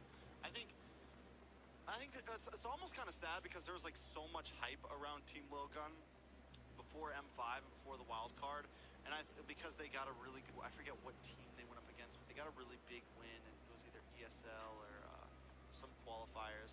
They got like a really big win against a big Filipino team or something. There was like a lot of hype built around them, and I think it was almost too much hype because now it's like.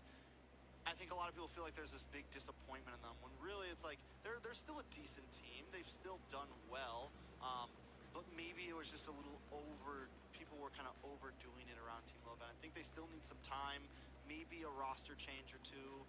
They do have the same exact roster from M5 still for this, and still weren't able to make it out of group stage. I think we can still see a lot from them. Yeah, true. I mean, I think it'll just come down to.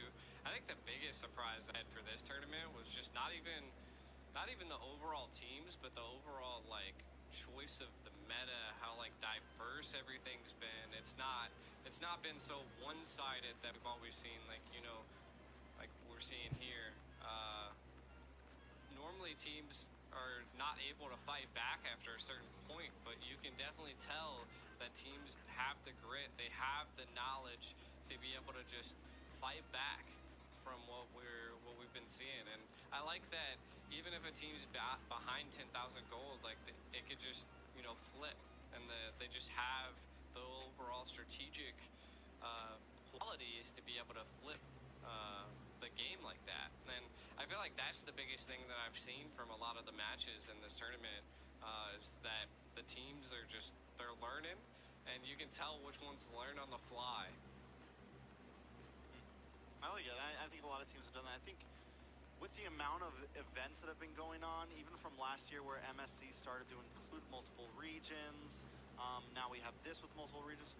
A lot of these regions are also getting a lot more international experience. They're getting more experience against some of the best teams in the world, more experience against Philippines, more experience against Indonesia, more experience against Malaysia, more experience against the Southeast Asia region in general, which essentially, whether we like it or not, is the heart of Mobile Legends, right?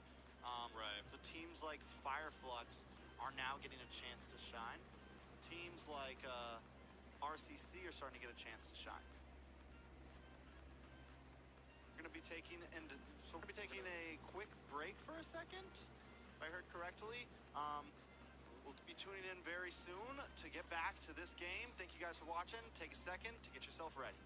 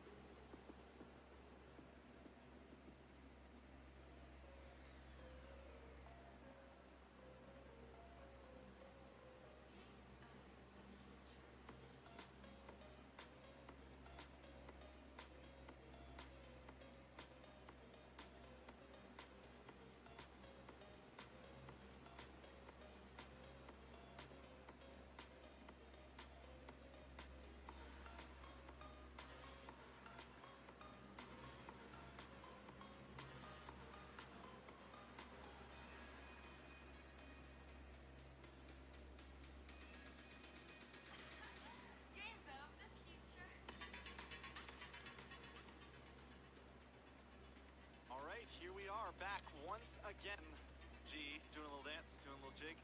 Yeah, Is that the AP you Brent's didn't hear gonna that, win jig? that video? That video? Like, you don't feel like you should dance after that video? I will say this. Games of Future has had some great background music.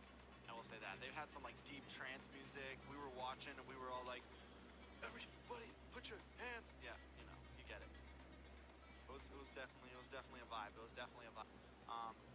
So we're gonna be jumping. We're finally, hopefully, gonna be jumping into AP Bren match point up against Onic here.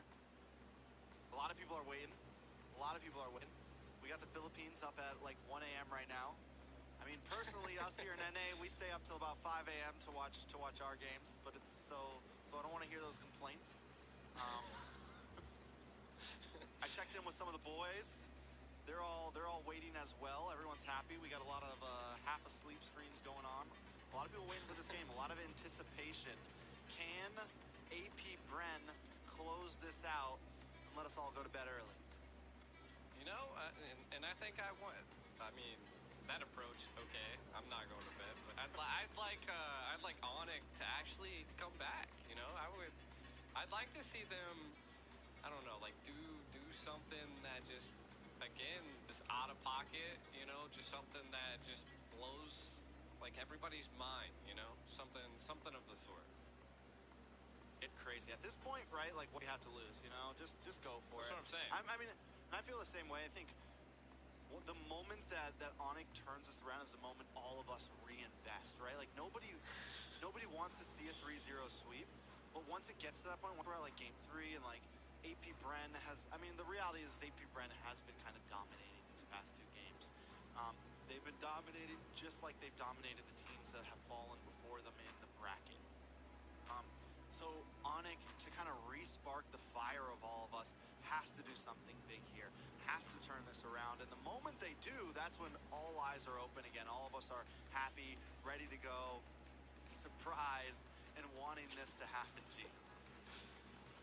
Yeah, the digital world just doesn't love me right now. I don't know what it is. Okay, we can still hear you on the mic. Okay, all right. The physical and the digital are coming together right now, so. Yeah, I mean, I agree. I like, kind of just like what I just said. I feel like they definitely should be pulling something out of the hat. Match point,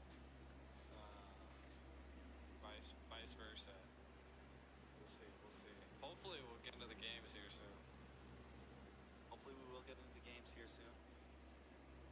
Was trying to catch the drafts in advance. Here we go. They're finally up. So, like I said earlier on, we were talking about AP Bren, the Vexana pick. It was crucial. It's been the only pick that has stayed the same. So I do think that could be something that Onic can look at here. Even if it's not super meta, I think Few is just that good on it. On the side of Onic, also have not picked anything similar. So we know they're trying different things. Draft 1, they went for the CC, the Fredrin, the Novaria, the Claude, and the Arlot. And then draft 2, we completely switch it up. We go for the Lapu, the Guinevere, the Nana, the Carry, and the Ruby. I think game 2, the opportunity was there.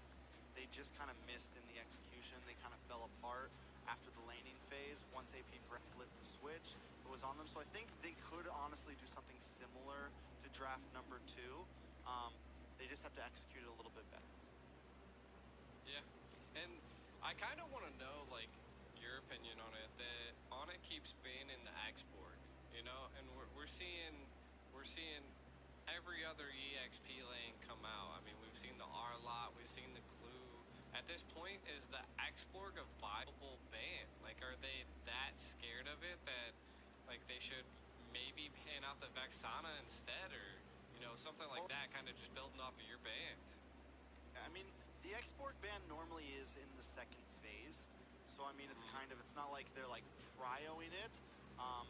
And by the time you get to second phase, Vexana's already picked up, right? So if they're gonna use a ban on the Vexana, they have to either drop something like they have to drop the Matilda, they have to drop the Matilda, they have to drop the Fermis, something like that. They have to drop something major, right? Last game they went for the Minnow, Matilda, and Fermis. So it's not like they aren't willing to switch it up. The game before that, they banned a Phoveus. It's not like they're the ones banning everything super meta. Like, they're throwing some off-brand picks in here and there. So I think this time, what it's really going to come down, like, I think, yes, they could throw the Vex on. I think they could leave things pretty open. Maybe even not ban out the Matilda and go for the trade-up. Definitely a lot of possibilities out there. I think at this point, when we're coming into Game 3, I mean, it's not unheard of for either of these teams to just leave a lot of meta picks open. And I think that might be the answer here. That could be the opportunity here. So we'll see exactly how it goes. Welcome back, G, once again. It seems the Games of Future doesn't like you. This is true. I know you're trying. I feel ya. Just leaving me hanging. I'm also trying my best. Having a blast right now. You know? We're podcasting, man. Yeah. We kind of left it off on the export ban when I disconnected. Was and I'm guessing that we're kind of at that point that it's just like, yeah, it's viable, but because it's like. Let G talk. Hashtag let G talk in the chat, please. We're gonna jump back into a video, I think. Think so? Oh, we're jumping into the draft, baby. Okay, G leaves me. All right, G, you can just stay away. You know what? It's okay. We finally get in the draft the moment that G leaves. I'm okay with that. Here we are, AP Bren up against Onyx. If I gotta solo it, I will. No fear at all. We're gonna jump into the bans, and Onyx is gonna be on the red side this time, second pick. They ban out the Matilda, they ban out the Nolan on the side of AP Bren. AP Bren bans out the Vexana. Literally seeing into the future a bit here, literally changing things up here a little bit. Kind of making the play myself, and it just also goes to show that they're not, like, they're just not worried about it. Gee, it's okay, man. I don't even need you anymore, bro. I got this. The game's back on.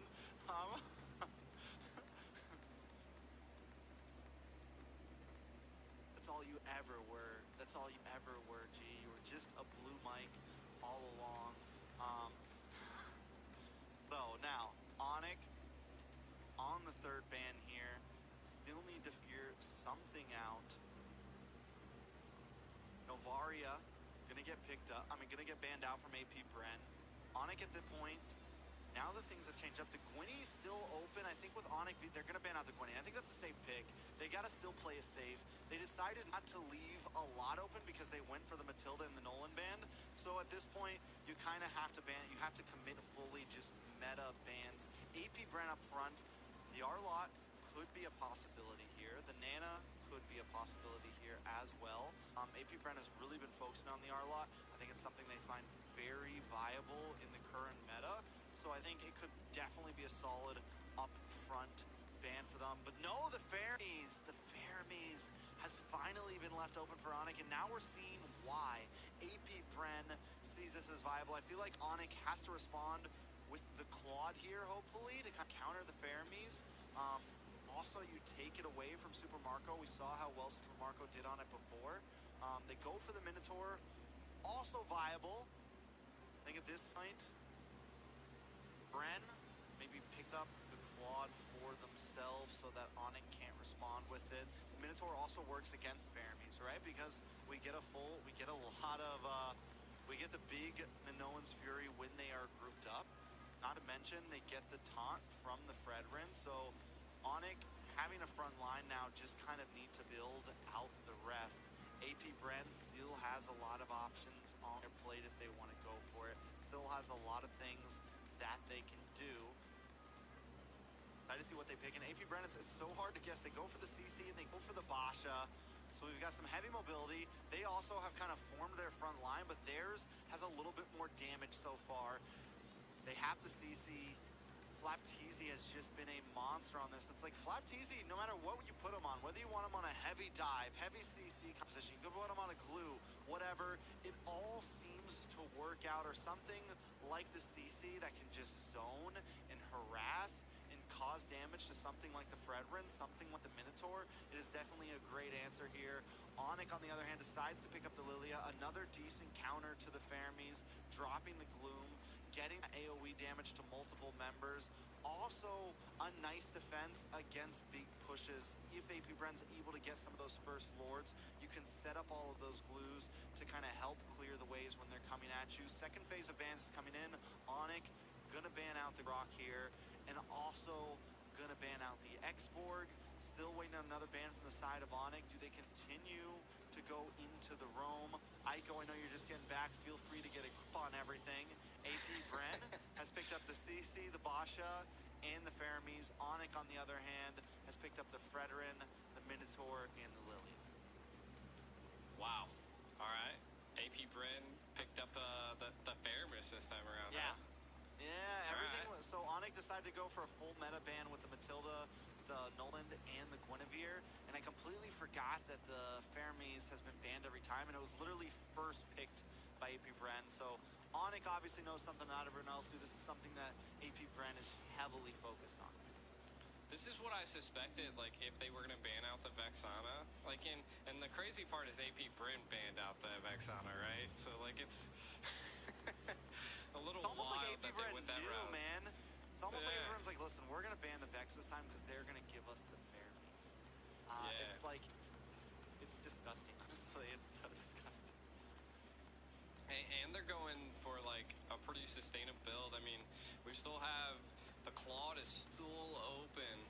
So, like, if they run Claude once again, Super Marco is just going to excel at it, I feel like.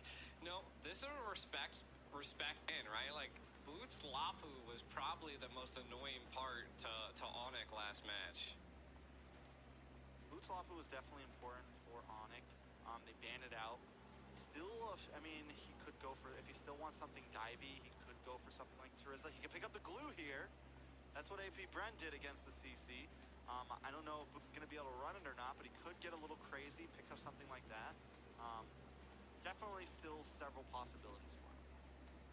Yeah, definitely. I mean, we see the X-Borg ban once again.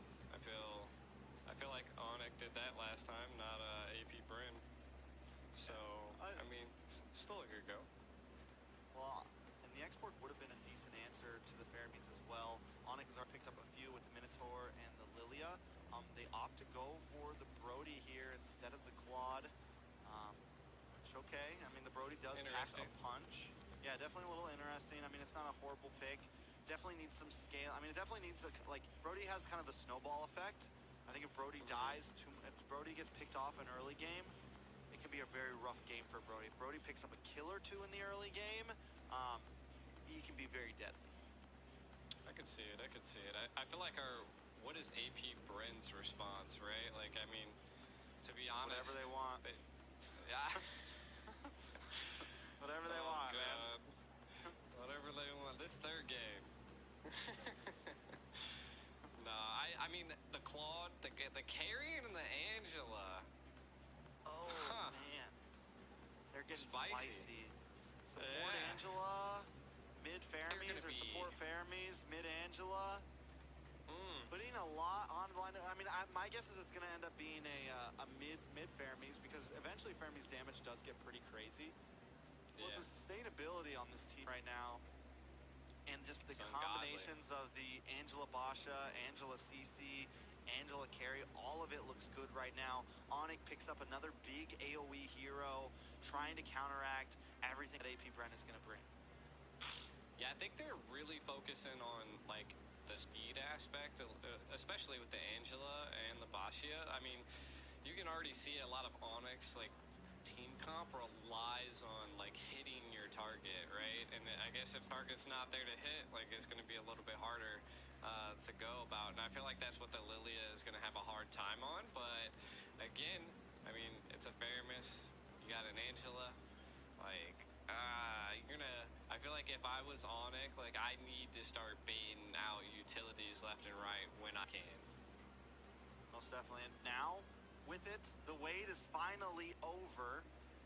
We're going to be jumping into match point. And like you said, the draft, I think a big win con for the side of Onyx here is going to be some early game aggression.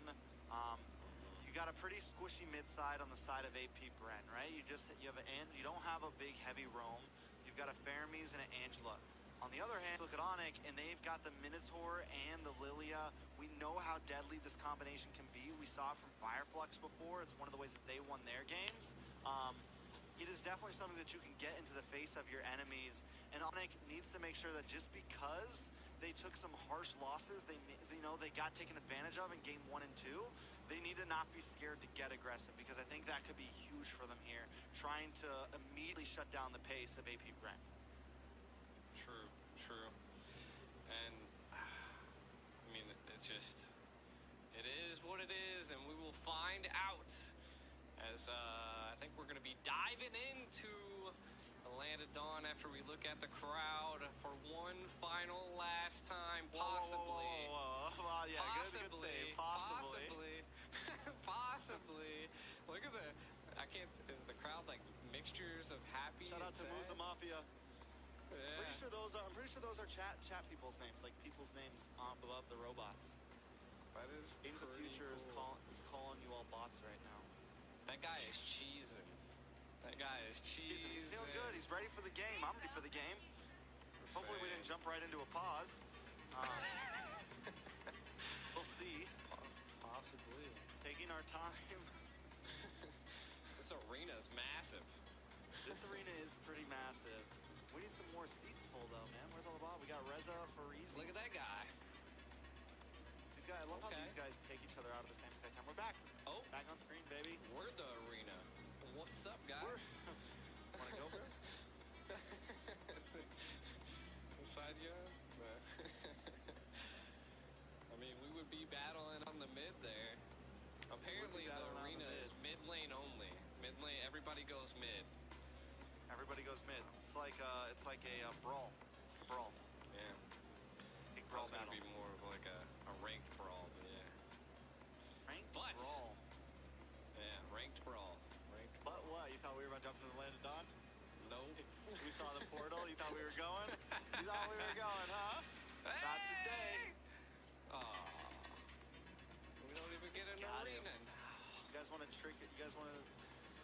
He was so excited. Don't push me down. Don't push me down. Not when I'm up, man. Not when I'm up. But we can go. I mean, we've seen the draft, right? I mean, I feel like just to kind of get into a quick hot take, you know, like the Boxia Angela, right? Oof.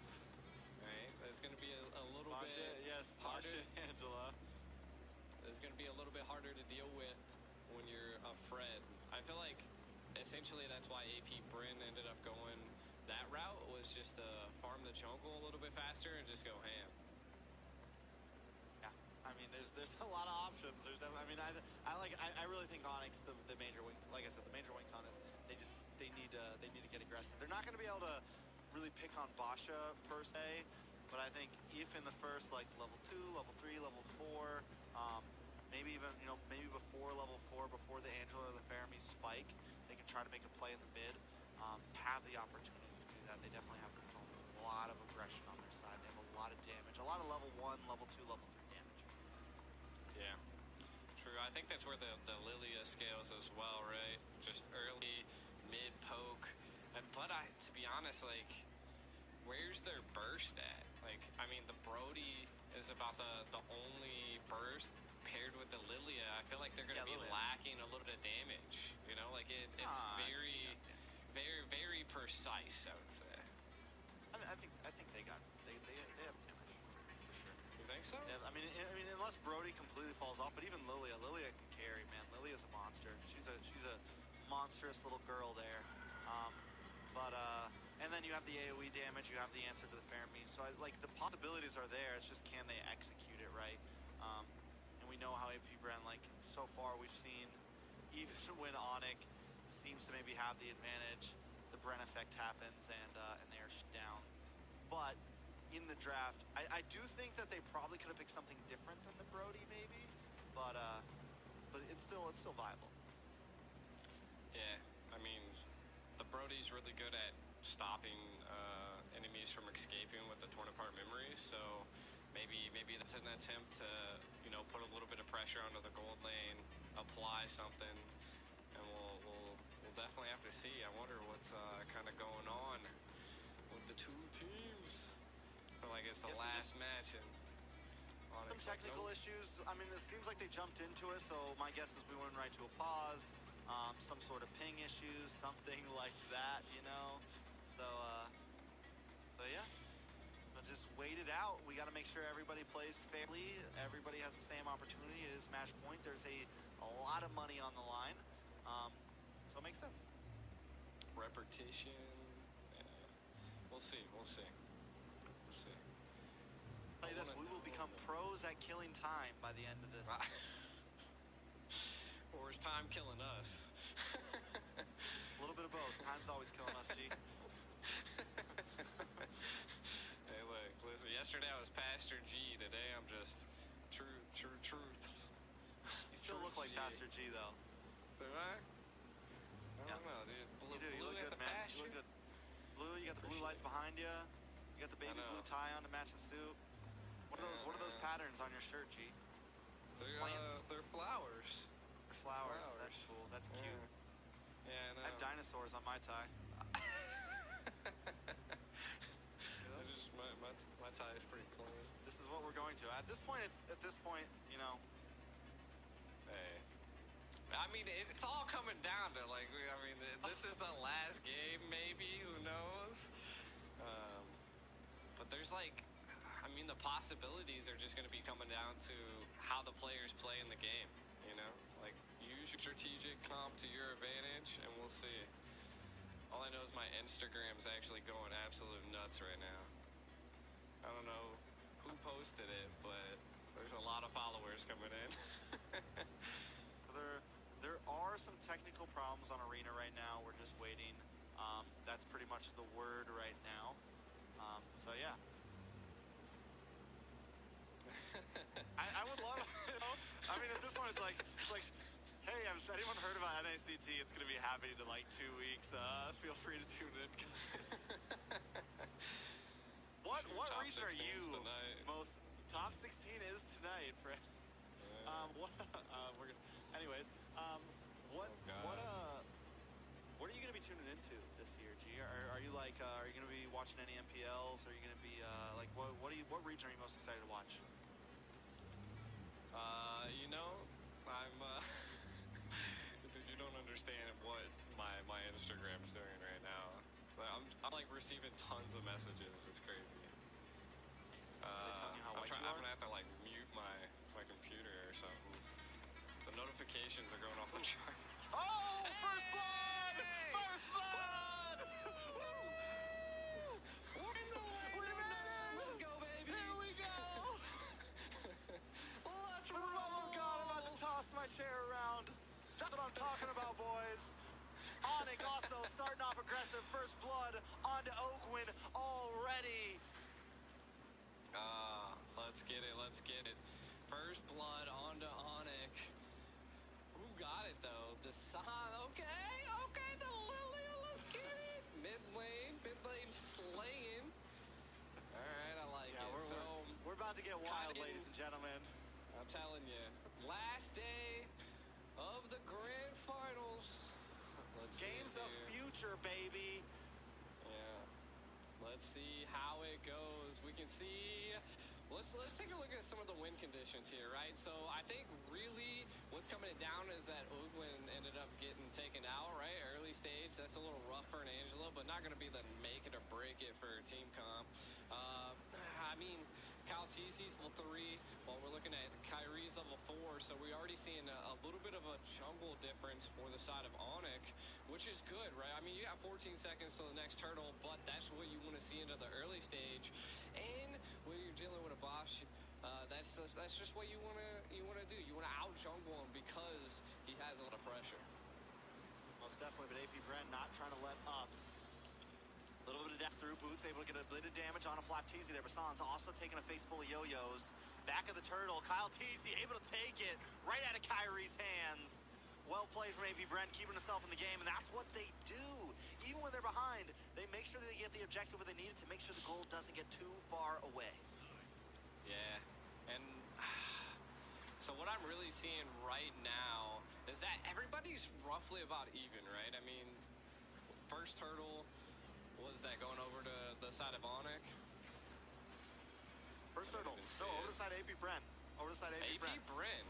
Okay, so Retri was able to be landed. AP Brent coming out on top there. And I think this is what was happening in the last game, right? Like, it was just a little bit hard for Kyrie to hit these Retries, and I'm not quite sure what could be causing that. I mean, AP just able to zone and properly keep them at bay.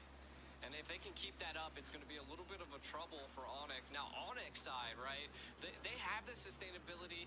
They have, like you were saying, I mean, they have damage. I just don't know if it's going to be enough to penetrate a Fairmist Coulter, and I'm not even quite sure if it's going to be able to get past the Angela, right? Like, I just feel like the whole comp of AP Brent is thick. Like, look. Yeah, a little bit of a play up top. Boots in a bit of trouble here. Gonna go down. Flapteasy able to pick up the kill. Now, on the side of Onyx, they got to respond 1-1.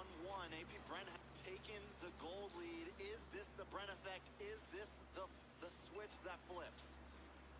I think this is the switch that gets That was a tongue twister. That was a tongue. I was like, hold up. Like, what did you just say? Yeah, it was Listen, definitely we've been here a while. twister. It's zero IQ desk right now. We're on the zero IQ desk. We're vibing. We're feeling it. Let's go. We're just vibing at this point, 100%. We can already see. I like this, right, from the side of Onyx. They're already setting up this turtle, but they have to be able to secure this turtle.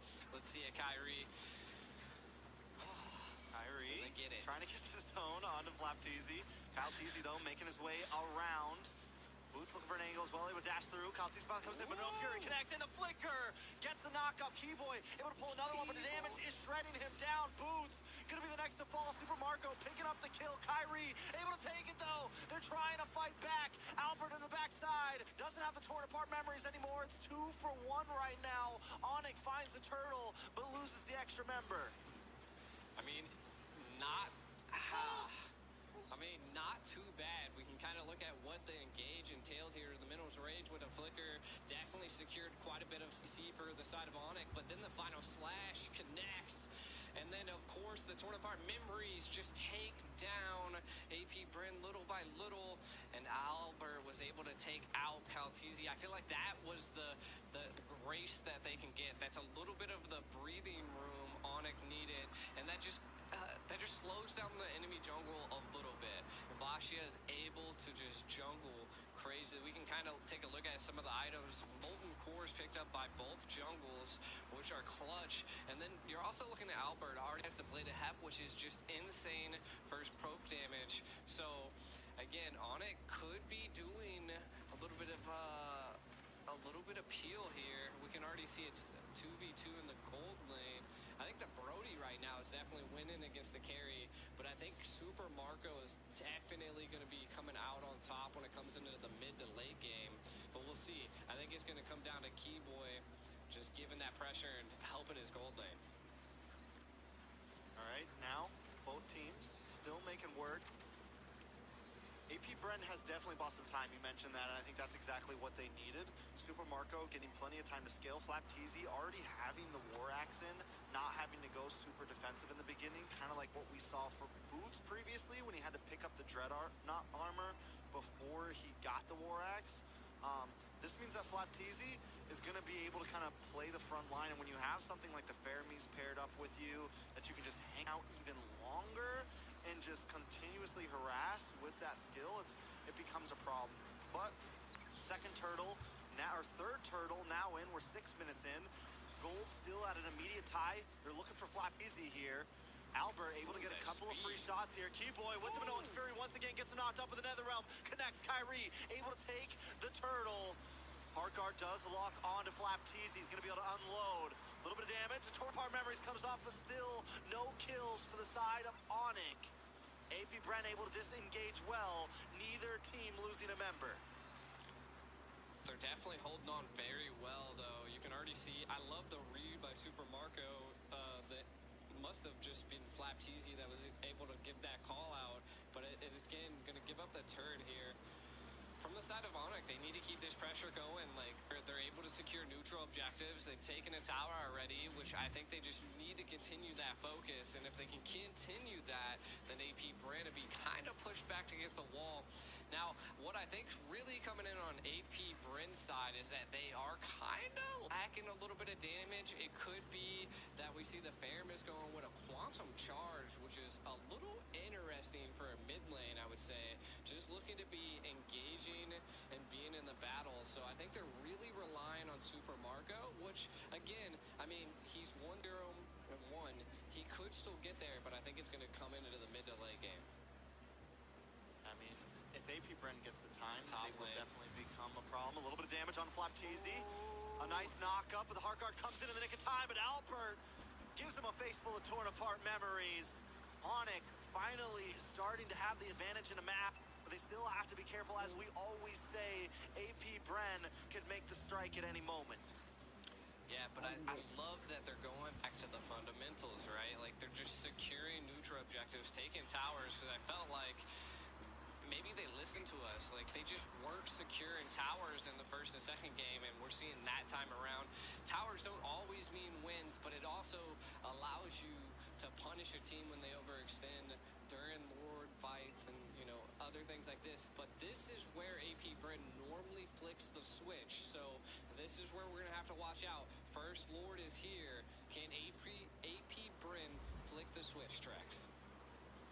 We'll see. It's definitely a possibility. Super Marco hasn't taken a death, can still pack a punch. The only problem is AP Bren doesn't have that much. Oh my god, never mind. I was going to say not that much damage, but look at Flapteasy shredding down Sans. Sans forced to use Black Shoes before the Lord fight. Lord down about 20%. Here comes Nolan's Fury, the flicker once again. Every time, time after time. Onyx now trying to clean up. A Keyboy goes down. Few able to pick up the kill. Albert gonna be next, but he finds a kill on a Kyle Teasy just in time. Kyrie able to take the Lord. But he loses 2 members. 3 members make it. AP Bren standing kind of on top. I think it could be a win because they're going to get a tower here. Onyx, yes, they get the Lord, but at what cost? Yeah, I mean, you can kind of see at what cost the final slash did come out, and it kind of offset AP Bren there. Torn apart memories definitely took them down low. I think they kind of like tunnel focused right there, and then they forgot that Kyrie was in the center of board pit and was still there, and he was low HP. They could have definitely jumped on him, so a little bit of a mistake by AP Bren. I mean, they were able to take out Albert, but again, they lost the Lord, took a mid tower. They need to kind of focus up and take the left and right tower as well. Looks like they might be trading the mid tower here as they're trying to come in to save it.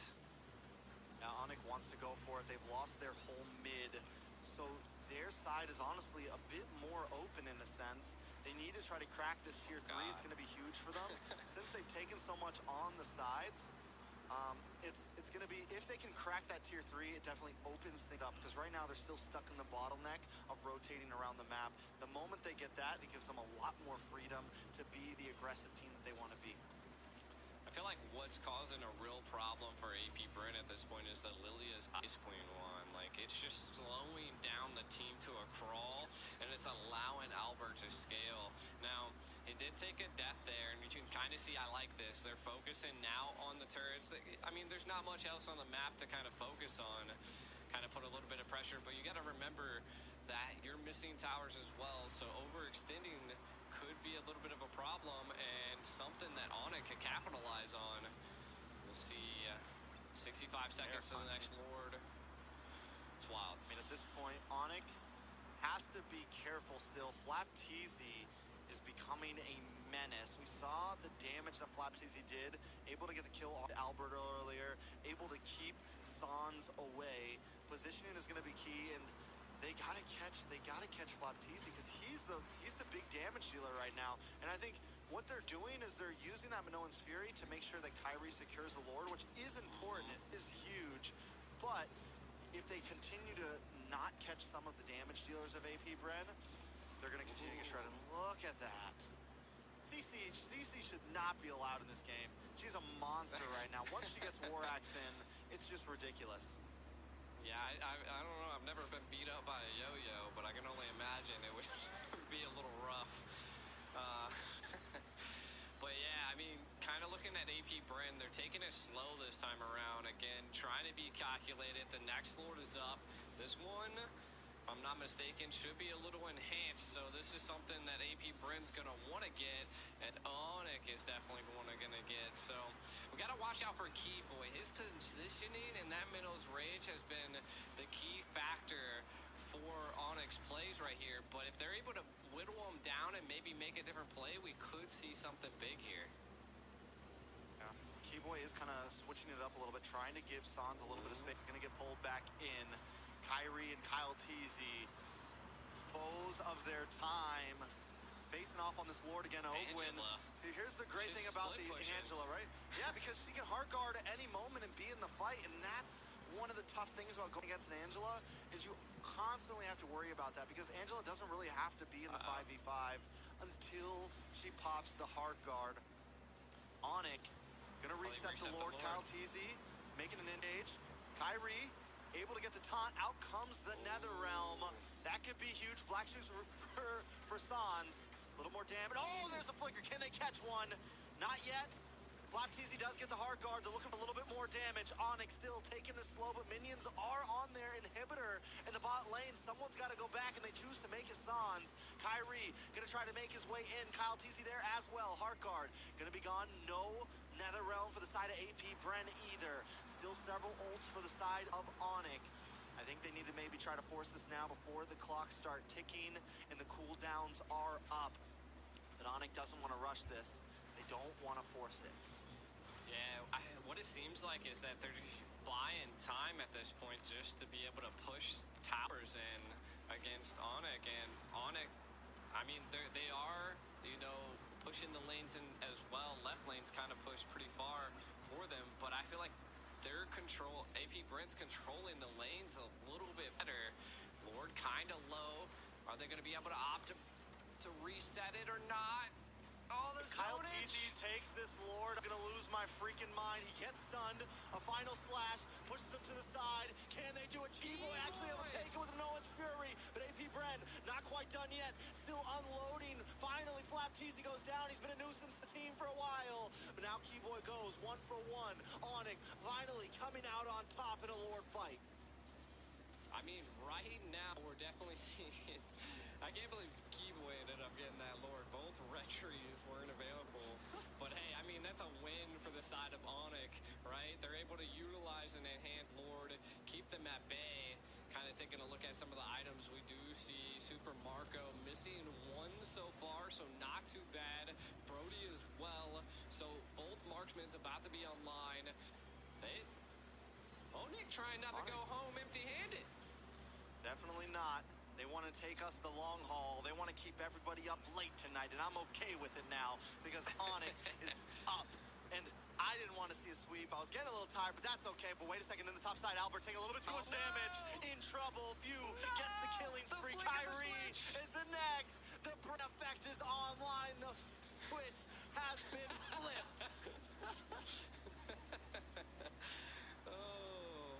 It's not too bad, though. It's not too bad. 2 fall on the side of Onyx, but super minions are barreling down onto AP Bren.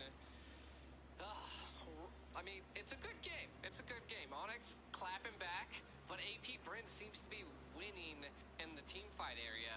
They just have to switch it up a little bit and be able to secure some of those neutral objectives.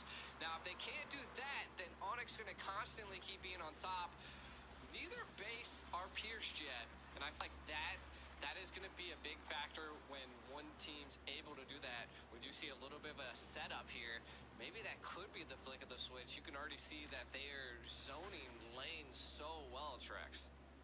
I will say this is the first time we've been this far in the game, and Onyx hasn't been down about 5,000 to 10,000 gold. And they were able to defend before at a huge gold deficit. So I want to say that maybe them being even or close to AP Bren is the advantage. But here's how good AP Bren is. Even in the beginning of this game when they were down in kills, even when it felt like Onyx was in control of some of the fights, AP Bren still keeps a solid gold lead. Take us through some of these items, though. Yeah, taking a look at some of the items here, really what I'm seeing is Fairmist just now picking up a Divine Glaive, so a little bit of magic piercing definitely going to be happening on the team fights. Again, Brody now has that Wind of Nature versus that Albert does as well. Sold his boots, so Super Marco sold his boots, picked up the Wind Talker, so that could be one of the biggest plays here. I mean, we're 17 minutes in, not super late game, but being able to pick that up right now is huge. Let's see what they're able to do with it here, Tract. All right, Kyrie gonna start off on the Lord. Let it reset. Altizi, per usual, just feeling the ground out, rolling around. Gonna get position over the Lord here. Super Marco gonna start to unload Keyboy. Testing the waters too. Onyx very grouped up here. Sans holding the side, and once again we got the signal. Oh, wait a second, a little bit of damage on a Flapteezy there. Gonna be able to chip him back. Someone's got to go up and deal with Ogwin. AP Bren, the Angel backdoor, non-stop, just harassing. God, that's annoying. You gotta feel it for Onyx right now. I mean, if we feel like it's annoying, it's definitely annoying. Like, someone go deal with Angela again. You know? You as well. You mentioned the Divine Glaive earlier. Here's the thing about the Pheromones in the beginning. Oh, wait a second. A lot of damage. The taunt does lock down. Flapteezy gets the Heart Guard, but it might not do enough. Cult Altar to try to help seal the deal. But still, Flapteezy taking a lot of damage. There's the Minoan's Fury. Onyx trying to collapse. Albert able to find Super Marco. Sans picking up the kill. Few now on the run. AP Bren for the first time shot back in 3 series. Shooken down. Onyx taking control of the Lord Pit, but look at Kyle Teasy, man. Look at him, he's still gonna try to go for this. Flapteezy with him, is AP Bren gonna finally back off. They decide to. Onyx gonna take the second Lord. What happened there in our break time? Onyx now online. They're putting it to AP. Oh, look at the final slash. I don't know if they're gonna be able to do anything though. Teasy getting some nice chip damage. Kyle Teasy in a little bit of trouble, getting way too locked up. Finally taken down from the Appraiser's Wrath. San able to pop the black shoes. Onyx moving in onto the inhibitor. Lord hasn't even showed up yet, but they're gonna break down this base. Onyx not trying to go home too early. Got their eyes on the prize here. Lord to make his way down the mid side. Onyx ready to fight. Yeah, I mean, I'm super surprised with how much damage they're outputting at this point. I think it's just they're utilizing and baiting quite a bit of the utility via AP Bren, but the siege is happening. Boots moving in for the final slash, able to connect onto one. Ogwin goes down, no Heart Guard for the team, that means. And now, Flapteezy in a little bit of trouble as well. Boots finally getting his revenge. Onyx getting onto the base, and that is it. It's not match point till Onyx says it is. Onyx. Not one to leave the stadium empty-handed. Takes one on AP Bren. Man, what a battle. Utilization of the Bashia and the Angela wasn't enough. The Bees have fallen in one match. All right, so we're gonna have another hour till the next game. No, I'm just kidding. Time to go back to the drawing board, kind of taking a look at some of these highlights that went down. The first blood going on the side of Onyx was pretty clutch, but I don't know if it was ultimately the deciding factor in the game. I think it was mainly how many utilities they were able to utilize and bait from the side of AP Bren. Also, just being able to secure so many neutral objectives. They took so many towers into the early age, and I mean, look at the torn apart memories just tearing apart AP Bren, and this just goes to show that Onyx is here to rumble. Keyboy was on fire that game, man. Those flicker Minoan's Fury, every time you could see it coming, but there was just no escape. Albert as well. We were a little questionable about the Brody pick, but it definitely started to pack a punch when they needed it. Able to kind of zone out Flapteezy, and then Boots, even at the end, at one of these final replays, it was huge for them. But this is about 14 minutes in, second Lord of the game. And And that is huge right there. We see the play happen. We see them finally catch off Flatteezy here. He goes down. And this is when everything finally starts to shift. Kind of a tug and pull. But Onyx finally kind of takes control here. A little bit of a fight in the mid again. This is when AP Bren tugs back a bit. First Lord goes down, and AP Bren takes control. Yeah, I really think it came in clutch that Keyboy was able to utilize the Minnows Rage to secure the Lord into this late game. Again, the bait, the utilization of the Netherrealm was also great and clutch for him because they were just stacking up. Albert was just stacking stacks, and then the moment the Netherrealm let up, he just tore them apart. So it just worked out in their favor, being able to secure the Lord and then end on a siege. You could see that AP Bren tried to attempt to move the Lord into another tower, but a good response by Onyx here. So it was just a great game. And Boots finally kind of comes online there too, able to get the better of Flatteezy. Yes, he had Big Brother Lord on his back to help out, but still, you started to see the tipping point of where the CC wasn't as savage as it was in the first 10-15 minutes. Let's take a look at the MVP for Onyx's first win of the series. It's going to be Sans on the Lilia, 3-1-7, 37 damage dealt. You were worried about burst damage, D. Well, there it is. Yeah, I mean, in the very beginning, I was definitely a little skeptical about the team comp, but I think ultimately we approached that end game mark, which allowed the Lilia to just go crazy. So I think paired with that and then Albert just on the Brody, it was actually pretty decent for the side of Onyx. So it came clutch, and then Keyboy, just those minnows, the rage was coming out, the pure adrenaline by side of Onyx just goes to show they are do not count them out on the world stage. Yeah, they showed up when they needed to. I think it got to a point where people were losing faith. We were losing faith. We were wondering if Onyx was going to be able to take something here, able to get their flow back. And now they finally broken the momentum of AP Bren. I mean, it's 2-1. It's still match point for AP Bren. We still know how strong AP Bren can be, but still to come back after a 2-0 deficit, I mean, it's pretty huge. Taking a look at the kills, it was still a very close game. At any point, it could have gone either way. Yeah, you got to really think about the mental when it comes to being so far behind like this. And now, I mean, it's one step to the highest pedestal here. Can Onyx keep that up? And I mean, if they're able to break the switch of AP, then I think they could definitely do this. They got to hit the switch and turn the lights out. I feel like it. We'll see. All right. So Onyx takes it, and again, I think in that game, I don't think it had too much to do with draft that game. I think honestly, AP Bren had a decent draft. I think one of the major points was Keyboy timing those Minoan's Furies perfectly, and Onyx able to kind of hang in there against the force that AP Bren is. And I think they had a very clear job going in there. Is okay, we need to just make sure we're able to secure these Lords. Like even if we're a little behind in gold, even if we take a death or two, we have to secure the Lords. And the best way to do that is Keyboy to time the Minoan's Fury perfectly, so that Kyle Teasy gets knocked up, and that Kyrie can get a clean retribution off, can have free space. And First Lord, even some of those turtles, they took losses on them. They would take 2 deaths. Onyx wasn't really winning off of those, but what was definitely not happening is they weren't losing off of them. They weren't falling behind 5, 6, 7K gold by the 15-minute mark. So Onyx maybe has found an answer to at least keep up with AP Bren throughout the early to mid game.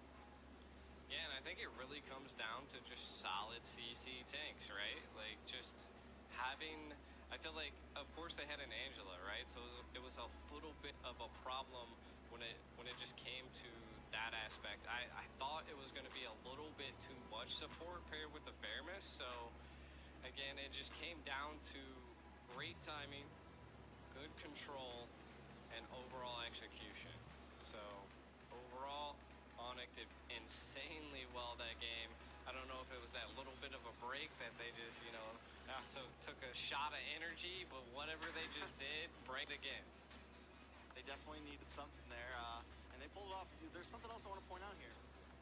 No Vexana that game. Yeah. You No did say Vexana that game. earlier. You said that if I mean, it was Vexana got AP banned. Bren. It was AP Bren who banned it out, but still, like, the pressure that Few brings on, I think, any kind of mage like that, I think is something that we definitely need to look at, something that definitely needs to be made clear. Because the zoning he's able to give, and when you put him on something like the Faramis, it's just not there as much in the early and mid game, and it kind of slows down the pace of AP Bren. True. So, I mean, we've seen quite a few comps come at AP Bren now, and quite a few comps pulled out by Onyx, so it just, we'll see. I mean, if they can keep this up, I like the momentum's now in the favor of Onyx. AP Bren now having to take a step back and kind of, you know, re-look at what was going down. Do they force the Vexana in the lineup once again? I mean, it seems like the Lilia has just been a game changer for some teams, so maybe targeting the Lilia. I mean, there's quite a few options that they could possibly go with here, but I think right now Onyx just stays on the same path that they're on. Just keep the solid CC up. You definitely need it for when you're taking a Lord like that, because every time it seems like it's coming down to a 50-50 red streak battle. So we'll have to see. I feel like Onyx on a good path now. Yeah, they're going to get blue side as well, which I think blue side has been, you know, the favorited side for wins. So you get the first pick, you get to draft a little bit differently. On blue side, you can kind of choose to target a bit more if you want, and let red side see if they want to do the more of meta bans. Things like the Joy, the Matilda, you know, those things we've been talking about for a while. Which you know AP Bren is normally willing to at least leave one of them open, like the Guinevere. But still, I do feel like you're a bit more in the driver's seat when it comes to the first phase of bans. Picks a little bit different because you're pretty open to get countered to, but still, I think Onyx is in a decent position right now to definitely make this series stretch out. Yeah. My overall thought is now, like, what does AP Bren do, right? You know, they're a little bit on the back foot. What's their overall strategic approach to this next match? Do they just rock it out like they did in the first two, kind of play as aggressive as they possibly can? I felt like they definitely took a step back because they had two supports this time. So I felt like that could have been a big factor into their overall gameplay. So maybe not utilizing the Faramis in the mid, it doesn't seem like it's super effective against Onyx, especially when they have that burst mage in the center.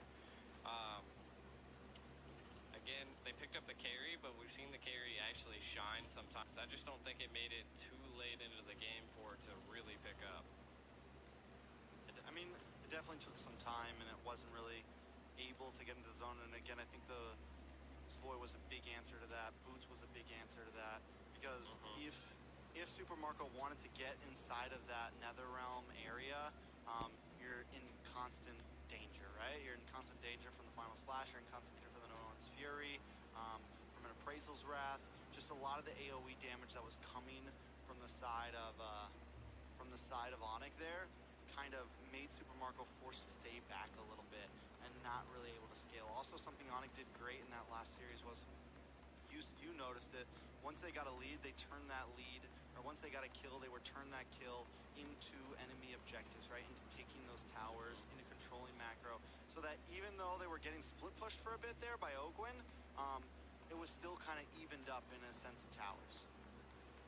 Yeah, and I felt like that, again, was just, like, the first two games, they were lacking in the objective department, right? They weren't taking towers, they were losing turtles and lords, so instead of going for the 50-50, might as well just go for other objectives, right? And this time they were actually winning turtles and securing objectives, and something I've always learned throughout my like Mobile Legends career is that if there's a kill, you need to turn that into something else, right? Like, they're down a person, let's go get something else, right?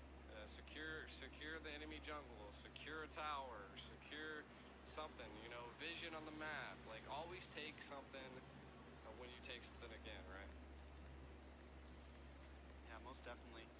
I think, so I think at this point, honestly, you asked earlier, what does AP Bren do?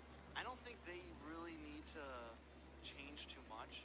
Even that last game was very possible that they could have taken it, right? It's very possible that they could have won that last game. Onic was not like in complete control of that game. They were able to get a big play and finish things out. They even rushed it, you know? They didn't even like play it super safe in that last finish. They were like, we gotta end now. We gotta end now. Whereas AP Bren normally takes a slower approach. If they get the better of you, they take an inhibitor or two, then they back off. They come back for another one. Onic knows it's we can't mess. We can't play with our food. Let's get in there. So definitely, I think AP Bren can kind of just come into this again, play what they want. You know, play what they feel is best. I definitely think one of the weaknesses in the last one was the Fermis and the Angela. It kind of gave a little bit too much space for Onic, and I think one of the things they've done so well is smothering Onic, and that's where Onic kind of falters, because Onic's not used to teams smothering them, right? I don't think Onic is really used to teams just like bullying them in the laning phase and things like that. And I think that's where AP Bren kind of has their number. It's like, okay, we have the skill, we have the micro mechanics to kind of go there with you, and when they do that, Onic kind of falls apart sometimes. Yeah, definitely. And I enjoy the strategic approach that like you're stating, you know, but I'm still like, do they run with the same comp? I know that they were kind of just lacking a bit of damage, and I kind of felt like that was going to be the case, especially since, I mean, I know that Asha definitely does counter the Fred a little bit just because of that jungle speed, but I think the early death that he took was like one of those downfalls. It already slowed down his jungle at that point and kept him at bay. So I do think that ultimately the Angela just didn't help like any of the other roams did that they've played, right? Like the Angela just can't jump in there, can't get vision, or she'll pay for it, which I think in the very beginning she was the first one to die, which again is just a little bit of a tough choice. So I think it was ultimately they were trying to bring the AP Bren style into something that is a little laxative and not as easy to pull that style off, you know.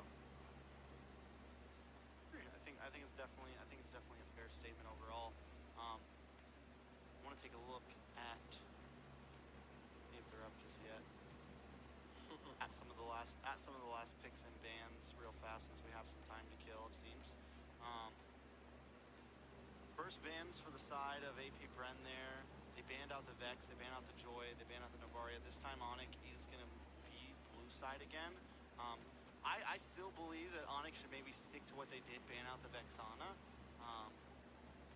Maybe even, if they don't want to first pick it, maybe even ban out the Arlot, because in the hands of AP Bren, that Arlot is just vicious. Whether it's Ogwyn, whether it's whoever, does look like finally we're going to be jumping into the draft. Still match point for AP Bren. Onic trying to get the rerun here, trying to tie things up and bring it all down to one game. Yeah. Good, Onic said we're not going to be able to first pick the Minnow, so let's get rid of the Minnow, let's get rid of the Vexana. They're targeting key heroes that were definitely disrupting their flow, and I think they're ready, right? Like, this is match point still, AP Bren. So Onic gonna have to really strategize here when it comes to this, and like you said, it's not a best out of 7, but they're kind of, now that they have this extra game, like they've been able to learn, they've been able to see the little bit of a weakness that AP Bren had, be it the draft, be it the overall control in the game. But I think this is the time that they're able to like mount up a game plan. Now they're going the Fermis. Now there's two options here. Do they leave open the Matilda, or do they leave open the Guinevere? I mean, definitely, I think it's, they leave both open. Just force it so they can get one? Yeah, I think they leave both open. Yeah. I mean, that's normally the strat here. They might leave the Gwynny open. That's what we saw in game 1. They left the Guinevere open. They banned. This was like literally almost the same exact position. So they know they can play well against the Guinevere. They might just be the Matilda here if they see it as that much more of a threat. They go for no, they leave both open. So does Onyx prile the Gwynny or the Matilda? I think they got to take the Matilda. I was thinking so too. But I mean, what we did just see, I mean, they're going for it. Yeah. I was like, but it seems like they need solid CCs to interrupt Calteezy. So picking up that Matilda, does that force them out of that comfort zone that they just had in the last match? Like, you're gonna have speed, but are you gonna have CC? I mean, it's definitely possible. I'm wondering. My thing is now that they have this Matilda, they can go for like Onyx can kind of go for something a bit lower pace if they want. Like they could go like for the Barats now.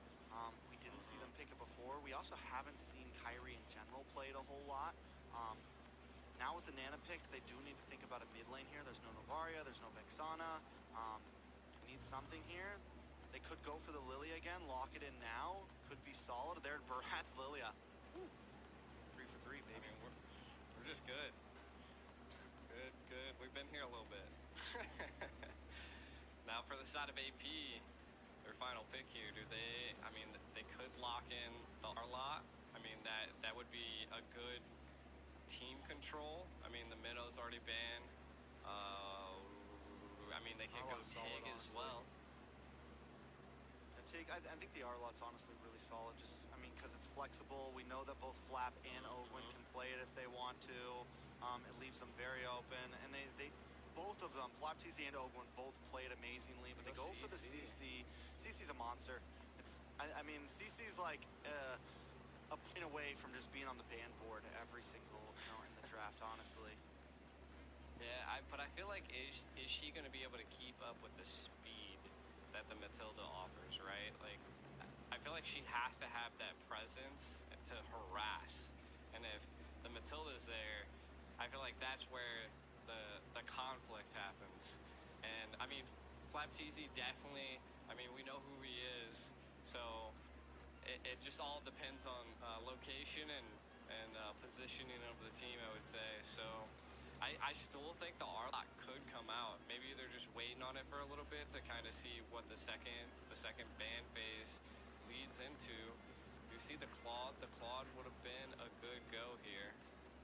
I'm wondering if Onyx gonna go for the Ixia Matilda combo here, like the full barrage and the guiding winds combo. Wondering if they're gonna lock that in.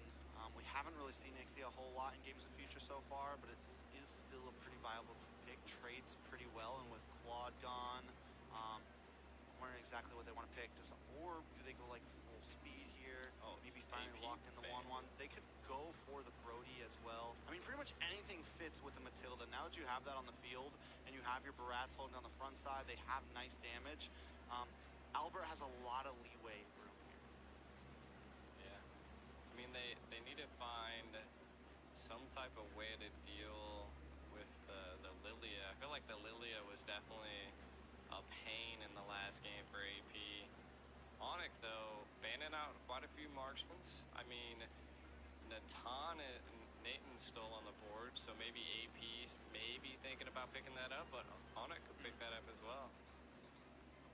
Definitely agree. Do they get the Ruby, though? So Ruby, Roam, Jungle, Gwyn, EXP, CC. Nana, they still need a marksman here. They will get last pick, so I think it's a solid kind of waiting for that. See what Albert's gonna lock in. Hair's still a possibility. Wan's still a possibility. Brody, Bruno, Ixia. They go for the Wan. Which is actually not bad here, just because of the nullification of CC with the second skill, right? So if the Gwynny lands on you, you got a way to get away. If the Ruby catches you, you have a way to get away. I don't know if it works against transformations. I know it works against CC and lockdown, but I don't know if it works against the transformation of the Melina. I want to know this last pick. What marksman? Is it the Nathan? Is it the Beatrix? I mean, all you gotta do is really click the attack button with the SMGs, and you're able to hit the Wan. So I could see it. You can also snipe it. You can also play range against the Wan in the early laning phase with the sniper. you want to do shred damage against the Barats, whether you want to do burst damage, you have plenty of options and plenty of outs. So I think it's definitely a flexible, solid pick for the side of AP Bren. It's definitely not a marksman we see all the time, but I definitely don't think she's just like fallen off or anything like that. She's definitely viable when the time is right. Yeah, AP Bren's pulled it out, I think, once or twice before, so they're comfortable with it. We'll see how it goes. And the Wanwan's wild. And I was talking about Wanwan like during one of our breaks. I was wondering if Onyx or someone was going to pull it out because it just was never banned. And I think it had just come down to seeing how well it can be utilized in team fights. Earlier in the comps, we've seen Wanwan scale and go crazy. So let's see. Well, I think Albert's been the only one to pick up the Wanwan so far. I don't think any other team has ran it yet. I think he's been like the trademark pick for it, unless it happened in group stage. But here we are, jumping into the land of Dawn. Onyx trying to tie things up. AP Bren trying to get out of here early. It's match point once again at the Games of Future Grand Finals. This is AP Bren versus Onyx. Yeah, we can already see that AP Bren's kind of rotating early with the Ruby, which is a little wild. I guess maybe trying to help clear the mid lane a little bit faster against Lilia, which is a little understandable. But the passive, they tried. I know. They went for it. Even the crowd got a little loud there. I heard it. You gotta love when the crowd interacts with like what's going down. Right now, you can already see that the pressure on the side of Onyx, they really want to stop and put pressure onto Super Marco. And I think the Matilda is going to be at play here. The Matilda Brats combo is just an overall good combo. It allows the jungle to be able to rotate and move fast. And you can already see that Kyrie's putting on the pressure on the enemy jungle. And I mean, Gwen also has the ability to roam and put pressure and to be able to secure jungles, but let's see if paired with the Matilda, they're able to do it quicker on the side of Onyx.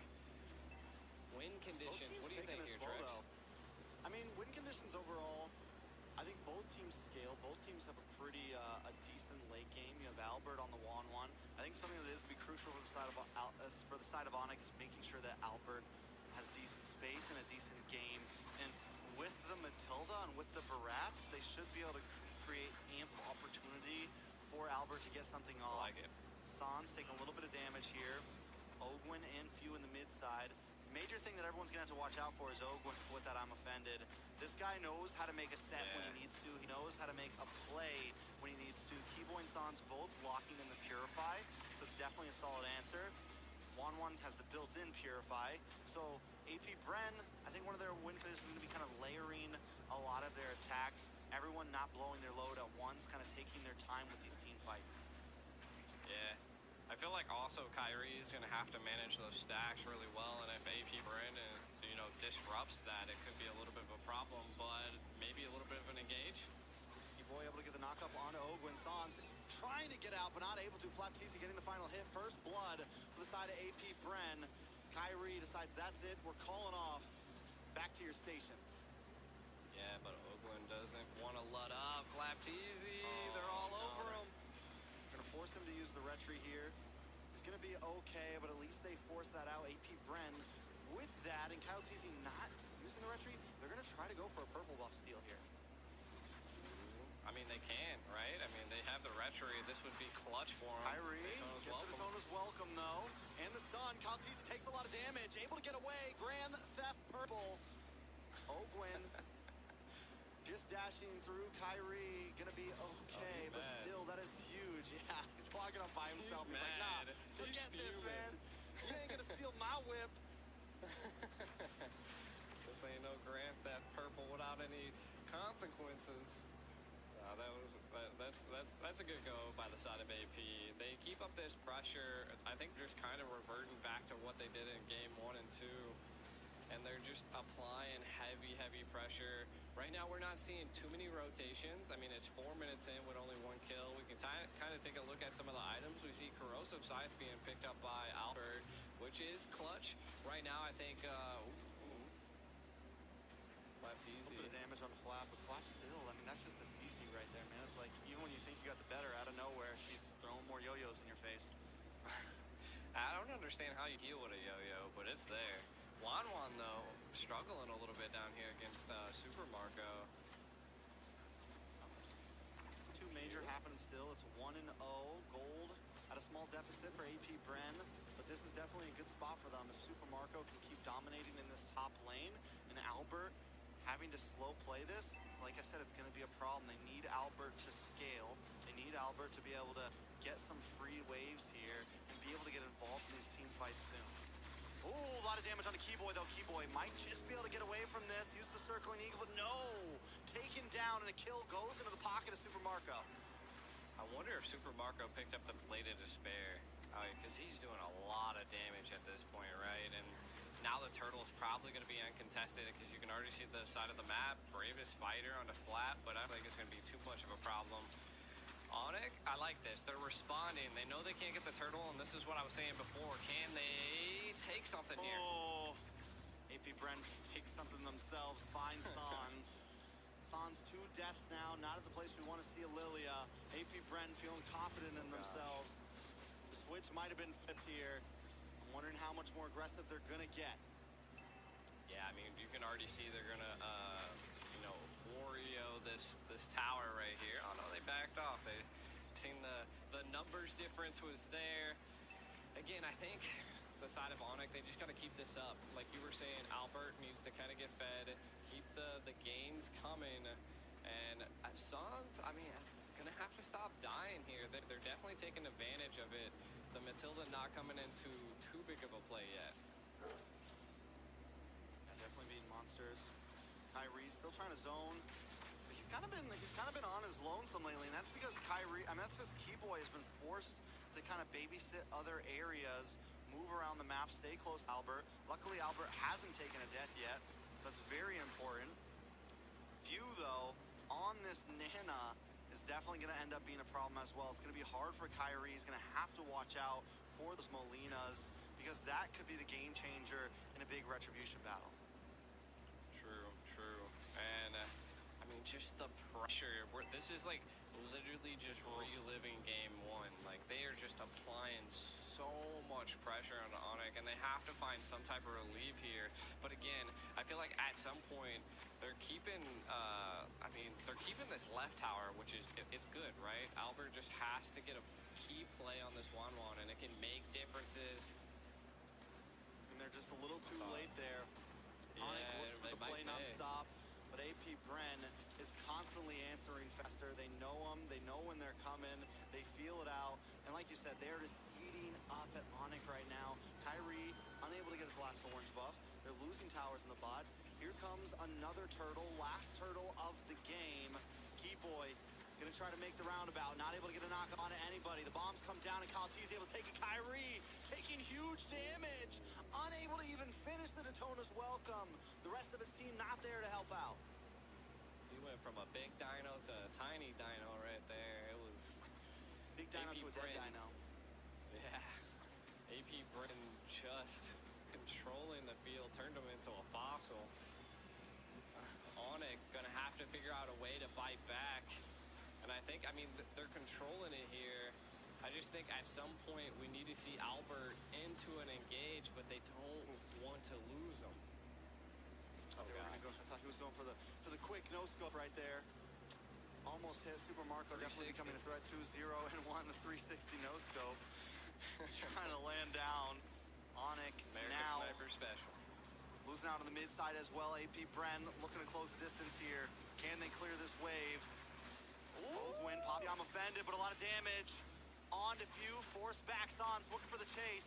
Doesn't have the black shoes, so can't overcommit, but Boots able to get the land down onto Kaltizi. But out comes the Demir's Passion, and Kyrie is forced to back off. A nice crossbow of Tang, but still no finishes for Onyx. AP Bren still controlling with a 5K gold lead. Now, if I was on the side of Onyx right now, I would just, they got to play it tactical at this point, right? Like, Albert's still doing really good. Keyboy hasn't died, but I think he needs to be in a little bit more of a key location to be able to save his team sometimes. Mainly, Sans at this point kind of dying. Taking a look at some of the items, we do see the Demon Hunter sword being picked up by Albert, so could be coming online, but the biggest difference is that Super Marco has the Malefic Roar secured and the Blade of Despair, so the damage is a lot. Oh, Boots gets pulled back, though, with the Alma Offended. There's no way to get the stun, trying to respond. Able to come back, using the Guiding Wind. Sans able to pop the Black Shoes. AP Bren. Oh, snap. Does everything they can, Look at but the Onyx, switch. do they want to try to push this over? Nobody falls in such a clash, and only teams like this could pull something like that off. Flapteezy still holding down the front line. Kyrie, here comes the conceal play. Watch for Ogwin, watch for Flap. Kyrie taking a lot of damage here. Ogwin gonna get locked up, misses the Offended. Boots misses the stun.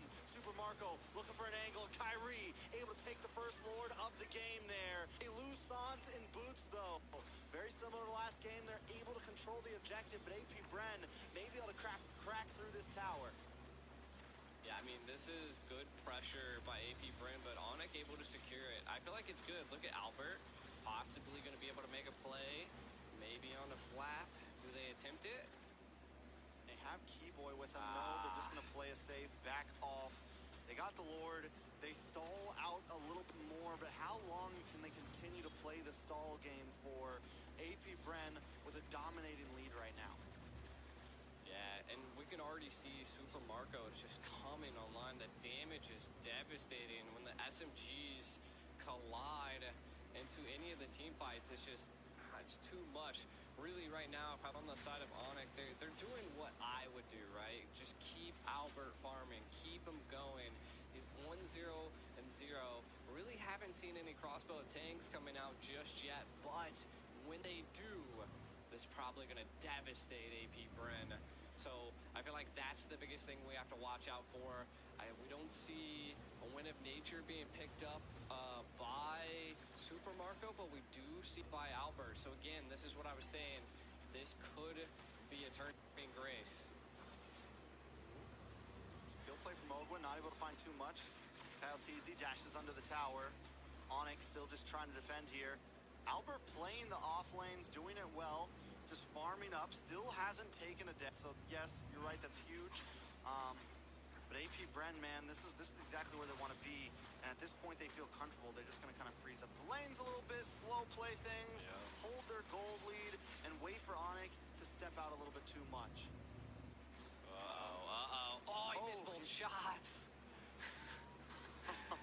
I feel like if he had the SMG right there, Sans would have been panicking, but... I mean, Sans panicked anyways. He's like, black shoes, black shoes. Was not messing around. I mean, I think it was smart if he stayed there. It could have been bad, but either way, like, you see the snipe come out, you're like, oh, I gotta go. So you don't know who else is in the bush. Kyrie. A little bit of a skirmish here at the purple buff. Kyle Teasy looking for an angle as well. Super Marco gonna back off as Few stays behind, taking a lot of damage. Few in trouble, forced to use a flicker there. Takes a little bit of burn, but the passive does not proc. AP Bren still in control. Yeah, I mean, I think they're in a little bit of control, right? I mean, right now Onyx able to, control a little bit of the right lane and the turtle area. I feel like this is going to be a key play. Do they go opt for a conceal play? And how do they approach this here? Utilities available for both sides. Only thing is that Nana does not have that flicker, so could be huge. You can kind of see Few staying into the back line, trying to keep them at bay. Onyx, what's your play? I don't know. I mean, they do have control of the pit, but the last time I felt like they had a little bit of control over the pit as well. They don't want to step too far out. They can't really take full control because if Boots gets to the other side of the river, he just gets torn apart. If Keyboy steps to the other side of the river, he just gets torn apart. So they kind of have to play this half and half game. Sans in trouble, goes down, a mega kill into the hands of Super Marco. Onyx aborts the mission. They're going to back off. They're going to give this Lord over. It's 25 seconds till Sans is back up, and AP Bren isn't going to wait that long. I mean, it looks like they pulled back a little bit to maybe attack again. Lord Low. Oh, the Molina Blitz does land on Kyrie. Super Marco able to secure the Lord. Kyle Teasy does use the Retribution as well for it. Onyx unable to make a move. Keyboy utilized the Purify to stay out God, I'm offended. It could have been really bad for Onyx at that engage. Again, taking a look at some of the items, we still don't see a Wind of Nature being picked up by Super Marco, but the damage is there. There it is.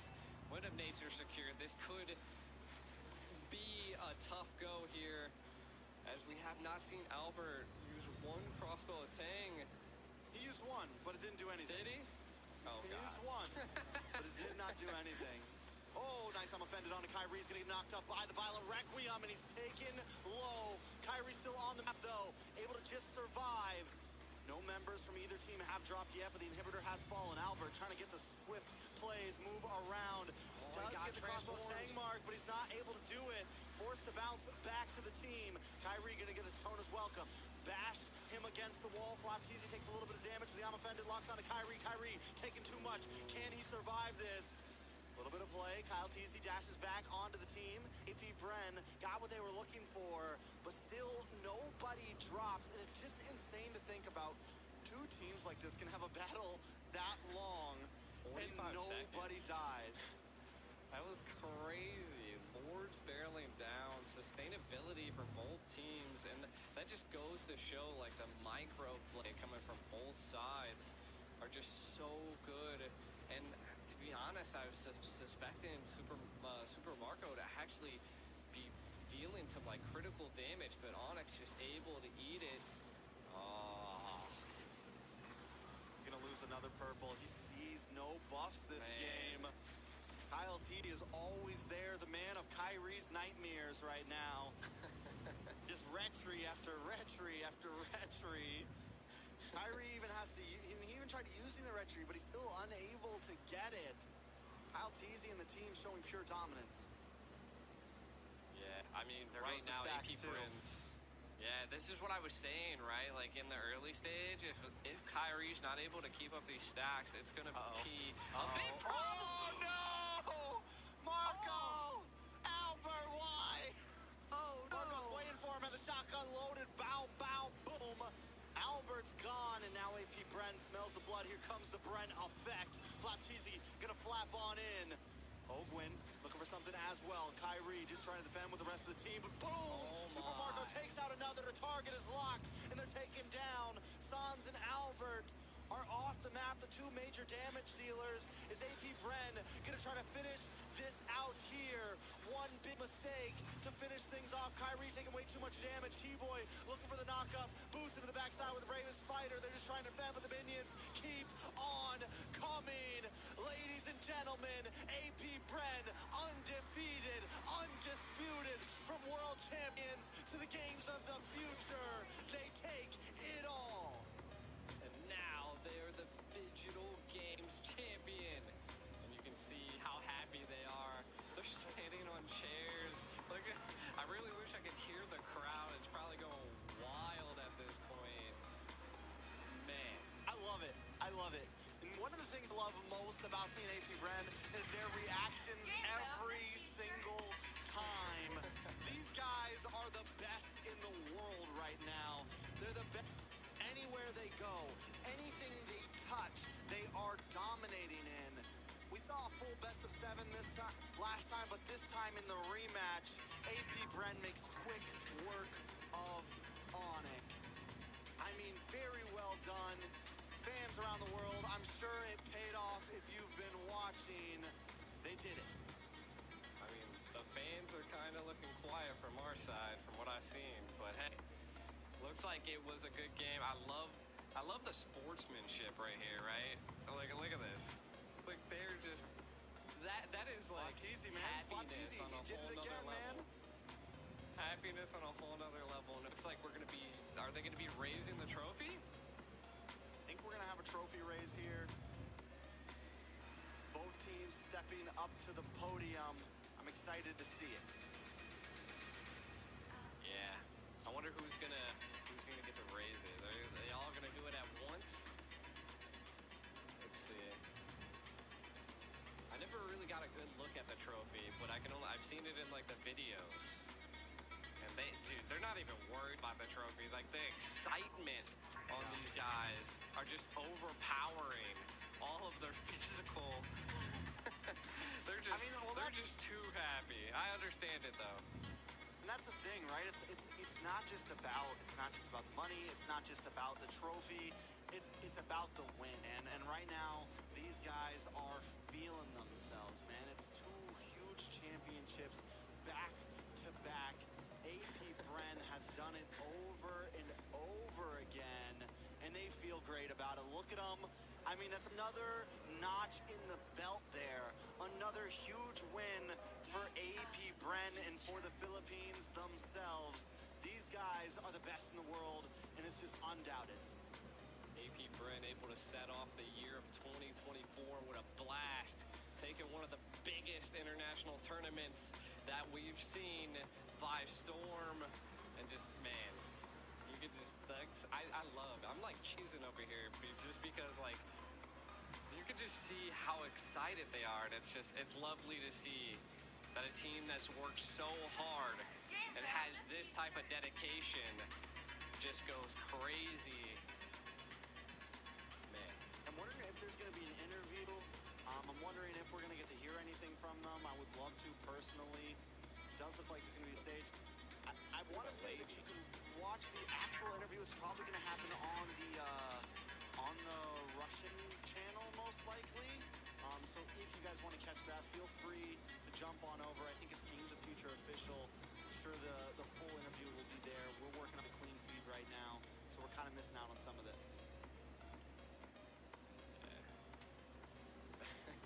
I'm wondering what that blue thing is that was handed off. Is that like another trophy? Maybe an MVP that we just couldn't hear? I'm guessing it went to... Is that Super Marco? That's the only thing I can possibly play. Amazing. I think that's going to be it for us, though. It was an amazing experience, and we see a huge win from AP Bren. I can only talk about it so much, but they have definitely just stormed the stadium. Let's take a quick look at these highlights. Look at the last highlights of the night. Man, we just got to give it up to Super Marco.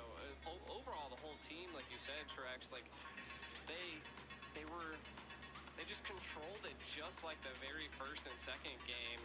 You can see that even though they lost a Lord, they still took 2 down on the side of Onyx, and that was one of the turning points. And then also Super Marco right here being able to take down Sans. Just, it pushed them back. Like you said, they had to hit the abort button. They were like, oh, God, we're not going to be able to contest this Lord. They did attempt, but it wasn't enough. 15-minute mark. Kyle Teasy diving back, kind of baiting out a lot of the utility. Again, AP Bren at every corner. It looked like they were low. The fight just kept going. They kept poking and peeling and trying to take anything. Onyx and the side of AP Bren. Crazy. Man, I love to see it. Just Onyx they put up such a great fight, but the last game, AP Bren coming in hot, coming in ready, and they took it all. One final reaction. I can never get enough of the Flapkeys reaction to winning games. Fans I want to see almost falls. He knows, man. They know. And here's the thing. And that's the Bren effect right there, baby. That's the Bren effect. And it's the perfect blend of discipline and extreme confidence. And I think that's why AP Bren has won over so much of us, because not only are they an amazing team, not only are they a disciplined and honorable team, but also they have no problem getting a little wild. And that's like the big difference that separates them between several others.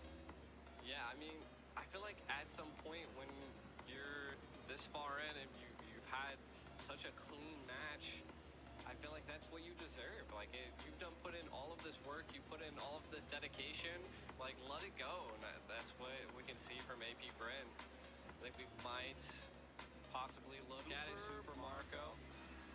7-0-3. Yeah, well, I mean, the game-changing play, the shotgun at the end, waiting for Albert. He was about to recall. Super Marco was 2 seconds away from recalling. Albert comes bouncing on up and just taken out, and that was it. Just two shotgun shells to the face, and it's over. That's all it takes. Like, Albert blinked, and then he was like, I'm dead. Yeah. Yeah,